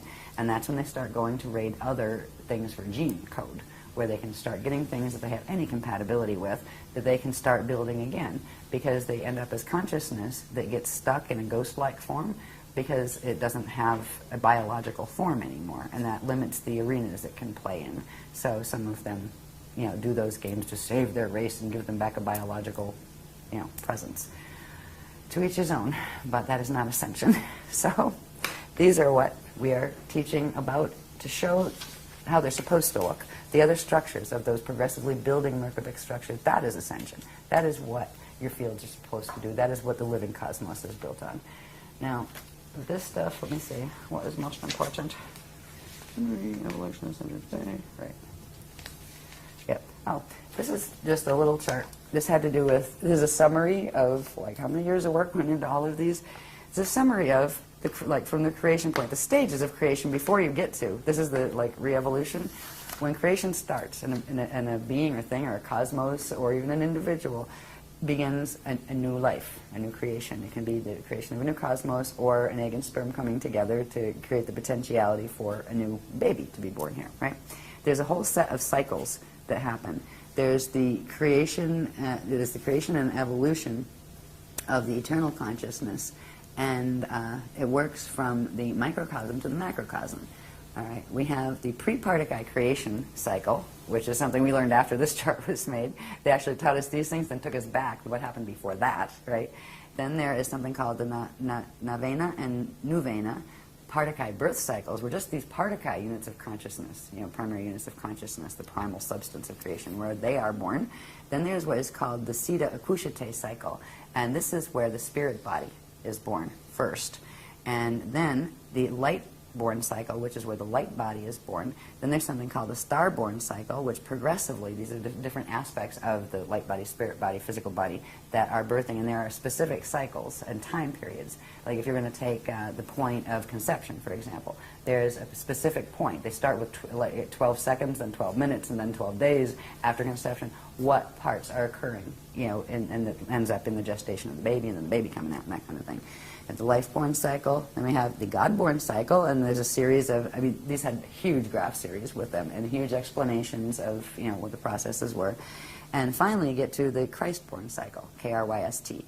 And this is that point, that still point of turnaround, where a being fulfills and activates all of its frequencies in its template, its natural frequencies, and is able to go into the Christ star vehicle and disappear from the outer domains and go back into the Adashi return domains in their Ashayana body, which is that is the one that has gone through the Rashapata Ur, which is not that rapture.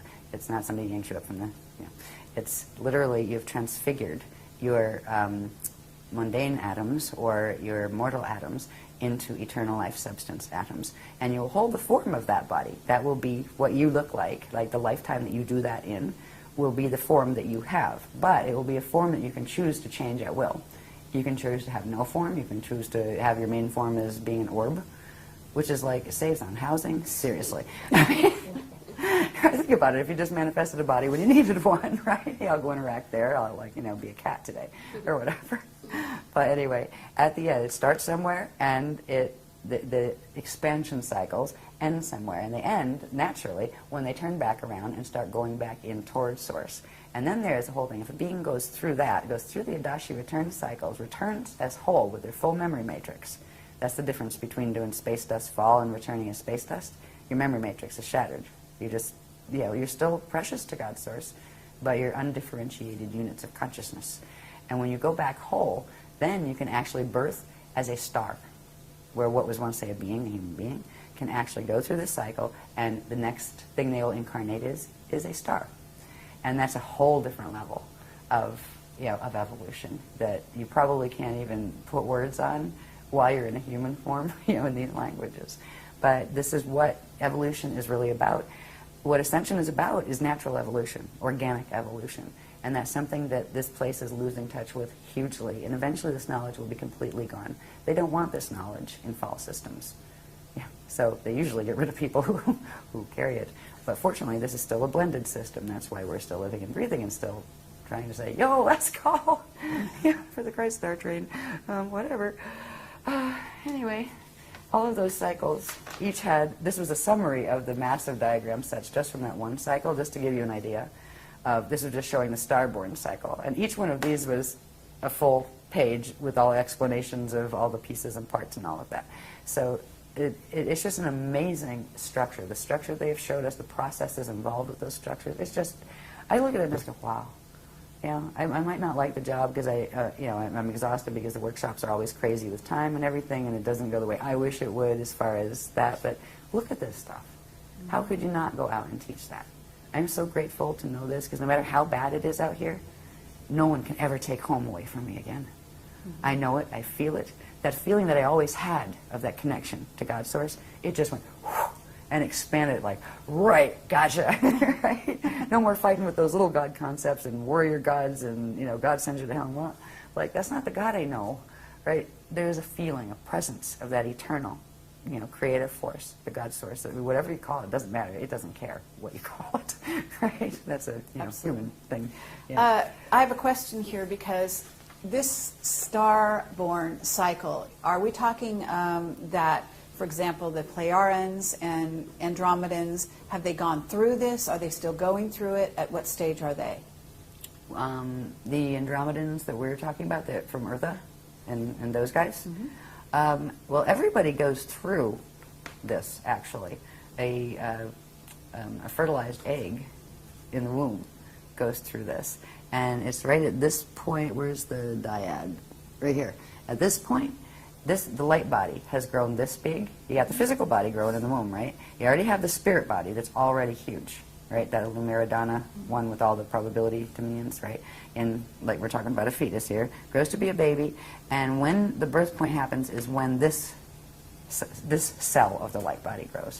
Then through the process, they call it the birthday chart, through a very specific process of accretion of frequency, taking it from the spirit body into the physical form, bonding the spirit energy with the atomic form and therefore expanding the atomic form, the light body simultaneously grows. When it finishes that cycle, it will go into what is called the unici seed atom. It will become, the full core of the light body structure from which the rest of it grows. But we have these structures out here. To get out here in the outer domains in incarnation implies we started at the core, came out to the inner, then to the middle, and from the middle came out to here. So we have these structures behind us in time in that regard. Sure. So they're part of our extended anatomy that goes with our extended family of identity with our other simultaneous incarnations.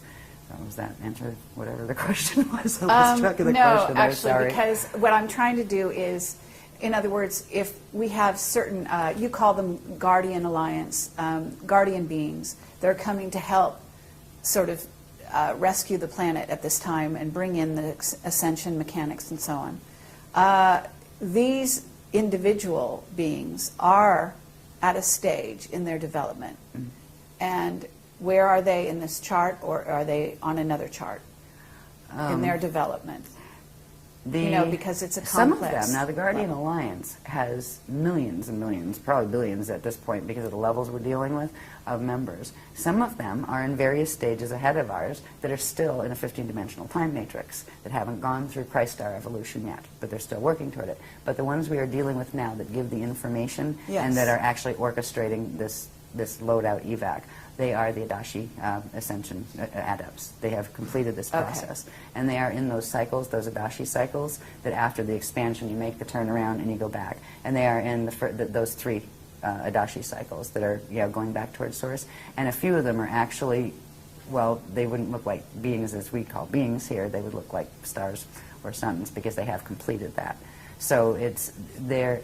It was funny, we kept having mission upgrades, right, where, okay, we're talking to this group, we had the general ones from the Guardian Alliance, then we had the Iani, and then when the drama escalated more, the Adene came in, and then the Adandrea, and then there was like 6, 7 upgrades, and then we met the Aquafarian, and the Bendi Aquari, and the the Aqui and the Aqui L, and these are the ones, they are they've gone through the process. You know, so because at this point, it's the only way to get off the planet is going to be using these spanner gates. So you can't actually teach somebody something like that. They couldn't just tell us what to do if they don't actually know it themselves. Sure. And it's kind of funny. It's like you can't give what you actually don't have. And it's, when I do the teaching stuff, when we come in, it's what I like about the workshops, even though I hate it at the same time because it makes it frustrating because I don't have my program to walk in with. But we all learn at the same time. Where the wave comes through, I learn it right there as it's coming out, right? I say, okay, they're saying this, right? And this is where I'm up in the room going, okay, it's this, and then have to explain it. We all learn it at the same time. But if you don't have a certain frequency in you, you're not going to be able to convey that frequency to someone else. So in order to, it keeps us all in a very interesting space, I find, where there's not some elite member that knows everything and, you know, walks around with their nose in the air and just, you know, floats on clouds and that kind of stuff. I learn it, they learn it, right? It just goes, I just happen to be, you know, the like little drain pipe that comes through, but we all learn it at the same time. So it's all very, very even. There's not a hierarchy of snobbery. There's not a, you know, oh, I'm more spiritually aware than you stuff or anything like that happening. And I like that about it. Anyway, where are we? This one is just to point out, this little bit down here is just a micro version of those probability maps that we showed where the Milky Way was, where M31 was, where the parallel is. This is just showing that these configurations, actually, there's a microcosm of them actually running in our heads and in our bodies, so we're directly connected to them. There's certain vortices that connect us directly to certain spaces here. One of the spaces that we first opened, it has, what do they call it? The is that the Ashayana vortice? I think they called it that. Yeah, it was actually the first part of the host where we could bring the frequencies through the mess that is in the galactic core and actually have a tunnel of information that would be able to reach us here, so they could continue bringing in the frequencies and the information. That manifested here through our own mechanics and in our brain. It's actually a vortice that comes out to the right and goes up, and you can feel it. And they're also teaching us how to project up and meet them halfway. So we orb up and meet them, and we go, oh, and they'll come down. And sometimes we'll use projection versions of ourselves, or sometimes we'll just hang out and orb and do direct cognition. But we're teaching people how to do this. They would like people to learn how to do this, because people do need to be walked through this process. This isn't a simple ascension cycle. This is a mess down here, and there's very little time left to fix that as far as DNA and things. That's why they really are extending, as much as they can to assist us with that. The only thing they won't do is walk into our bodies and take them out for us. That's not allowed. Just like they don't allow the channeling, where they won't come into your body and use your face and talk to people. No, because that can actually violate your DNA, right? Not to mention theirs. So it's just to show, there's lots more that showed at the time in that workshop, but it's just to illustrate that those maps and everything and the frequencies that are running there are directly connected right into our biology. They're wired right into our brains, right into our electric system, as well as our subtle body fields. What the whole thing comes down to, really, is the battle of the spirals. Well, we left off on the dueling spirals, the Eternal Life Crystal Spiral and the Metatronic or Fibonacci Spiral, which is part of the Death Star Merkaba technologies. These spirals, again, are actually the core currents of energy that spiral out for the expansion of any form, be it the light body or the spirit body. These spirals come out from the core quantum, and the core quantum in the Eternal Life system is the infinite God Source consciousness field. So with the crystal spiral, it always maintains an open connection with its source, with its center point, where the Metatronic spiral does not. It doesn't even have its own center point when you look at how it's constructed on the golden mean rectangle. Well, the spiral will come out, the crystal spiral will come out. Now here is an interesting configuration. It looks like an upside down leaf with a little flame in the middle, right? What this is you have one spiral, crystal spiral, that comes out in expansion clockwise, and that's in what's called the Itori side of the cosmos, because every one of these spheres has one that also spins in the opposite direction, which is called the Adore side. So we are in the Itori systems, and the expansion of the spiral, or of the energies there, is clockwise. At the same time, there is another quantum and a spiral that counter-spirals out on a counterclockwise rotation, which is the expansion spiral for the system that goes in the opposite direction. Just because it's going in the opposite direction doesn't mean it's negative. This is the structure where you have the Ettore side and the Adore side. If you have something spinning clockwise, there is another one that is a companion that spins counterclockwise. The systems are separated, even though they're in the same place. They're on opposite angle rotation of particle spin, so they're invisible to each other. They pass right through each other. But these spirals are synchronized with each other. So the crystal spiral spirals out on that they refer to as the electrical spiral, spirals out on the clockwise, and then the more magnetic one spirals out on the Adore side. And at a certain point, they cross over and meet at this axis, right? And this is only shown a little bit of the expansion, like where it comes out from the center and does one round. Same with here.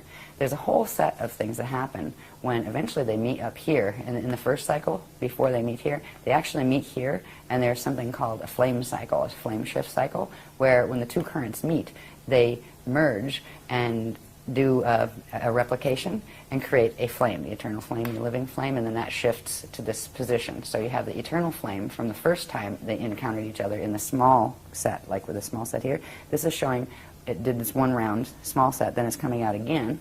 When they come out again, they cross over down here. And this creates certain passages. There are certain things that it's not just this spiral, but there are these little spirals that come out on each of them that form those little petals that come out on each of these what are called octants, these breakdowns that are actually part of the time clocks of how these work as far as the time cycles, how they work. So you end up with the main spiral, and then these smaller spirals that send energy back and forth through, and that's what forms that petal effect inside. So at certain points, now this is actually a time cycle that has dates plugged in that started with last April of 2009.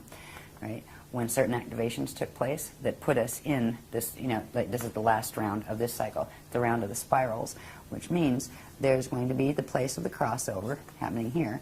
But before that, there are these axes right here, this one running here, which is the 0 line, because this is where actually the spirals start. This is the 0 line, and I believe that's the 4.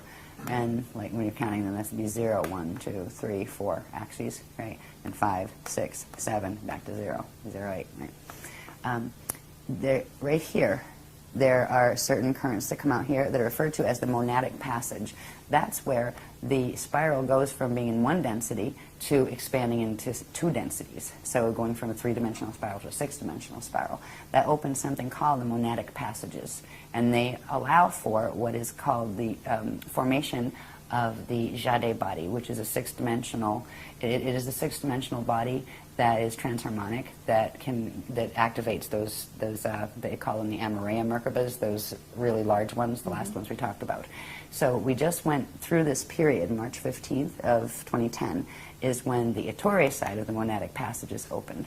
Over here, we're going to have another period where the monadic passage on the Adore side, which is that counterspin side, opens. And there's going to be a point before that, which happens when, this is around September 2nd of 2010, this year, where they cross through, and it begins opening this area, which is referred to as the Amareya passage.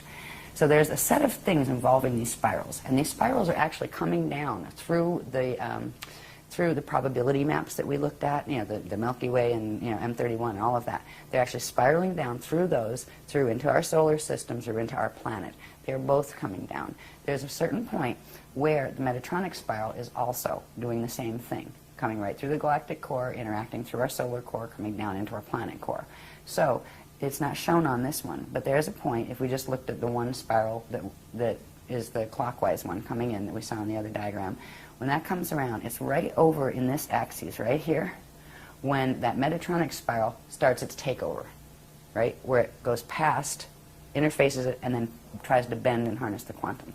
So it's right over in through here, and that right there is really the point where it grabs it. We're going to start feeling resistance and pull. Even though we've got the monadic passage open, there's going to be more influx of positive energy coming in, or strength feeling energy that you can feel from the Christic spiral coming in here. There's going to be even more over here when the monadic passage on the Adore side opens. But it's like from that point until this point, which is August 6th of 2011, that's when the the things that are going to end up dragged into the Metatronic harness, that will be the strongest point of pull. That's when the yank will happen, when they start frequency-wise being pulled over. The DNA starts being pulled over into the harness. At what point does that pull, that sort of negative pull, really start? A little before that? Yeah, it You didn't starts. actually give me a date for that. Now, this one starts, let's see, around February 16th of 2011. Okay. So February 16th to August Yeah. 11th, did you say?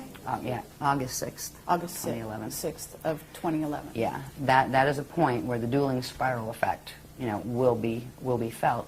Yet we have three of the Christic activations. The one that just happened, that we're starting to feel the perk on now, right? The one that's coming when a part of this MRA passage opens, that's the vertical passage, and then there will be another perk when the Adore side of the monadic passage opens. So we'll be getting strengthened before, the crystal spiral will be getting strengthened before it gets hit with the Metatronic harness. So that's why in this time period, if people start just even working with trying to link with the crystal spiral, that's the first step. And that's not that hard. That has to do with that code that's floating around over there called the Alleria that we'll talk about before this is over. It's the beginning. You're not going to fix your whole light body structure, maybe in 5 million years by just staring at that code. But that is the linking code to link into what's called the reservoir that is being built of crystal spiral frequency in the core of the planet. So this will be the period of most resistance. What it's going to look like in the mass drama, I have no idea. Because as this stuff goes on, the real fight isn't so much between the Christics. The Christics are opening these passages where they will have enough strength if they're working with their, with Christic intent, and they have the DNA to anchor it. They will, pretty much ride through that. But in this period, you have actually a Metatronic spiral coming in, a takeover spiral, with two competing groups controlling it. It's like you have a spiral, and one line is red and one line is green, and they are fighting, not just to take everything, but to take everything away from each other. So that's where there may be wacky stuff in the mass drama that occurs. Flare-ups over here and over there, and somebody throwing bombs at each other, or whatever. So that is a bit of a it ought to be interesting to watch the news that period, right? Just to see. As we move past this, this is where the harness will start, and one time wave is going to follow the Metatronic spiral and go into the harness effect, and the other is going to go past it. So we're already got the two time waves going, but the Christic time wave is just starting to come into activation. It will grow stronger as these monadic passages open. When it'll go through this period where the Christic spiral will be strong enough to not be taken over by the other. But the rest of the planet that's sitting there doing nothing and not bothering about it, doesn't want to know about it, doesn't even know what the word chakra means, right? Well, fine. But the planet is going to anchor that Metatronic spiral, and it's going to activate the Metatronic part of your DNA if you don't do something to change that, right? Because it's just quantum override. The planetary field is bigger than yours, quantum-wise, and it's going to drag you in to the same configuration of the planet. So the planetary body itself is going to allow that harness to occur, yet we're going to be riding that larger time wave, which is actually, it's a slower time wave. This starts to accelerate and compact and get faster and faster and tighter and more squashed feeling, where this starts to expand and it seems like it goes slower and just expands out with a different time quality. And that's going to be coming more and more into into our experience as we move through this.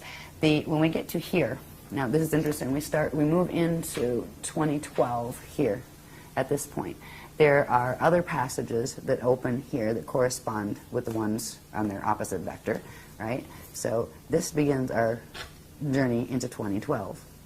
There are various activations that happen at each of these stages, and again, this is where you got the two time waves running, and it's important to pick, to choose which time wave you want to ride, and to actively interact, consciously evolve, and interact with the frequencies of the one that you want to follow that path, or the other will just take you down the road with it. When we get to this point, over in here, this is, they call it the 12, 12, 12, 12, 11, 11, 11, 11 point for various reasons that have to do with other dynamics on other graphs. But this is the December 21st through 22nd, 2012. All right. This is the point where you've got full, and this is the point where if it weren't for this other crystal spiral coming in, this thing would have grabbed what of the crystic spiral coming in, grabbed it, rolled it over, and this is where it would create pole shift. It would push and drag the whole thing right into pole shift. It would have dragged the planet into pole shift. They would have shifted the rods as well, and it would have been the last extinction.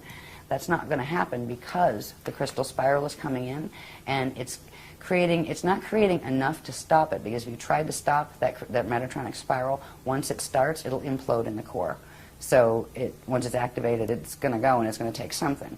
So what could be done is what the Christians are doing is the counterpole of having that larger, slower spiral is actually going to just slow a little bit the speed of that. So it'll hit 55, but not a full 55 activation. It will not be able to do the blend with the parallel side to form the 55 that then goes up to, what is it, 33, 55, 80 something, whatever, in the Metatronic sequence. They won't be able to make that leap. And we're going to hold them there for 200 years while the gates are open. I'm sure they're not really thrilled about that. We're not fighting with them. We're just holding, standing in the Christ.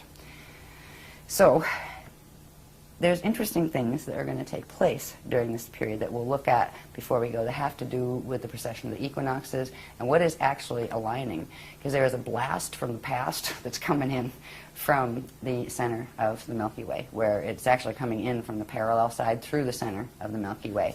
And it's going to interface directly through our sun with our Earth. And it's meant to hit the rods. And it's meant to knock the rods to actually make them spin. And it would spin one way, one the other, and literally crack the plates of the equator. And, I mean, something like that, there's no life left on the planet after something like that. And this is what the whole 2012 thing was about with the Mayan calendar and all of that. They saw an end time. They were warned about it. They were told they were going to be taken off planet. You know, in the ancient days, the Mayans were, because they're connected with the Anu races. And, you know, so they were told that you are children and we'll come and save you. That kind of thing, you know, when the end times come. This end time was known since, this drama would unfold at this time since 22,326 BC, because that was the last stellar activation cycle when the gates open. They cannot do this when the gates are closed, or it would just blow up the planet.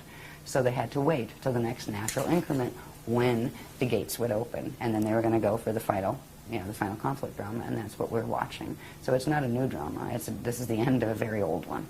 But it isn't the greatest outcome that could have happened. It wasn't, when the Voyagers books were written, what was hoped would occur. But the choices that were made on this planet by the consciousness field here, they could have done more with that information. They didn't. No, I mean, I was the one with the little workshops, and the ones teaching the other paradigm had much bigger ones, and that was fine. It just meant who was running which Merkaba, right? There was a lot of people running the anti-Christic Merkaba mechanics. Every person is a unit of energy on this planet. If half of those had spun their Merkabas this way, we might have held the Bridge Zone project. But it didn't. It was a choice that was made by the consciousness on the planet. And that's okay. You know, we're still standing. We'll still stand on the crest, even if only 3 people show up. You know, it was never about how many. But it is as far as the grids go. The grids were oversaturated with the amount. And it was not just from here. It's also from other things that are being done, like HARP and various other machines that look like museums in France, and things like that, that are actually machines that are set up to create very specific, repeated patterns of cycling pulses, right? Even sometimes there are like speed limits set on very busy highways to keep a certain pulse in the grids. That 55 is real popular. Oh, yes. I mean, it is. There are people that consciously design these things in this planetary culture. This isn't an accident. Nothing here happens by accident, and rarely is it anything to do with what it appears to be. You know, that's just the way how the Illuminati game works here. But it's like, get over it. You know, we're on a prison planet, and there's still an escape route. This is good, right? One of the things that's important is when people are confronted with some of this information, it can be overwhelming. It's like, oh my God, I just want to be dead. You know, get me out of here. No, dead is not the answer. The worst thing a person can do is commit suicide right now, because your consciousness, if you drop the body on purpose, the consciousness will be stuck in this field. You want to be a ghost here while it goes down? Your body is your greatest gift right now, because in your body, if you run it the right way, if you bring in the proper frequencies, it will be your salvation. It will actually anchor the crystal spiral because you have human codes, and that will bring you out of it, and you won't want, at that point you won't feel like it was so horrible. You can deal with this, honestly. You get over the shock and you kind of go, ooh, well, I'm going to have a good day tomorrow anyway, right? And it is an adjustment process when you're processing this kind of a huge amount of information that you've never heard before. But I just want to, make it clear that suicide is not the answer. That's how to get stuck here. It's not worth doing. There's always a solution to get out. Your body will help you. You can anchor these frequencies in your body, and it will set your spirit free. So whenever, even if you do a normal, bardo and your body eventually dies, you won't be stuck in the 55 activation. But if you leave because you can't deal with the thought of having a 55 activation, you're going to get stuck in it. So I just wanted to say that because I know this can be intimidating to some people. All right, so anyway. Now, excuse me. So what I want to do is get to the point where we talk a little bit about some of the things that do occur. So that big mystery about what's aligning with what. Oh, the galactic cord does something. Oh, that was in 1983. I mean, they're all like the internet. They're saying this group's saying this group's saying that. Everybody's trying to figure out what this big galactic core alignment is. Because honestly, in certain ways, if you lined it up, it actually happened somewhere in the 80s. That's not the alignment. It's not about that. It is about the rods and the chambers and what they're doing. So we'll look at those in a minute. But this little time cycle here, it's about the spirals and how they're expanding out. And the simple thing that people really need to do is they need to decide which path. Do they take this information seriously enough to say, well, better safe than sorry. What I mean? Let's try that crystal spiral and see if I like it, If you don't like it, you can always go back to the Metatronic way, no problem. There's nobody holds you here, you know what I mean? It's a free will thing. But anyway, I want to get to the graphs that have to do with a little bit on the body too. But before that, I want to show you one more thing. We're back up, way up at the top in our cosmic matrix, seeing our little Vecca system with the black holes next to us that are trying to suck us in and that kind of thing. Up here again is the Aquarian matrix. That is where the Crystal River host groups are coming from. The Adashi Adepts are coming from. And they are literally sending a frequency bridge down. It's actually acting like a respirator for this planet because it's coming down. It partially goes through the solar gates, but only partially. But it's coming down and it wraps almost like two currents that come down, and they're meeting in the center, the core of the Earth. If they weren't doing that in the core of the Earth, there's a thing that happens in a solar system, and it's just part of the natural mechanics of a solar system. If you have a sun, that prana-seed closes and it enters its Bardo cycle. All of the planets or stars in that system that have the natural circulation with it will follow suit. They will all close their prana-seeds and they will all prepare to die together. This planet was going to go into that. If that happened, all the gates would shut except the wormholes. And this is actually the cosmic respirator at the moment. There are two currents that are coming down. What do they call that again? That's a big word. I trip over my tongue on that all the time. Ancestation passage, they call it. And it is literally frequency currents that are coming down and forming a loop, coming in through the earth rods, I imagine, and literally holding the core open so the prana seed doesn't close, so the gates can still circulate energy, and so the host can go. And that will stay for 200 years. And when that pulls up, the prana seed's going to close, and the natural process of Bardo for the solar system is going to unfold. So whoever does stay here after the 200 years is going to have a very interesting evolutionary experience, because there's going to be progressively more limited resources. You're going to watch species go extinct at hugely fast rates because they want out, right? They're just like, okay, out of here, we're leaving the planet. You're going to see large groups of people doing that, be it from earth changes or wars or whatever, because it is the last call. But we've got 200 years before that point comes, fortunately. Now, what the solution is we need to reverse mutate as much as we can the light body structure and turn back on the spirit body, light body flows that have been blocked by these fields, and get the junk DNA to reassemble so it can process the natural atomic and chemical changes that would occur in a body when it goes through the activating the Merkaba process, because it is a biochemical process. The part in the process called fetal integration, that is when the consciousness from the spirit body begins to enter the fetal body in the baby, right? It starts to come in.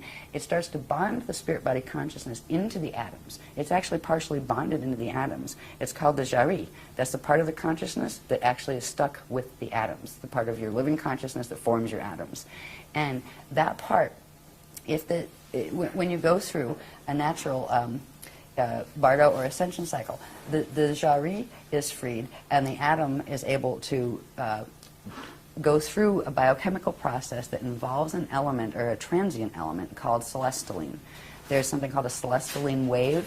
It has to do with the substances they used to call white powder and blue powder gold.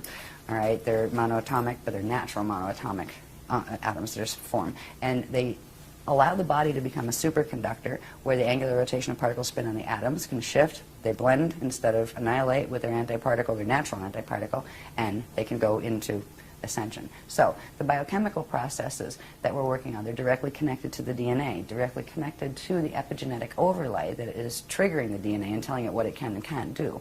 The techniques that we've been working with all along have progressively started with fixing the light body structure, then different layers of that, then what's called the crystal body structure that's part of the light body structure. Then we went into turning back on the core flows of the spirit body structure. Now we're working with what's called the Ajay body structure, which is the part of this anatomy that brings those two together and allows the core flows to happen where you can actually go into orb. These little orbs we see in some of these photos and those kind of things, eventually we will be able to turn ourselves into those as a traveling medium. What you don't see with an orb, a natural orb, would have its Merkaba fields moving around it, right? They're the parts you don't see, but you might get a photograph of the orb itself, right? You can also have orbs that are coming from the other system as well, where they are using the Death Star Merkaba, and you can't tell just by seeing the orb. You would have to be able to see the structures of its system and whether it had a poison apple-shaped magnetic field around it, or whether it had the natural thing that looks like a butterfly, which is the natural electromagnetic field. So anyway, when we're going to think about reverse mutating, it has to do with techniques, not techniques in a laboratory where you have somebody go play with your DNA. You play with your own DNA by literally, first of all, knowing what pieces of the anatomy you're trying to turn on and trying to heal, and working with them directly through certain breathing techniques, through certain visualization exercises, through certain projection exercises. There are even certain movements and some yoga moves that the Guardians refer to as logas, because you also use energy work with the chakras with them and things. There are things to do that help the body to get into the space where these things can be repaired, so you do become able to do these. We have structures in the body that have to do with this. These were in some of the earlier teachings. It shows the density 1 body, and this would be your density 2 body. If things were normal right now, say you could say this was your Earth body and this was your Terran body, Terran density 2, right? But we actually have these fields on each density level. This would be your soul level body, and this would be your incarnate level. If you had the density 3 one here, you'd have your oversoul, then you would have your avatar, then you would have your rishi level. Now, this is 3 dimensions here, this is 3 here. They each have their radial body structure. They are connected, but these have to be opened. So these become a 6-dimensional structure, because the gates that we're going through require the 6-dimensional structure that actually has a 24 to 48 strand capacity, which is where the host comes in and those fancy Merkabas come in. But part of what this is, and we have the light body training courses that are in like the K23 manual and that stuff, they teach you how to open these things, like this part of how do you fix stuff, right? And see, there's certain activations that will then, now this one's starting to get different shaped, right? You do certain other activations, you still have your spherical one up there, but this is starting to look like a flame, right? And then when you finish those sets of activations, you've got your flame body activated. That's the 6-dimensional aspect, all right? Now, before we do this, there's one thing that can be done to link with that spiral when it's coming in, the crystal spiral when it's coming in, and at least then you're linked with that. But if you want to actually try to clear the other mutations out so you have a stronger field and so you don't get that Metatronic pull as badly from your own DNA as the Metatronic ones coming in, it's worth working with these technologies if you haven't done the activations before. And there's tons. There's a newcomer set of techniques and activations where to start this process. But it is a process, and you don't have to, like, bury yourself in it. But, a couple times a week do that, or, do a little bit of that, and try to work with the technologies. And also, ask the Guardians to say, would you help me with this? Another thing I want to say about asking the Guardians, I get a little tired of people saying, oh, the Guardians attacked me, they came and they had astral sex with me. I said, hello, that is not the Guardian. The Guardian Alliance does not do that. That's not allowed. No sexual contact whatsoever, no abusive. They don't yell at you, they don't tell you to do things, they don't say you have to, they don't say you must. If there's something they'd really like you to do because you think it's in your best interest, they'll request that you do it, but you can always say no. So if open rapport and communication does, come. There's all sorts of things out there calling themselves Guardian Alliance that are not. And you have to be careful with that. Our DNA right now, if you've done nothing with your DNA to get your line clearer, it runs 2 lines. It'll actually run 3. You can run a Christic one, a green one, or a red one, which means an Anunnaki one, a Drac one, or a Christic one. So we've all got combinations of those codes. So anyway, I just wanted to add that in there because we get a little tired of hearing people say, I'm going to go to the newspapers. I was like, well, good luck with that. But that's not us. You know what I mean? That's not our guys. They don't do that. In fact, we've taught against that, and we've taught to watch out for that for ages. If they were going to do that, they wouldn't be teaching not, to look out for that because people are doing it. Also make it clear that other people who offer to activate your DNA for you or your family for you is at the same time. Exactly. Yeah, there's been another thing that some well-meaning or not people have done where they'll say, oh, I'll give you a session and I'll activate your 12-strand pattern for you. Oh, I'll activate. There's nobody that can do it for you but you. It has to be you that does it. You have to choose. There are simple techniques. They're not hard. They're simple meditation techniques. It's really funny. When people first start them, they usually fall asleep halfway through the tape or maybe a quarter of the way through the tape because the DNA can't hold all the frequencies it brings in yet. But the more you use the tape, the more you'll find that you can stay awake during it, right? Even if you don't stay awake, you're still picking up some of the activation. The point where you can actually stay awake through the whole thing means you expanded the DNA activation level enough to hold the level of frequency that that tape was bringing in. All right, so as far as having other people fix you when it comes to DNA activation, you are much, much safer to just look at various techniques, feel which one feels better for you, and use that one. And not have somebody else, because you know what, nobody else can activate your DNA for you, but they can transfer things into your DNA that weren't there otherwise. They can implant you that way, and some people are being used that way. Sometimes they don't even know it, that they're well-meaning, but where did they think? Like, what kind of ego does it take to say, I'm going to go activate your DNA for you? Hello? Get your ego in check. You know what I mean? Absolutely. So anyway. Let's talk a tiny bit about monatomic gold, because there's a lot of misinformation about that. Yeah, we put out an article about that quite a while ago. It's, don't take it. Just we'll start there. There is a natural version of that, an organic version of that, in an organic ascension process, or even just Stargate passage process, that the body secretes itself. That there used to be a horrible period in Egyptian history and Atlantean history where angelic humans were captured as soon as they did a gate cross and killed so they could scrape the powder off their skin before it evaporated, because if the ones that didn't have gate codes took a little bit of it, it would give them a temporary burst where they could force themselves through a gate. It becomes addictive, and it actually destroys the body if it's not made within the body itself. And it's a product of a natural transient element called celestaline. We've talked about, this gets into some of the heavier atomic things that we've talked about in some of the workshops, that has to do with a substance called hydrolase, which is living water, sort of. Yeah, it's water with nitrogen, isn't it? It bonds to it, yeah. It's a natural state of water, where the water here is actually mutated because of the way the planetary grids are. So as far as taking the outside substances, if you have to take something because your doctor tells you have to, we say, don't throw away medical advice right now. We're all walking a double line down here. Like, if I had to, I would go to a doctor. If the doctor said take an antibiotic, I would.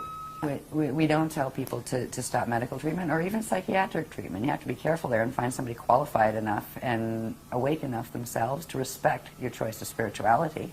Right? Because a lot of for psychiatry, a lot of places you go say, yeah, I've been astral projecting and it's getting on my nerves, I'll put you on a drug, right? Oh, you're having, no, actually I'm having astral projection, hello? If they can't deal with that conversation, find another doctor. If it's a physical symptom, there are certain things we can work to help fix in ourselves. But there are certain conditions that if you want to keep the body alive longer, you may have to have that, what may be intrusive at the moment, and that's always a personal choice. I would probably be much less likely to rely on a doctor for myself than I would be for my child, for example. right? I might take chances with me, but I'm not going to take it with, with my children or someone I love, or, my husband or something. So that's personal, but we're not one of those groups that say, oh, everything has to be holistic, and, eventually, yes. Eventually we'll all go back to being breatharians, and we won't have to eat, because we'll be able to do solar symbiosis and actually create hydrolyze in our body just by breathing air and sunlight. And that's what our bodies are supposed to do. They don't do that really well right now, so if you try to be a breatharian, you tend to starve to death and get very sick. So there are places, we're right now in a space of evolution where there are changes we need to make in our biology just to hold the ascension potential and to start activating it. And then there are changes that will come naturally, but if you try to force them, you're going to actually make yourself sicker. Some people went on the big vegetarian kick. Now, I like the concept of vegetarian, but if you just eat vegetarian, your fields get very, very high and buzzy, and they fit right in with the metatronic acceleration that has been going on with the sextant clock. That's why we've said, a bit of protein. If you really can't stand meat, protein, fine. If you want to be vegetarian, but be aware that high buzzy feeling that you get, this is not good. All right, that's too much electricity. It means you're processing too much frequency coming in, and that means you're going into that time wave that's very choppy time wave that's connected with the metatronic activations. So there's so much trickery where it appears to be a good thing, but it isn't always what it appears to be, those kind of things. So as far as monatomics, wouldn't touch them. Feel the same about colloidal silver, honestly. Right now, that's just a personal preference if somebody wants to do that. But just the feel I get, and the guardian's kind of go, not saying a word, because we're not going to get into it, but I was like, yeah, just trust your feeling. Okay, not for me, right? So I just kind of use my own radar with that. And really, they try to support becoming energetically self-sufficient as much as possible. Of course, we still have to eat and those kind of things, but relying on all sorts of vitamins, all sorts of drugs, all sorts of foods, all sorts of this, all sorts of that all the time. Weaning is a little bit. But if you're, say, taking meds for manic depression or something, don't just throw them out the window. You're going to have really bad results because that crosses the blood-brain barrier or whatever and gets in the blood system, and you can have really bad withdrawal. You got to stage those kind of withdrawals. And some of them are just not worth getting in the first place. If you start taking monatomics, it will create a dependency in the body, even though science has not identified that yet. And it will also do something that something else does too. And for some people, that's good, but for other people, they have enough of that happening, and it shouldn't. There are certain substances now that, I won't name them, but they're popular supplements. They're not drugs, they're just supplements. But they actually accelerate the speed at which frequency from the light body processes into the atomic structure. That can be good for some people who have a sluggish field in certain ways, but it can actually override and take it into Metatronic twist for other people whose flows are faster or even normal. So it's very individual with that, with those kind of things. Eventually we'll have more guidelines, and eventually they're going to let us know a little bit more about what foods are more Metatronic than others and those kind of things, which would come down to what trees are Metatronic and what ones are Christic, what animals, it gets to the point where it's hard enough to look at what teaching sets, and what people are affiliated with them. It's almost heartbreaking in a way to have to see which is going which way. But eventually, as we work with our bodies, especially if we're serious about getting the physical body through. You don't have to get a physical body through to be able to ascend. What you do have to do, if you are just saying, well, I can do a normal death and, that gets my spirit out, there's one thing that's very important. And this shows you the horror that's been run here. How many teachings and how many systems, cultures from the past that can even be remembered bury bodies? When you bury a body, it's trapped the verbody cell. It is anchored to that space-time location. The spirit is trapped to the space-time location.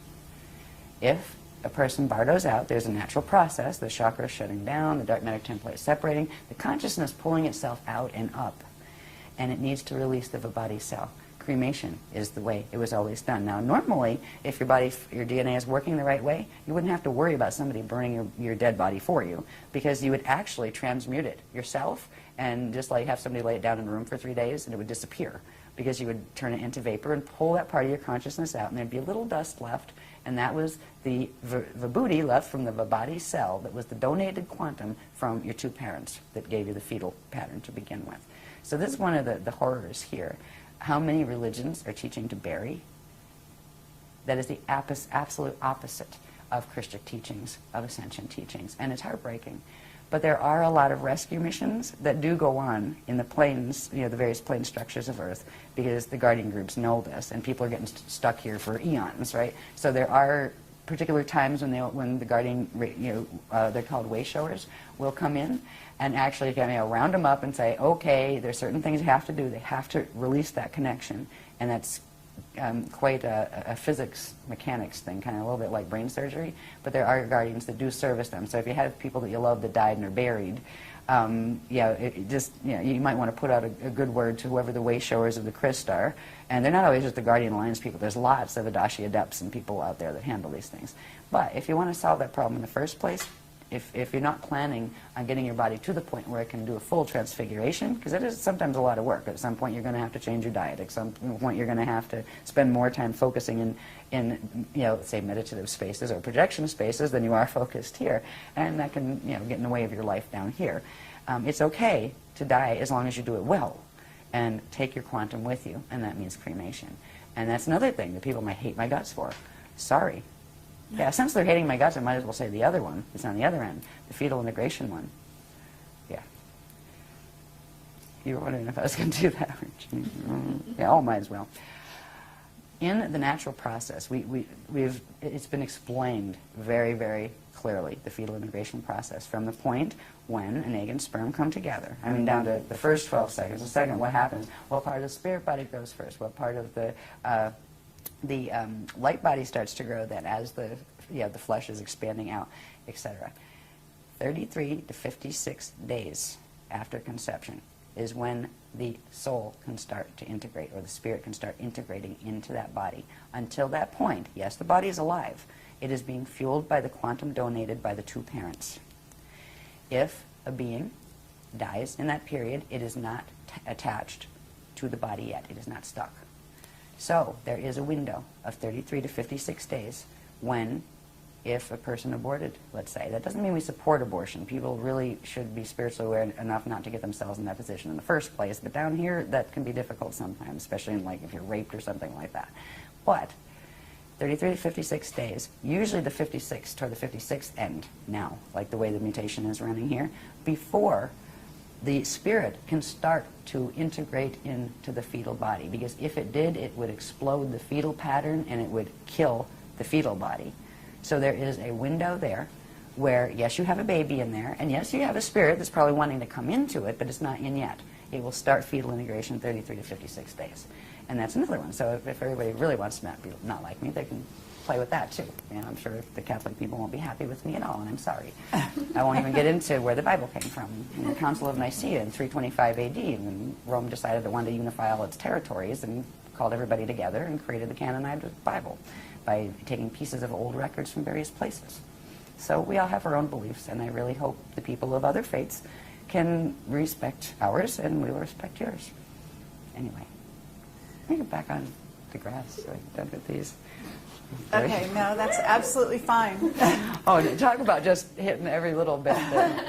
Well, that's what we're all about here. We're just It breaking just open felt the like box it was the right place to put that. as I much don't as know possible. why. Pushing the envelope. Well, it's already been said. I mean, these things have been published, they've been said in our workshops, but I've never been on YouTube. Well, get ready.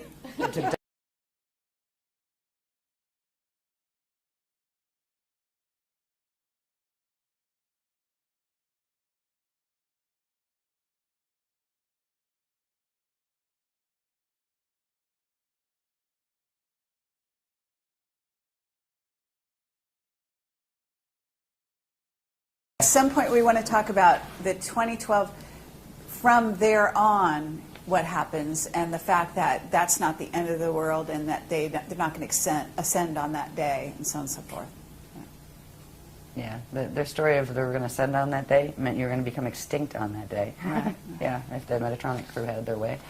Anyway, I want to show a couple of things because I want to get to one point that shows something that is important that has to do with the what to do. The linking code, there is a linking code, and I'll show you how it works. But first I just want to, they're asking me to put these up just to get a view on these. These are, we showed the light body structure of the flame body and the activations. The part of the activations that when you do the flame body, it also begins activating these parts of the field that are part of the chariot of fire. So we're activating those parts. They build up to activating the Christ star vehicle, the Merkaba levels that build up to the Christ star vehicle, and that builds up to activating the Amaranth. Just hold it there. Okay, now.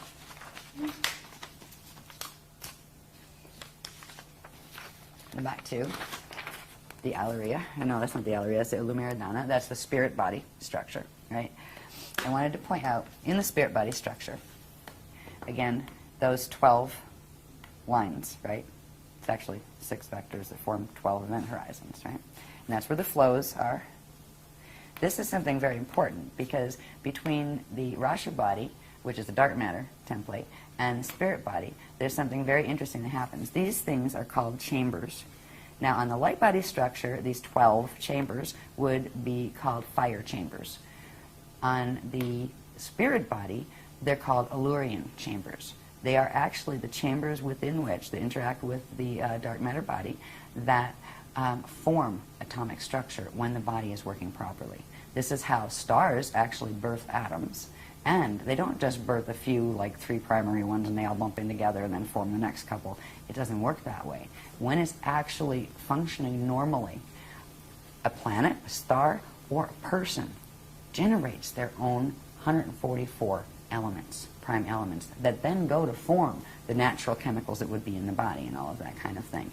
So there we have the template, the human aspect of this mixed race we call humanity. The angelic human aspect does have the core pieces of fragment DNA that correspond to each of those 144 elements. Right now on the planet body is not manufacturing 144 elements because of the mutations. But we can begin turning them back on in our own body because we are connecting now not just to the Metatronic spiral that is working here, but we are progressively connecting our bodies into the Christic spirals that are being hosted by healthy living systems, which means there's an alternative of energy flows that we can use. We can begin the process of activating our Allurian chambers. And the Allurian chambers are interesting if you take away all the other things like the spanner gates and all that and just look at the basic structure. On one density level, just like when we looked at the things that became the spherical maps where there were 4 of those sets, right, embedded. Well, this is 4. You have one for D1, D2, D3, and then what's called the density level one. And that's the one that corresponds to, let's say, the space between D3 and D4. All right, so you again have a 4-level structure.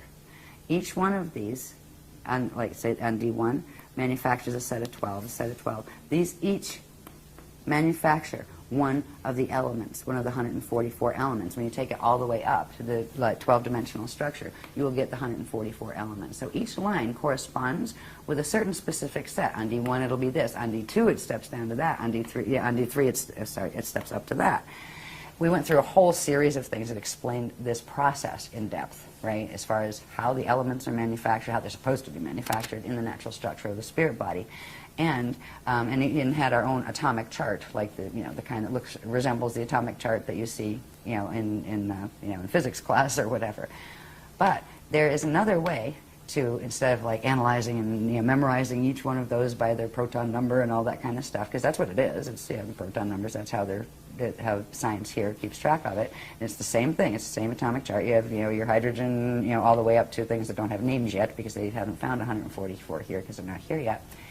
There's a way to trigger the pieces of DNA that are connected to each of these. We still have the dormant encryption in the DNA, but because it's not materializing on the planet because of the mutations, it isn't assembling in the DNA or our bodies. And some of those elements are essential to the biochemical processes of transfigurative ascension. There is a way, now again if we look at this pretty little thing. This is again putting the flows back where we just had the lines showing there, the lines with their atomic numbers on them, right? This actually is there's 4 layers to this, which corresponds to the 4 sets there, and it has its 12 flows. Each of these has certain sets of colors that not only go with what comes up the center line, but if you'll notice on this one, and I have it upside down, if you notice on this one, it has to do with the circulation where energy comes up one of these and then flows down these. It actually comes up through, I believe it goes out. Which ones are axiotonal? This is the interface between the 12 lines that are of the spirit body and the 12 lines that are of the light body. And there's an interaction between them, and it's through that. You also have the Rasha body in there. There's 3 different currents running that actually form the elements that are the atomic elements. And these flows that actually come up here, and I just have them going over here and then come back down here. So there's this interaction where these base elements here will come up and they manufacture other ones as they interact with the currents that are coming up here, and these currents split and come down here, and that's going out all the way around, right? So there's this whole set of mathematical interactions that take place in the structures that unite the Rasha dark matter body, the spirit body, and the light body, through which the atomic body is formed. And these numbers correspond to the colors that correspond to the frequency bands of each of these. There would be a color. There's a color spectrum that goes, say, 1 through 12. 1 is red, D1 is red, D2 is orange, D3 is yellow, all the way out to D12, which is that white, the liquid light white color. So the colors correspond to the frequencies, and the frequencies, the colors correspond to, these colors would change on each line because the numbers change. It's called the mix master, and this has to do with quite a complicated process of what angles, which dimensional level is at. So they're not all on the same. You might have axiotonal line 1, say, here, and then it becomes line 4 on this level, and then it might be line 6 on this level, because of the shifts in these spheres, where they're not all with their 12s pointed up, in other words. So it is literally the atomic creation factory that our bodies are supposed to be, that a planet body is supposed to be, a star body is supposed to be, to begin triggering the activation of those 144 presently dormant, most of them, elements in the body. This code can be used through optical pineal induction. Now, it works a bit in its black and white form, where it shows its number correspondences. And the number correspondences correspond to colors and to the information that is actually on this chart, right? The technical mathematical information. But it is most powerful when it's in color, where its colors radiate. And we've been very, very fortunate. There's a lovely lady named Sue from England that does all our code work, and she does an amazing job with taking the codes. And it's this code. It's called the Alaria Rashatan.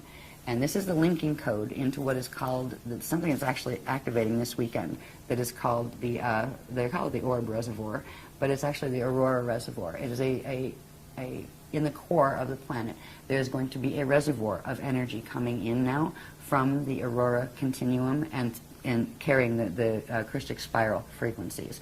And that, just using this code, which actually contains all of the whole imprint, the whole template, for the 144 different elements, and simply you can just put out the intention, go down to Earth core, holding an image of it in your mind, just kind of like even inhale at once and go, and just send down to Earth core with the intention that I want to ride the crystal spiral, right?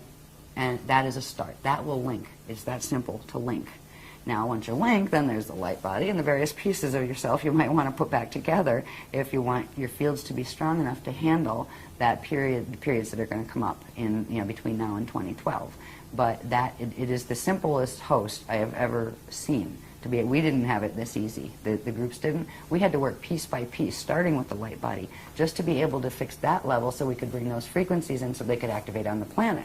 Right? So we did a lot of hard work to get it to the point where this reservoir could be created that is available to anybody who chooses to choose to go on the Christ host. So that is the first start. There's other stuff you can do, and there's we already have tons of techniques to begin the other parts for people who want it. If you don't want it, that's fine.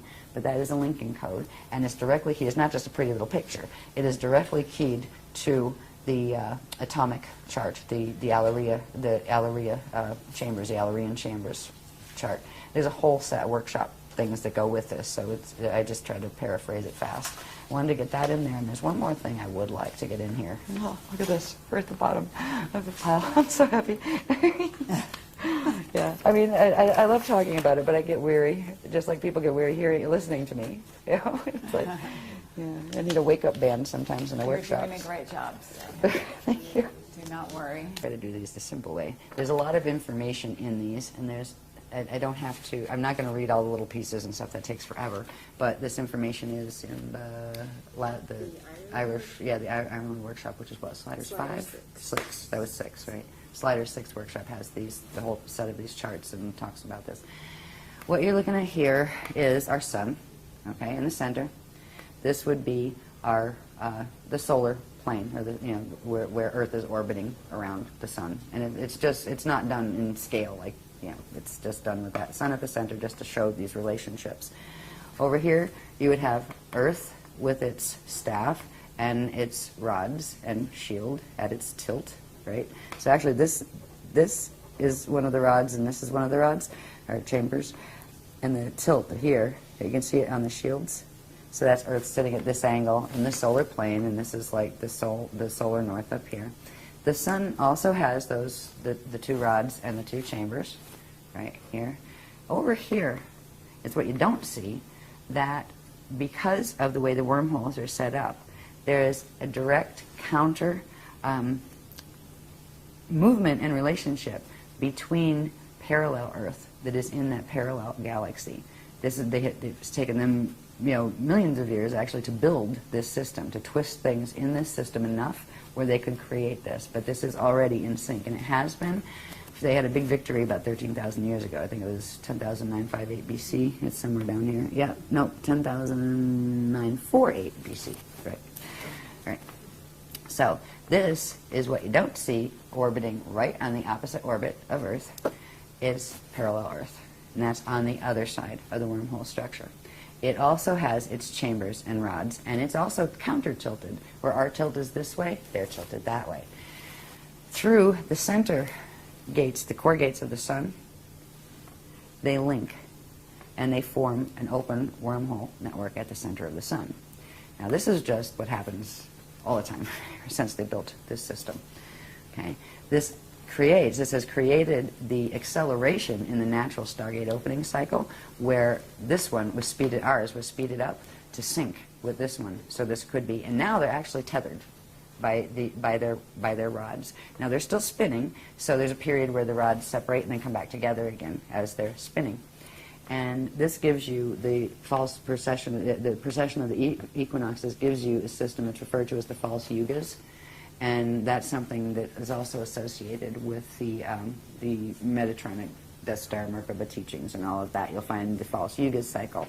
They're actually e-yugas, and they're supposed to be 26,556 years long. And at this point, because they've changed a couple times, they got faster and faster with the sextant distortion. Let me see if we have it here. How fast are they?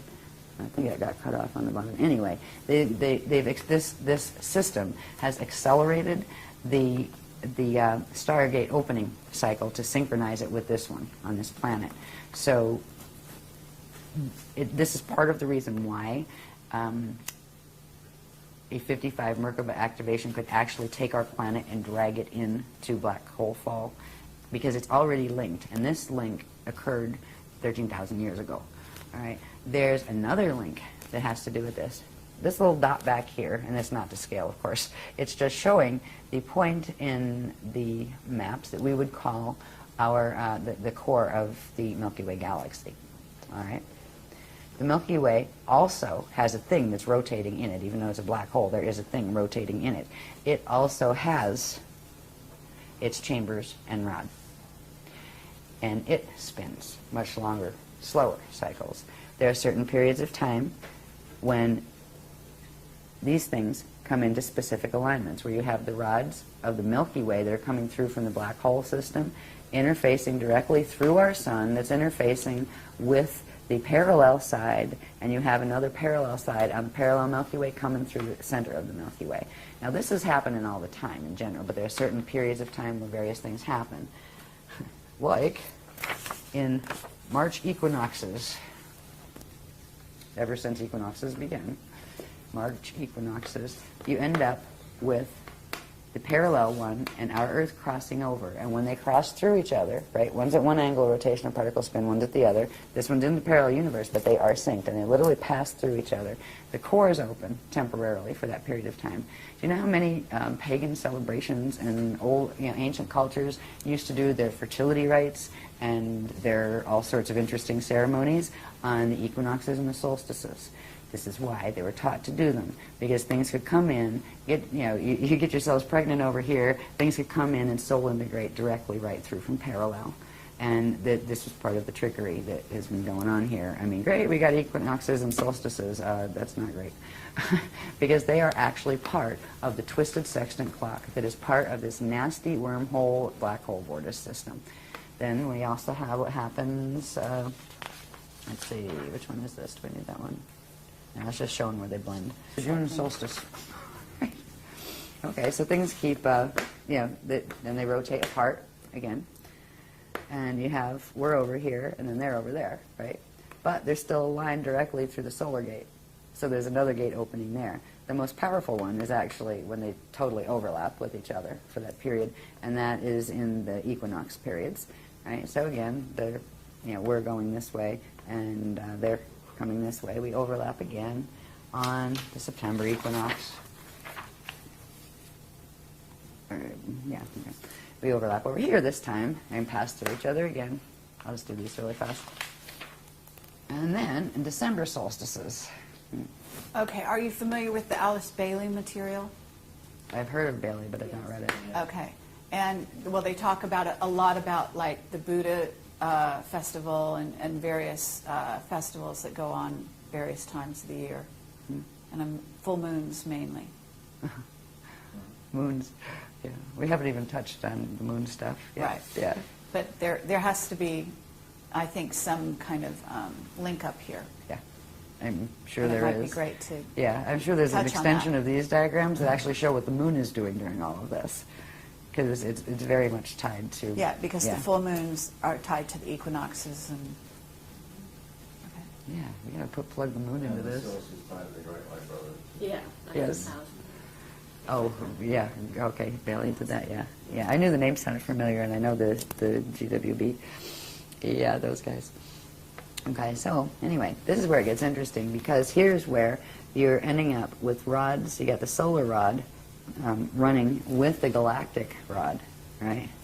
You also have the planetary rods aligning through them. So there's this interesting thing happening here because of this one. It's the much more powerful one, and this is the point where certain things could happen. If there were frequencies thrown through here hard enough, you could whack this rod and actually spin our rods. And Okay, and what shift. What time of year is this? This is coming into December, right here. It starts actually around November 21st here, and then the rotation continues, and the alignment is actually this right here. While we're here, and this is our December 21st position, our rod links in here at this angle, which crosses through the solar rod and this one, and that is what allows this and this to grab that and drag it. So this is still in its November position over here, but this is where it interfaces. We have to be in the December position. This is what they're going to try to do in 2012. He's a jag, he's a jag, he's a jag, you are. He's a jag, he's a jag, he's a jag, you are. Strange shade of stone, deep cat-eye green. No way to escape, no one hears my scream.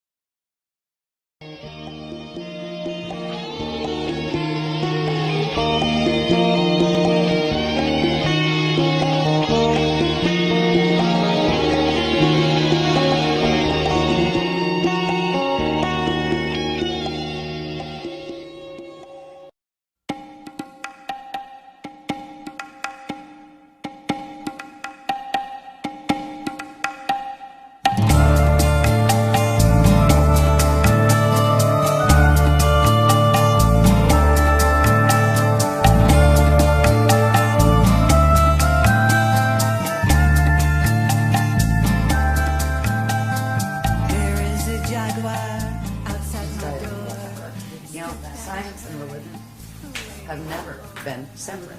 They only separated them here, and they always fight with each other. Why? Because if they put them together, it all makes sense. Yeah, and the prison planet wouldn't be a prison planet anymore. That's why it was done this way. Yeah, They keep saying, okay, now it's happening. Okay, That now was it's part of happening. the plan, actually, to just have so many people cry wolf for the last 200 years, and nobody listens anymore when the end times do come. Yeah, exactly. Yeah. One of the people that works there is a CIA asset. It doesn't That surprise was me. the- I wouldn't doubt several people in our workshops are too. I think they've been following us around for a long time. But that's okay. We don't do anything harmful. You know, I think they probably find the information interesting, so they keep coming back. Whatever. Who knows? It might help them. So let's see where we left You off. waving? Last graph. Okay, This so is- we're basically at December 21st, 2012, and Yeah. exactly what the potential is at that Yeah. moment. This is the alignment that everybody's been trying to figure out what it means we're aligned with galactic core. It's actually the alignment of the rods. If you don't know that spinning bodies have rods and chambers, you have no idea, right? So you're going to try to figure out what angles are happening, what the stars are doing. It's not about that. It's about this. It's about when this frequency comes in here, which, you know, it's stationed in there at that, you know, it's actually coming through and kind of hangs there. That's a that rotates very slowly. So that is kind of a thing that these things pass through.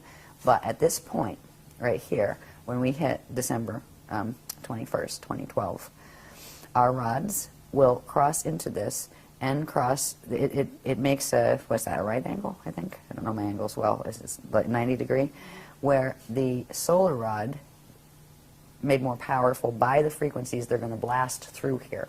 Because what they're going to do different here than when this alignment usually occurs is they are opening what's called the Procyon black hole center, and they are going to beam in frequency from the parallel side for the final kick.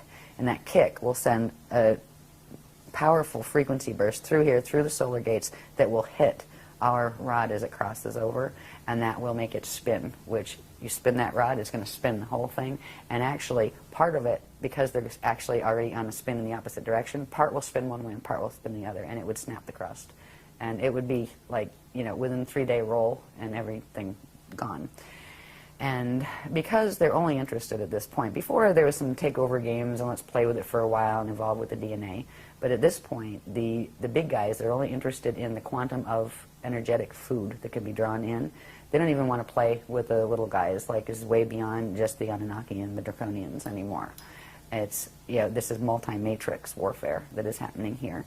And we've got all sorts involved that were not even in the Voyagers books. We didn't even know about them then. They told us as on a need-to-know basis, by the way, we have Borgia now. By the way, we have Thetans now. By the way, the Thetans are from parallel Earth. Yes, they were part human and part something else over from parallel. And they invaded here 75 million years ago as well, right, and tried to take over the planet then. So it's very interesting. And it's like everybody's represented on Club Universe Earth right now. All the little teachings of each little, you know, fallen group. There's a few that actually are connected with our teachings that aren't fall groups. We haven't found them yet. It would be nice, right? Yeah, it would be so lonesome because it's a bit lonesome standing out here and trying to explain this to people. But we will get through this alignment and we will be able to withstand that acceleration that's going to come through there. That acceleration would spin the rods, and it would also spin the rods fast enough to trigger the core to hit the 55 activation. And then once it hits 55 and does a full 55, it starts going where it eats the quantum behind it and starts expanding rapidly on the Fibonacci spiral and just literally torques where it spins faster and faster and pulls the two of those together. It literally pulls them into the sun and then pulls the sun into the other thing. It takes the whole system out. It's the level of technology involved in this is just, in my mind, mind-blowing. Just looking at, oh my God, you know, what kind of consciousness are we dealing with here? You know, our scientists look like little kindergartners by comparison. Well, we back engineered a spaceship. Whoopie-doo. That is impressive, horrific, but impressive. Okay, scary. but at this point, we have to say that this is not going to happen, and why?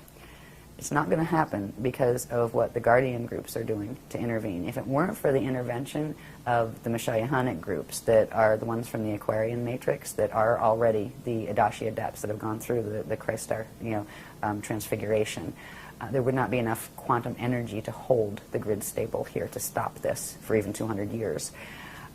There's two things. One of them happens this weekend that is the beginning. It has to do with what ultimately becomes in 2012, progressively, what's called the mirror in the sky. We talked about the planes of Earth, right? We showed those maps a bit where it showed from the core going up. There are the different plane interfaces. We showed that there were aurora platforms in between there. They are progressively being activated, and another level of activation is coming through this weekend, that they will create literally a buffer field that will bounce back some of that. It will literally bounce back some of that energy, which is going to be interesting for those on the other end who are throwing it, because it will bounce it back with probably, what, minimum 12% spin increase. Okay, 12 times at least the strength that was thrown. Some of it will get through, but not enough to rip the rods and make them spin, and not enough to fulfill the 55 activation. Now, that protection can hold only as long as the gates are open. Because of what the galactic gates are doing in this, what is called a Starfire Ascension cycle. The whole thing is called Starfire Ascension, and that's the Christ star evolutionary process.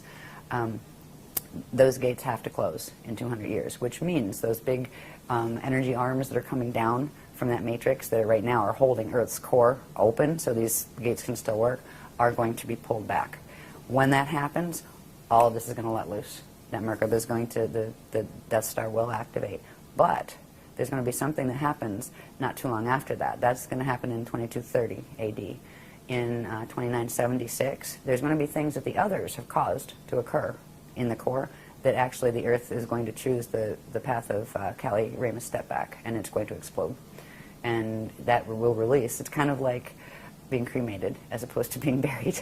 Right? You can be buried in a black hole and be used and used and used while your body is still around. But if you want your spirit free, you can either do the ascension or do the step back. And the Earth is choosing the step back. So there's going to be periods after this host leaves that I'm wondering personally how many are even going to be left by that time on this planet. Because there's still the issue of the sun. And it is still going to start throwing larger gamma bursts. And there's going to be a point where that does become a problem. And a good case scenario, when it starts to do that, I mean, at first you'll start having the satellites are acting wacky. Then you'll start having stranger things happening. There will be a period, I think, and I'm not sure what time frame, they haven't solidified this yet, probably because it's still in flux. It depends on some of the things that the people on this planet choose to do, what the Illuminati choose to do, basically. Because certain things will slow things down as far as Earth changes and solar issues, and certain things will speed them up. So that's why, yeah, okay, I'm asking them if that's why they're not giving exact time frames. But there will come a time, I do believe, where there's going to be some very strange electromagnetic storms that become the norm here. Life as we know it now is going to change. The civilization as we know it now is going to change. It's just a matter of when within that 200-year period. One of the things that will accelerate it has to do with something that we're going to be learning about in this workshop that I just know a little bit about, and I'll know more by Monday like everybody else, that has to do with what the those who make wings and things are up to, the Quartium. There's a certain thing they're trying to achieve. They would like to take over this program and make that theirs and make it fall in their direction. They're not going to achieve that, so they do have a plan B that involves providing a weapon technology to the humans, the Illuminati that they're working with here. They're tricking them, actually. That has to do with some kind of electromagnetic scalar pulse, infrasound type pulse, that they're supposedly giving it to one group. They didn't say which groups they're going to give it to. They give it to one group so they can throw it at their enemies and wipe out a big portion of their enemy's population. Except it ricochets back, and it's going to do both. And the Cordium are kind of going, get rid of the bunch of you, right? That kind of thing. There's going to probably be an escalation toward war progressively. If you look at the soul groups on this planet, the people who live on this planet, the people who are controlling countries on this planet, everybody hates each other. You know, The Palestinians and the Jewish people, the Muslims and the Christians, I mean, get over it, people. They're not going to get over it. That's the problem. These are soul groups. It's not just about the little people on the ground. Those people are connected to things they don't even remember exist. Those soul groups are having wars with each other. They are trying to wipe each other off the planet, because whoever gets left with it might be able to have the resources enough to get off it in spaceships when the time comes, if they're planning on being the ones left. And the Christ's purpose in this is to just hold ground and keep the gates open for the 200-year period and help as many people who want to learn how to get as far as they can with their biological evolution. If they can't fully go into a transfiguration, that's fine. You can learn how to bardo properly so you don't get stuck in your body once it does die, and you can get out into the proper gate sets and not get caught in the wormholes. That's our job, is to keep that potential alive on the planet. What the others do around us make it really, really ugly at a certain point.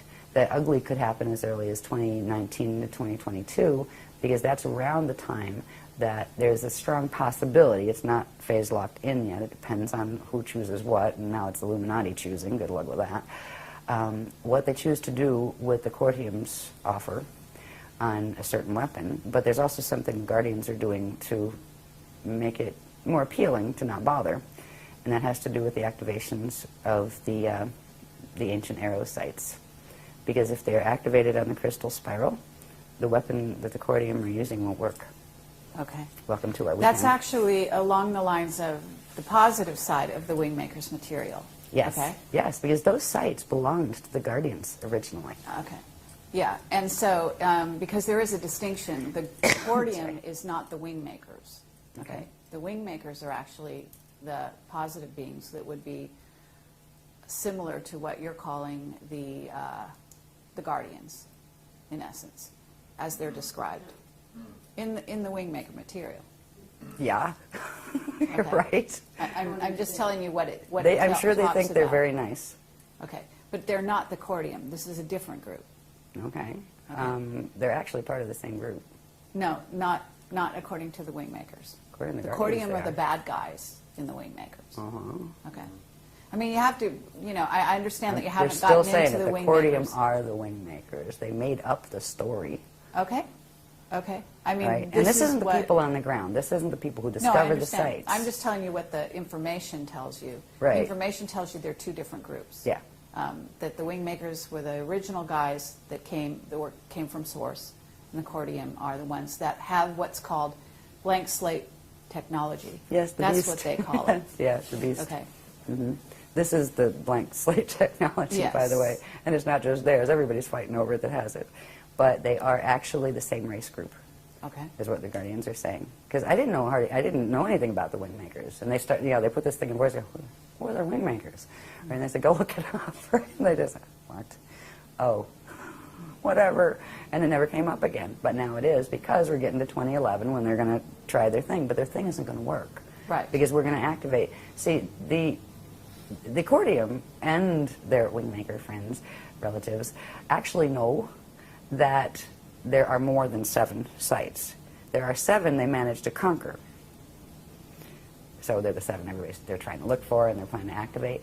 The Guardians know, because they were the Guardian sites to begin with, and they are somehow connected to those spanner gates, but I'm not sure how yet. We'll find out more over the weekend. They know that there are 12 primary and 24 secondary. Now, if there's only 7 compromised, if you activate those others, they'll quantum override the compromise and fix the broken arrows. And that's exactly what they're planning to do. And by the time this gets aired, it'll be done. Okay. By Monday, it'll be done. And I remember when they came to me and said, we're talking about Wingmakers? I said, I don't know anything about Wingmakers. And I said, we do. It's like, okay. But the people have been tricked by these groups. It's something that you had mentioned, where you play one side off the middle, where you pretend that you're being victimized, but it's actually you're playing both sides. That is what they're doing. The Cordium and the Wingmakers are the same group. They are the same soul group. They are the same race group. And they may have differences in their issues, and they have different... I think they evolved in different lines, and they're warring with each other. Because right now, this is about a war from the Toral Rift. Mm-hmm. They said they're coming from, 2770 AD? That's where they're coming in from, right? that's after this place has gone into toral rift alignment. So there are wars taking place between them, one blaming the other, et cetera, but they're the same race group that's fighting with each other. And they both want to take the quantum of this, they want to take over this mission. It's kind of foolish because they're taking on a bunch of big guys that you have to be really, really arrogant if you're a fallen angelic group to really even attempt. To the ones who are controlling this now, like the Borgia, are one of the strongest and nastiest fallen groups that there are, and they're huge. They have a huge portion of the parallel Vecca system that went down, and parallel Akasha. So, like in the parallel Akasha, like good luck to them with that. But they're not going to achieve it, because if it were allowed to go through, first of all, they would activate those sites. They wouldn't need to play games with giving weapons technology. They would just use it, and they would be the ones that were pushing the buttons for this extinction to occur. The whole thing is a trickery. Now, some of the things that in the sites were from our guys, right, at various times, but some of them were from theirs. That's why the art, it's very dangerous. Some of it's wonderful and beautiful. Others of it is coded mathematically like that to trigger the Metatronic stuff in your DNA. So you have to be really careful. There's ways to watch stuff with a screen, right, where you just put the screen. Yeah, and there's ways like if we're the same way you do photography. If somebody takes your picture, you put the screen up. So it's really funny if you ever try to mess with somebody through a photograph, or even just find out who they are and do a psychic read. If they're good at screening, they'll come right up in your face and go, "Excuse me, you didn't ask," right? So there's these games that we play. Like whenever I do anything on video, there's the screen is there. You can do that when you're looking at the art, or the music is more dangerous, because if you get the other stuff, the sound tones work even more quickly than the optical pineal induction does as far as triggering the DNA. Yeah, so I just avoid it, the whole Wingmakers thing, even though some of the art's very pretty. It's like, whatever.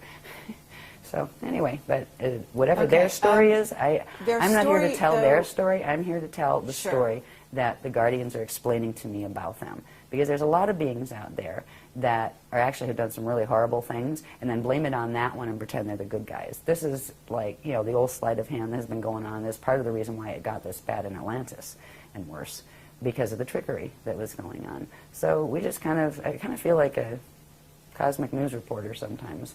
And it's like people don't always want to hear the news. And I trust my sources, and I will just let people know what my sources have said. And they can do what they want with that. You know, they don't have to agree, and that's okay. But that's what I understand about the Wingmakers, and I will believe what the Guardians tell me, because they have showed amazing things in the knowledge that they have provided. I have never seen anything stand up to this paradigm that they've showed, and there's a reason, because it's the real thing.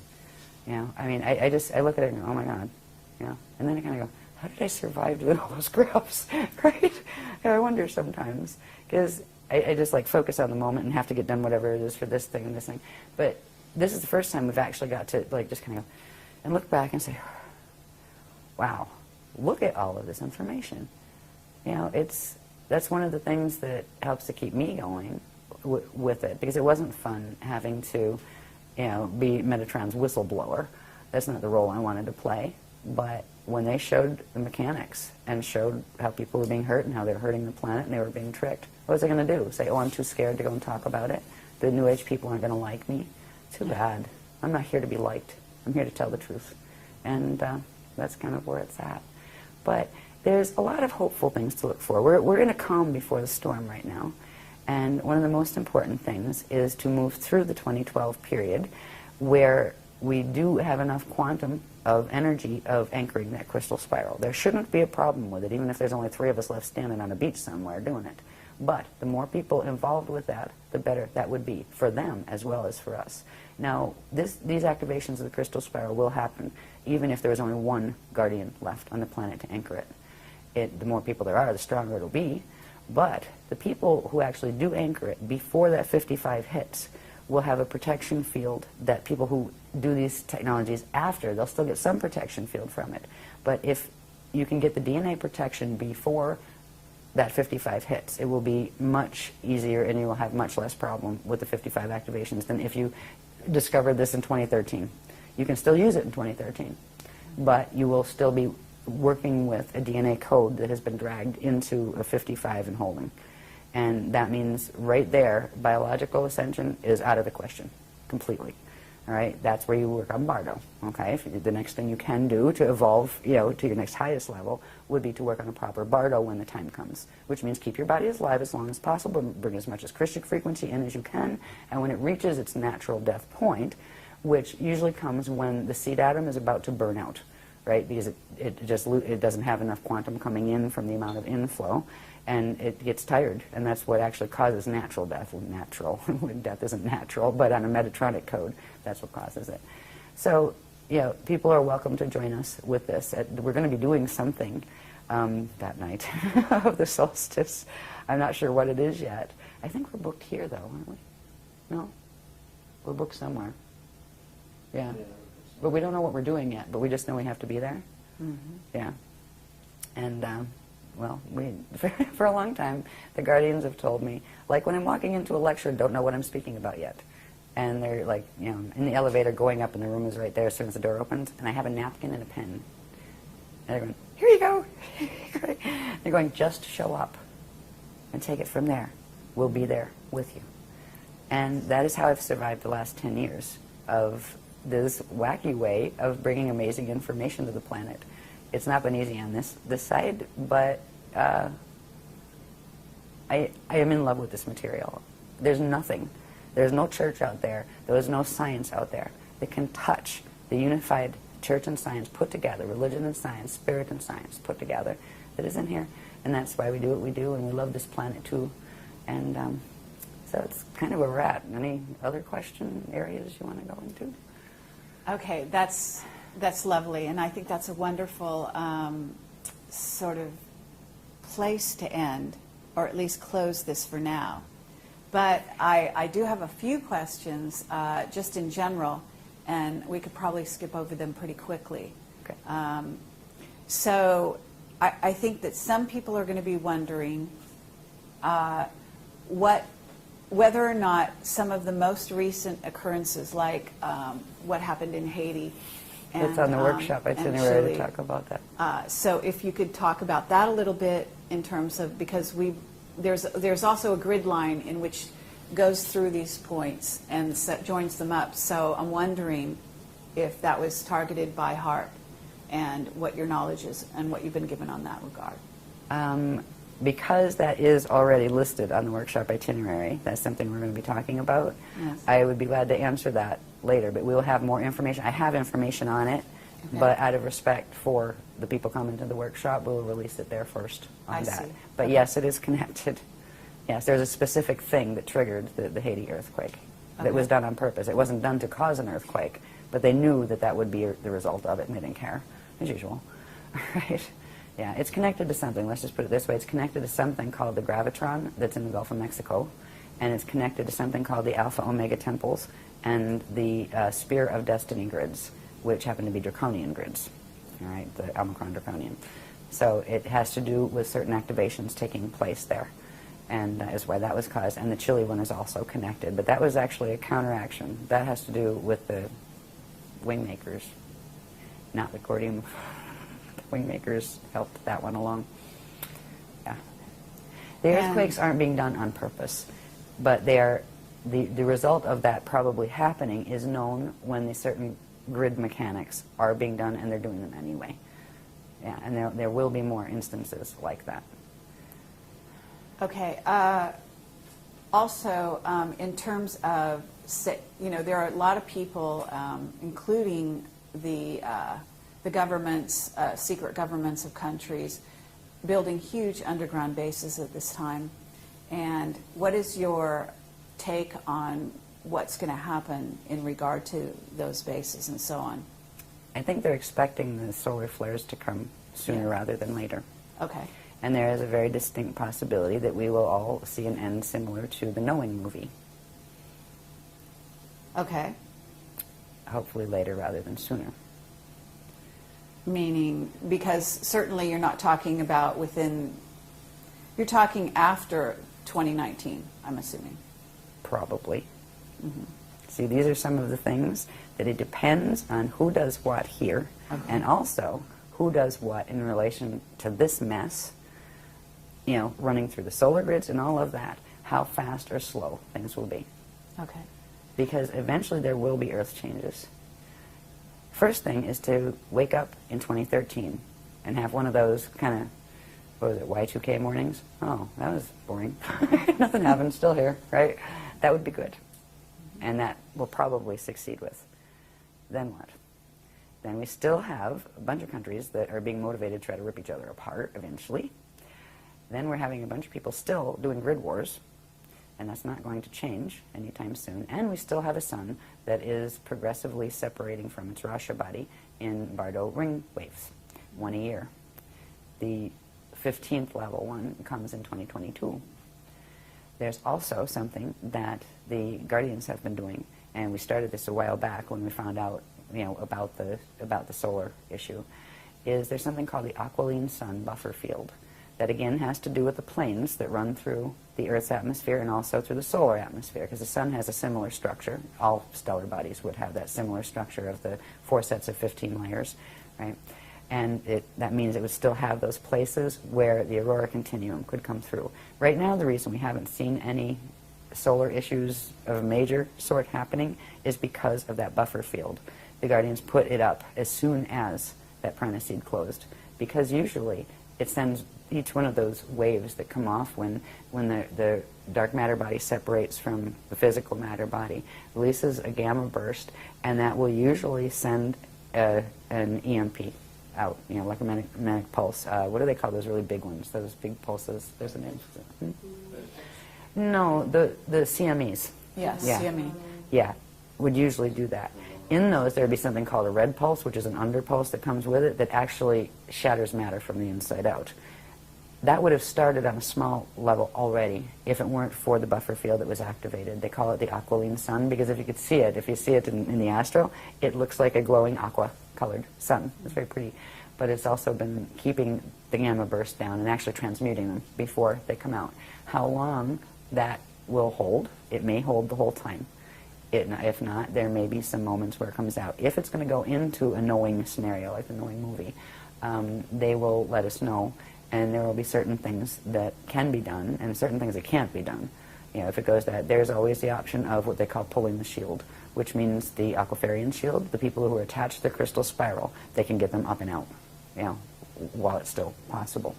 And if their bodies can't, they would simply bring them through the gates. And, that's a really good way if you want to Bardo really fast, is to just go through a Stargate when your DNA can't handle it yet. Just inhale and hold. So when you go, psh, all of your little pieces of consciousness stay together and you don't go all over the universe. It shouldn't come to that. We will be warned if it will. But that is a possibility out there, but it's most likely a later one rather than a sooner one. The most pressing issues now are going to be what humans and Illuminati do on this planet. There's a slight possibility of invasion from the sky. It's not as strong as it has been in other periods, because there's not a lot that would be gained by it right now from any of the sides. But that may change. We'll see where they go with that, and that's something that the Guardians are watching. They're also planning, the Guardians are planning their own visitation, but they're not going to use spaceships. What they're going to do are activate these particular zones that can be opened between those planes, where there will be spaces where the higher Earth planes and these Earth planes actually commingle. And they can come here and meet us halfway, and we can go there and meet them halfway. So they're going to start, and then eventually, once we get that far, the next stage will we be able to go over to that side, the first level out of here, which is going to higher Earth, all right, which is the higher Earth planes. And they will look physical. Once you get your consciousness one dimension above where their matter is, it is physical, it is solid. So that's what we're working on now, the next phase. And so that's what it kind of looks like right now. And it's just, I find myself, like, how I deal with this, how I deal with the information that they've given me, and okay, what are we looking at here? And it's like, well, it could go this way or it could go that way. We definitely know this part's happening, that's phase lock, but these things are still variables. And there's a lot of things that are like, it's not a matter of if, it's just a matter of when. But when may be like closer to the end of the load-out 200-year cycle and that kind of thing. So it's just kind of like watch and wait and learn how to be at peace anyway. And not let it wreck your day. And not let it make you scared. And there's a space especially with working with some of the techniques that really do get you into a state of expansion where you feel that connection, that living connection to God's source, it wouldn't matter if I ever heard a guardian again. I feel the living connection with source. I know I am okay. Whether my body lives here or doesn't, that's okay. I am okay, and I am home.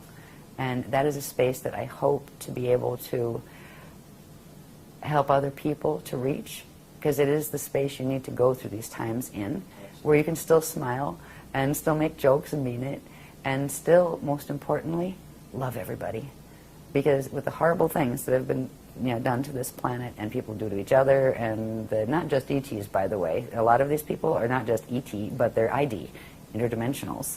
Not all of them use spaceships. Some of them use those nasty Merkaba fields, right, as their transit vehicles. But to be able to keep the love there anyway is part of the lesson, I think, that consciousness comes into situations like this to move through. It's almost like a test of your merit on, do you really love? Do you really know what that means? Can you still love them even though they did that? Can you still not be afraid even though you know this is occurring? And it tests you, because we're dealing with these little emotional bodies down here that go, ah! I'm scared. But I'm going to be tough anyway. I believe in the Christ. And the one nice thing is, there is only one set of rules that does apply in the eternal cosmos. And they are the rules of the Christ. The only people that haven't learned that yet are the ones that still play the FA games, the fallen angelic games. Because all they will eventually do is meet the consequence of their action. And the people who don't allow themselves to be lowered to that level of action and keep their truth and keep their love and all of those things, they will also be met with the consequence of that. It's about not letting yourself be worn down by those who act in unkind or evil even ways around you. Evil eventually destroys itself. This too shall pass. But the eternal is just that, eternal. It's a no-brainer as far as I'm concerned. Anyway. Okay, thank you very much, Ashayana Deane. Thank you. And I'm just going to ask one more question, and we'll see, because that was a lovely ending. But I do want to ask you, just in case, there are a lot of people out there who think that they're going to be rescued by spaceships, by positive beings in spaceships, in and around 2012, after 2012, and so on. Can you please address that? Let's put it this way. There's none of those lined up in the port and any of the guardian sides. It is a possibility, if things are going to go bad, that some of the other ones from the fallen matrices will come and get what they consider their own seed in order to transport it elsewhere in the fall systems.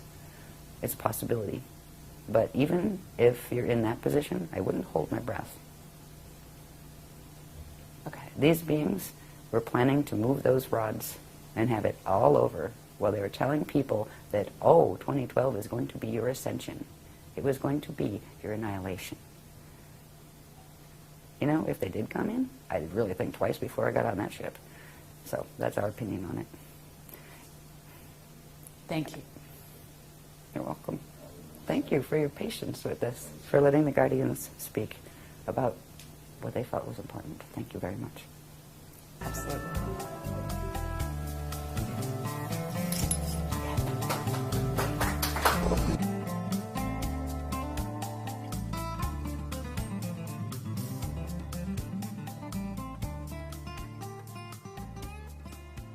They were given an agenda that they thought without any doubt was rolling out, and it simply isn't.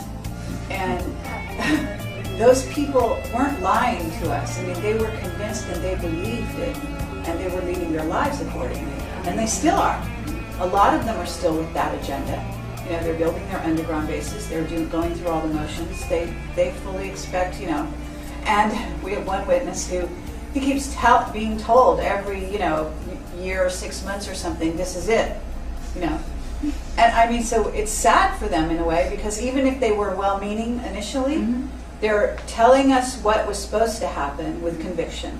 It doesn't happen, and then it's like the kind of calling, wolf too many times. Yeah, they exactly. keep saying, okay, now it's happening. Okay, that now was it's part happening. of the plan, actually, to just have so many people cry wolf for the last 200 years, and nobody listens anymore when the end times do come. Yeah, exactly. Yeah. So that's where that's where this interview comes in and is fascinating, because one of the things that I've noticed is, you have a churning, very difficult to get new material into that mix. And I'm sure that that's part of the program, which has to do with, the Earth being surrounded by those levels. But in my view, you were bringing new material. This is new material. This is fresh. And it just doesn't seem to be seeded out there in other places, and so, and I find that stunning, actually. You don't expect to find one place and one piece of, information, group of information that would only exist one place on the Earth. Usually there's a duplication somewhere, but I'm not seeing it, so, At this point, we'd be thrilled to find another. Yeah. Exactly. So it's like, while. and it's the same with science. Right, It's for just sure. like earthly science is so caught in this web of it's just a total repetition loop. Yeah. and and even the free energy group is having a problem. Getting new information and new material into this planet seems to be a real problem. It's not easy. And so that's part of what It actually causes physical pain to bring that fresh line in. Yeah. Because the body is still holding, the dimensional body structures are still holding the mutation of the planetary grids. So that information has to force itself through. And we get everything from extreme bone pain and joint pain. Yeah. To sometimes when it comes in, if a really heavy, fast line comes in, instant nausea and just heat flash. Except what's really funny is that the men get the heat flashes too. So it's not just female menopause. Yeah, I know. Menopause. We have menopause, and children True menopause enough. because even the younger ones get it. Yeah. Yeah. So it is there. Yeah. In the beginning, it was hilarious. Just like, well, I'm glad I have front teeth because the back ones just kept shattering. Yeah, just from the amount of frequency coming. Yeah, Incredible. through. Yeah. It's good. Yeah, I mean, I've had that very much anymore. happen also. I think that there are also places on the planet where this is more likely to happen than other places. Egypt is one of them. Some of the worst grids. Yeah, but very powerful. Certain places are very powerful and can really, I've been hit just incredibly where I've just fallen on the ground and stuff, type of thing. So it can be very intense. We had one of those in England when I first went over, before we were married, and went over for the first time to the workshops over there. I think it was the second one. And I got hit so bad while I was on stage. Yeah, and literally I was like shaking. I had to call a break, and we were told by the guardians to go home now, cancel the other 5, just go. Yeah. Right, and get on stage for instance. And that was when they wrote the Treaty of Altair in 2000. And all of a sudden the grids weren't safe over there anymore where they had us. So it's a really nasty game, but you gotta maintain a sense of humor. Yeah, I actually think that's really important too. I think some people don't appreciate that, but you really get grouchy about it, no, and I noticed that right away when I was watching your videos. I was like, oh my God, thank God this woman has a sense of humor, because your sense of humor was obvious, on stage. It was, that you had sort of a lighthearted ability to laugh at yourself and what was going on. I refuse to let someone take that away from me. That's something that's really important, because if you let it get to you, it won. Right? Seriously. I can go through my bitchy modes. Get groomy and grouchy and hypersensitive to sound and light and the whole bit. It's like, turn the TV on tonight and don't go away. Right? Yeah, exactly. Those moments. No, when the frequency is really running high. But to let it move me into depression or anger, it's like, okay, I can let a little wave of anger, darn it, I wish they just stop doing that stuff, but they're not going to stop it. So get over it, right? So have a good day anyway. Yeah. And That's true. if I can hold that in myself, I can transmit it. And just in my delivery and just in meeting people at all. And maybe that would give them enough frequency boost so they could do that too. That's right. Yeah. Because if not, it just gets So you kind of ride the boat. And experience that space. It's easier said than done, but it's important to remember that we should be capable of influencing perspective, if not context. And we can always choose to adjust our perspective. Exactly. If we're worn That's out, key. it's not easy. But there are moments when you can do that. And you can still come up and see it really the way it is. And be wry, at the very least, wry in your humour. Yeah. You know, we each have our own way of being that way. I don't think there's a common way of being, but there is a common desire or a common need to recognise the importance of that.